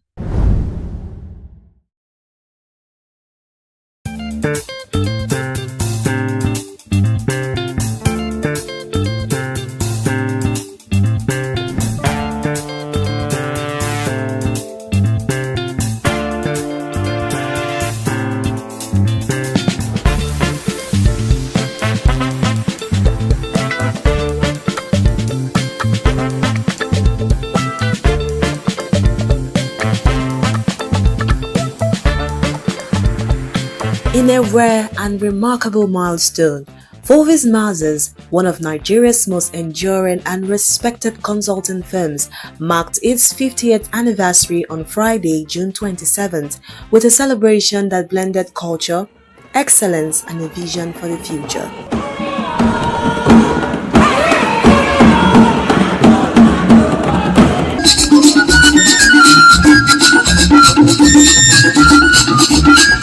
Sai in kai da na farko a arewa event brought together top government officials, industry leaders, long-serving employees, and community members. Culture meeting excellence, especially from the perspective of being the QRM manager, means that you understand your terrain, you understand the things that are happening around you, and you're trying as much as possible to maintain quality while you're doing everything you can to satisfy the clients. Despite our diversities, equality is what we preach.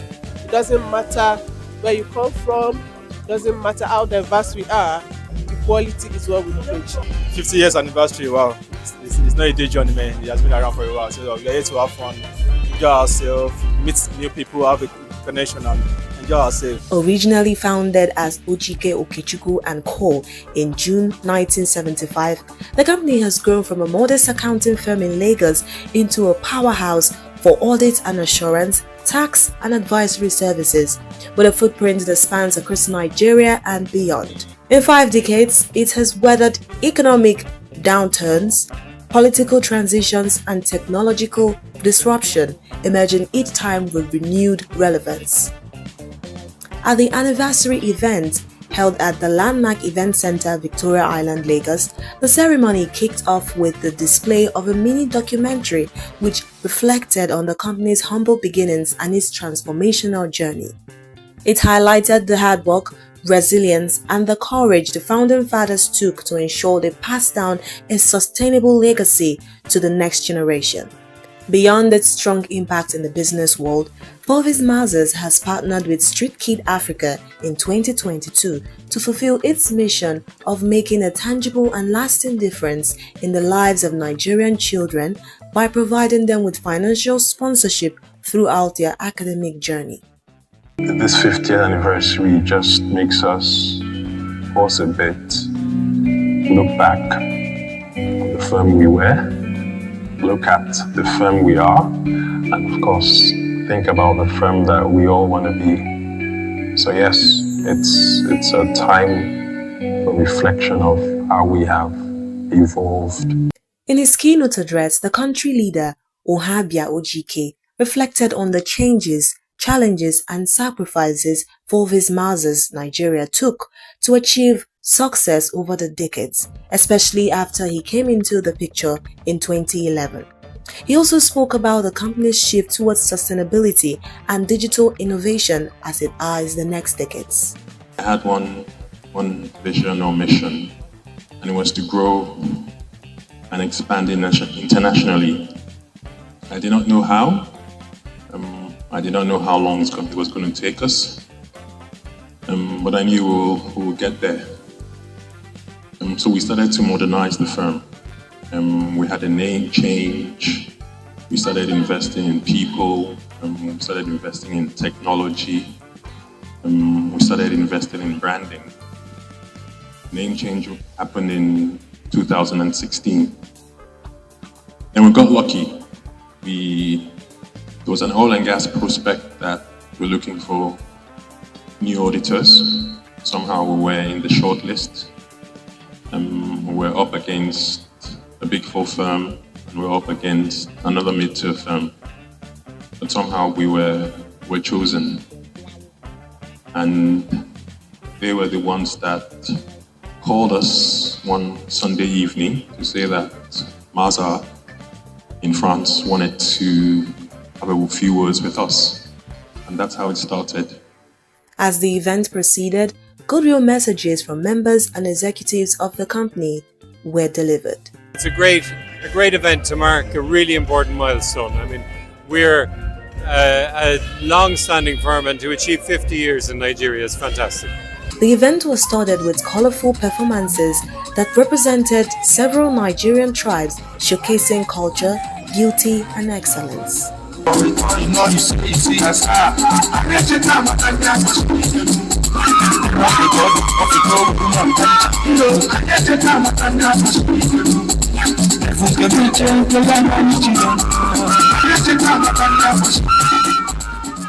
Another highlight of the event was the presentation of long service awards to employees. As the event drew to a close, some of the stakeholders and attendees also shared their insights and aspirations for the next decades. Norma Obona, reporting for Business Day Television.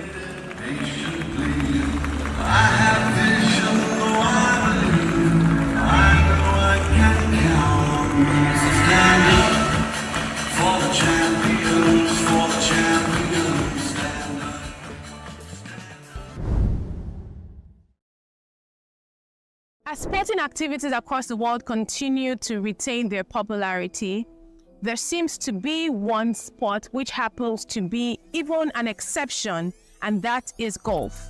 With 828 golf courses across the continent of Africa, with a low entry and exit barrier and huge benefits for health, golfing is that sport. I was curious today and I decided to visit the Ikoyi Club in Lagos, Nigeria, and it happens to be one of the world's busiest golf courses. And I wanted to see what it's like in the world of golfing over here. Come with me.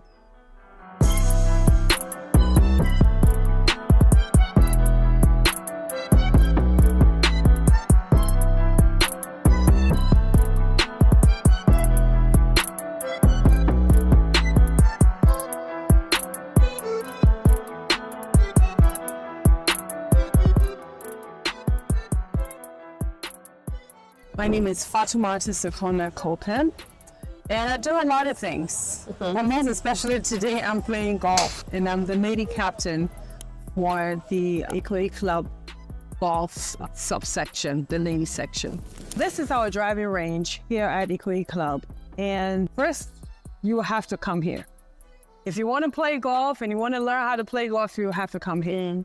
And how do you come here is first, by getting a pro like Monday here, who Pro Monday has been playing for a while, but just turned, well, not just 4 years. 4 years. 4 years playing as a pro, and he's really good.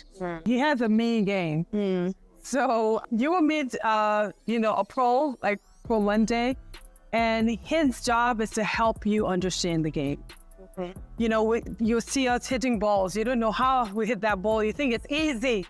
But it's not. It's a tactic. It's a technique. It's a specific way you need to hold your club, and the positioning and everything. So he comes in, and he'll help you understand all of those things before you can even hit the ball, right? And it'll take you many hits to really get it. But gradually you will start to play. The Open is coming up pretty quickly, and so we want a lot of attention around ladies and what golf can do for your health and your well-being as a whole. So let me swing a few. Yes. So like he was saying to you, your swing. So the idea is to make sure you get a good, swing. And as golfers, we pick up bad habits, so don't follow me.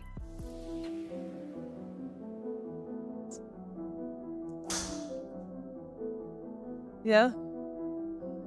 Wow. So you don't know how you pick them up, but you do. You just get comfortable in some bad habits.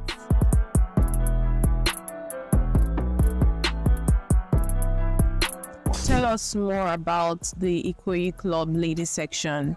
What are the initiatives that you have? What are some of the things that you do on a regular basis? For our ladies subcommittee, this year we came up with the theme Chop Life. And it's interesting. Very interesting. But it's mainly because we wanted to just kind of bring a lighter spirit, Sometimes we do it on the things that are not happening and not see the things that are. So we really wanted to bring a lighter spirit, more joyfulness to the game. Times are hard and everybody's struggling, but it's always good to have an oasis that you can go to. I call this place my Disney World. I come in, I park my car, no matter what issues I might be having, I leave it at the door and can play nice, 18 hole or not, but it's fun. And it gives you a therapeutic, day. You're in the fresh air, reading well, playing, have good company, and just fellowshipping and enjoying God's grace. So we started with that, and then we also put something that is quite different, which is about the community. And our goal this year, the subcommittee goal this year, is to include as many parts of our ecosystem in Equity Club golf section as possible. So from the bag boys to the security, to the course workers, to the caddies. And this year, caddies is our theme. So our program is around caddies. How can we educate them? How can we uplift them? How can we make them more inclusive in the community? We've been able to do different seminars with them. We've been able to get sponsorship to do a lot of different educational programs and also support their personal education, giving them scholarship, paying school fees. If the caddies are too old to take advantage of the education part, we offer it to their next in kin so that children can take that opportunity. So we've been able to do that. And we've been really excited because we've had such great output of generosity.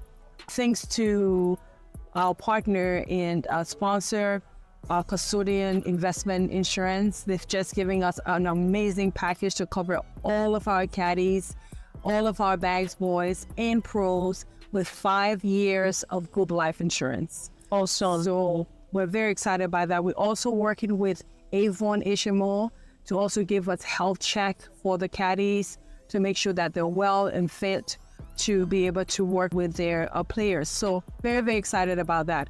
We also have our Junior Golf Academy, which my vice, Peggy Owen, is responsible for, and she has done a phenomenal job in getting our junior golf program from just twice a year to all year round. So that's an excitement that is around the community. And then we did for the first time this year, our Veterans Invitational. So our veterans and our super veterans were able to play, and we had a fantastic time in April with them. It's something we've never done before in the Equity Club. So that was something that the ladies came up with, and it's been fantastic. And now we're rolling in to our Open. Also, so we're excited about that. Excited. Yes. So the Open is coming up in November the 13th through the 15th, 3 days of growth tournament. And it's from 0 to 28 handicappers. Ladies from all around the world are welcome to play, and we're really encouraging all of our ladies to participate. We have limited space, of course, so the first come, first serve, and the quicker you get in, the better. We're also going to have our sponsors and men guests play with us on the third day, and those slots are also limited, but we're encouraging them to really register early and get in. And thanks to all of our sponsors, we got Delta Airlines, that is like our carrier, and they've been with us the whole year. So they're giving the winner a premium ticket, round-trip ticket to the U.S. Oh, wow. We also have packages like going to Marrakesh. We have another package for Lockaway, golf, a country club. We have so many different gifts from different parts. We have partners that are coming, like BusinessDay and so forth. So we're very excited about what we're doing this year, and most especially in getting the awareness out for more ladies to join playing golf, because it's such an amazing sport. And you can play until you're like 90-something years old. And you've been playing for how long now? 17? I've been playing about 17 years. Awesome. At what age is it open for a young person to start playing golf? Start playing at 5. At 5 years old. Wow. Start playing. I mean, we've got, if you come around on Mondays and Saturdays and you see our little, on Fridays, and you see the little kids coming with their little backpacks on and the little golf kit carrying, they're this high, and very exciting to see. And we have some really good players in the junior academy now, and they also play around Nigeria. So recently, we had some of our kids in IDD playing their children's tournament. And there's one coming up in Ikeja. I'm sure our kids will be participating as well. So we're very excited about the Junior Academy. Exciting. And then you said something about Tuesdays. What happens on Tuesdays? What's so special about Tuesdays for the ladies? So Tuesday is about the ladies. Tuesday morning is the ladies' morning. So we get to spend time together. The course is open only to us in the morning from about 6:30 in the morning to about 10 o'clock. And the ladies come out, and we're about 60 or more, and we enjoy ourselves. We play amazing golf. We have good fun. We then, of course, proceed to hole 19, as we call it, the clubhouse, to just kind of socialize, Today was a nice day. We had a couple of our veterans players celebrating birthdays. So we got to eat, some delicacy from Awesome. and cake and akara and, just it's a fun atmosphere and it brings a lot of joy, to see how much we look forward to a Tuesday on the golf course with each other. So It's just social, chill, the fresh air, all of that. What is the requirement for someone who might want to join the ladies golf section? I believe there should be some requirement, or is it free for everyone? Is it free for all? No, it's a members only club. So obviously you have to be a member of the Clay Club and the golf section. You also have to have a handicap. Yeah, so you have to have a handicap. Just to cut you short for a bit, for someone who is watching and is wondering what's an handicap, what is that in golf? So a handicap is what you get as an amateur golfer. So Okay, typically a course for a lady might be 72 to gross out. So if you're playing as an amateur, they kind of give you a discount because they know that you can't do, if the hole is a par 4, chances are you probably won't do a par 4. You won't do full shots to get in the hole. Yeah. So they try to give you a little bit of kind of cushion. So every hole you would get a discount, if you will, on that hole. So that determines, and as you get better in your game, that discount goes away. So if you start say, with a handicap 36 as a lady and you start to play really well, you would find that every time you're able to play better, your handicap will go lower. So on most sports, to win, you get higher scores. In golf, it's the opposite. You get lower scores. So for me, my handicap is now lower. So I have, of course, my discounts are just very limited. So if I'm playing someone in a net competition, I really have to play well to win. But if it's a growth competition, yeah, I'll probably win. Because if you start to get into that single handicap category, it's much, much harder because you have to focus, you have to really pay attention to your game, and you don't get the discounts that, those large handicaps you get. So we're playing the growth. That's what I said. The Open is a growth competition. 3 days growth competition from 0 to 28 handicap. 0 to 28 handicaps.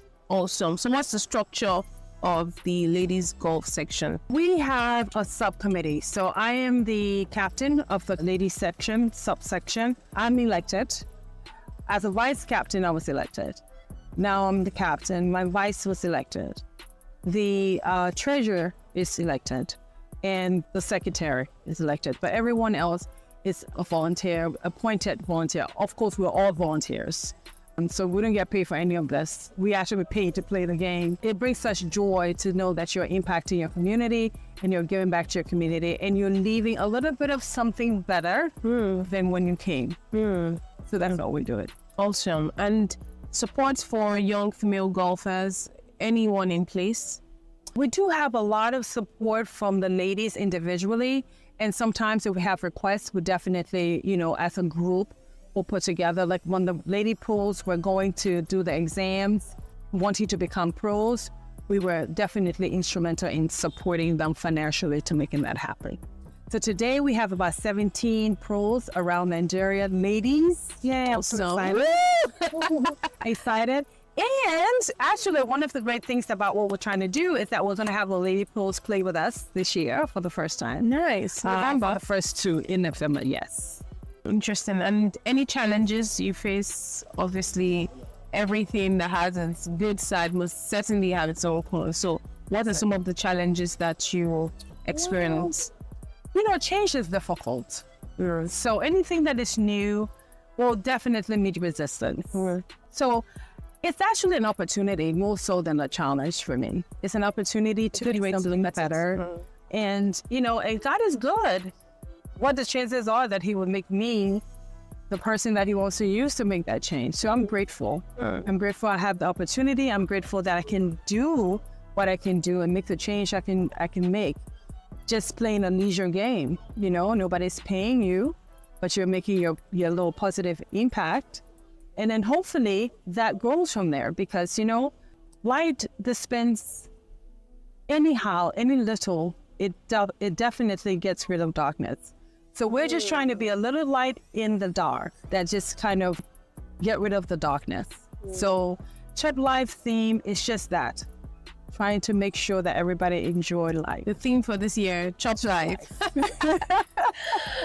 Chop Life. Actually, that's a song by Flavor. Yeah. It's called Chop Life. And my husband and I were driving, going to Lockaway. We're listening to this song, and I was like, this is my jam right here. This jam is my jam. So that's where the Chop Life came. So, and you were on your way to Lockaway. I know that's Lockaway Golf. Yes. So you spoke about your husband also being a golfer. Yes. Did you meet on the game? No, we did not. And again, thanks be to God, both of us are in technology. And so we met in the technology field. And ever since then, we realized that we have so many things in common. So I love golf, he loves golf. Love technology, I love technology. So most of everything we kind of do together. That's a blessing. Awesome. And by the way, one of the reasons why we need more women playing, because we have so many men that play golf, and they would love to have the wives playing with them. Golf. And so we're really encouraging all of our ladies to come in.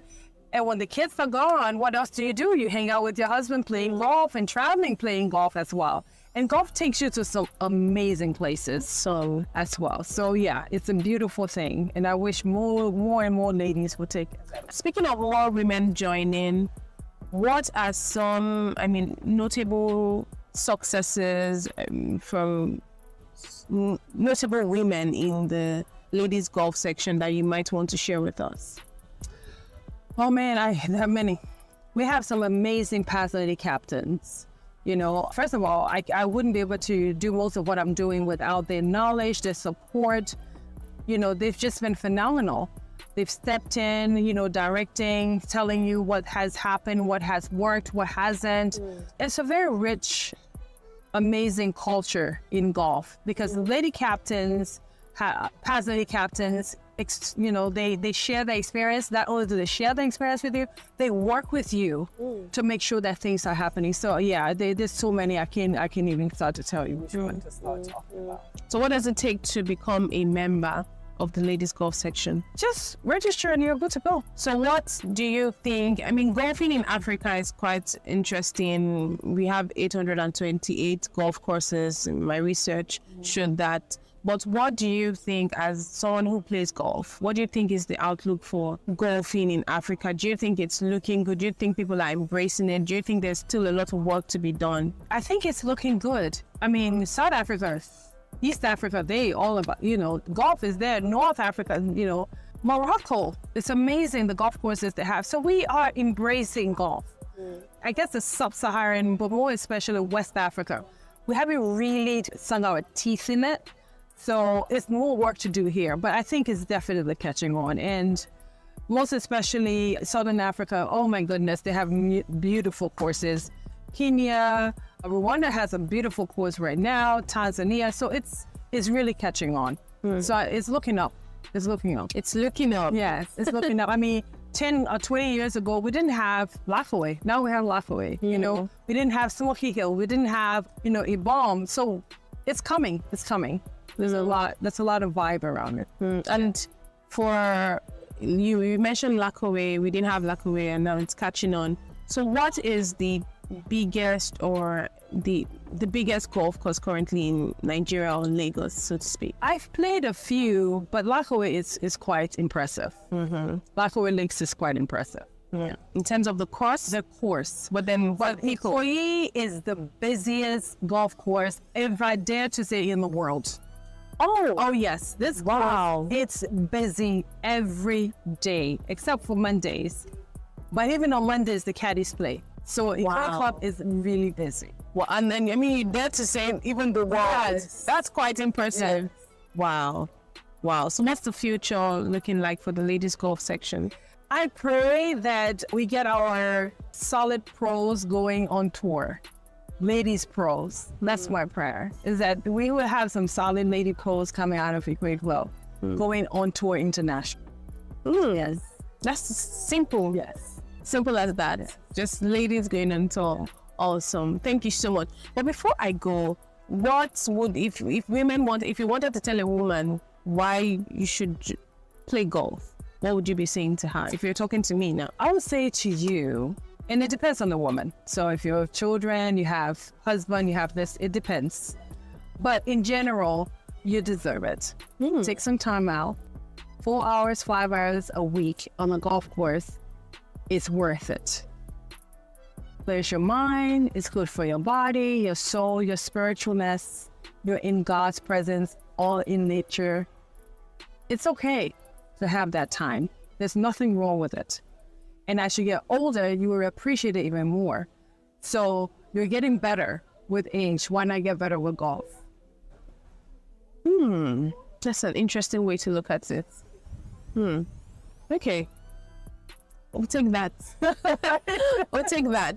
Thank you very much to Mrs. Koka Fatumata LC for spending our time with us today, speaking about the importance of golf and what the Ikoyi Ladies Golf section is doing. Very interesting conversation. I've learned a lot, being in the presence of nature, and it's been such a beautiful time. Thank you so much. Thank you so much, ma'am. Welcome. Thank you. All right then.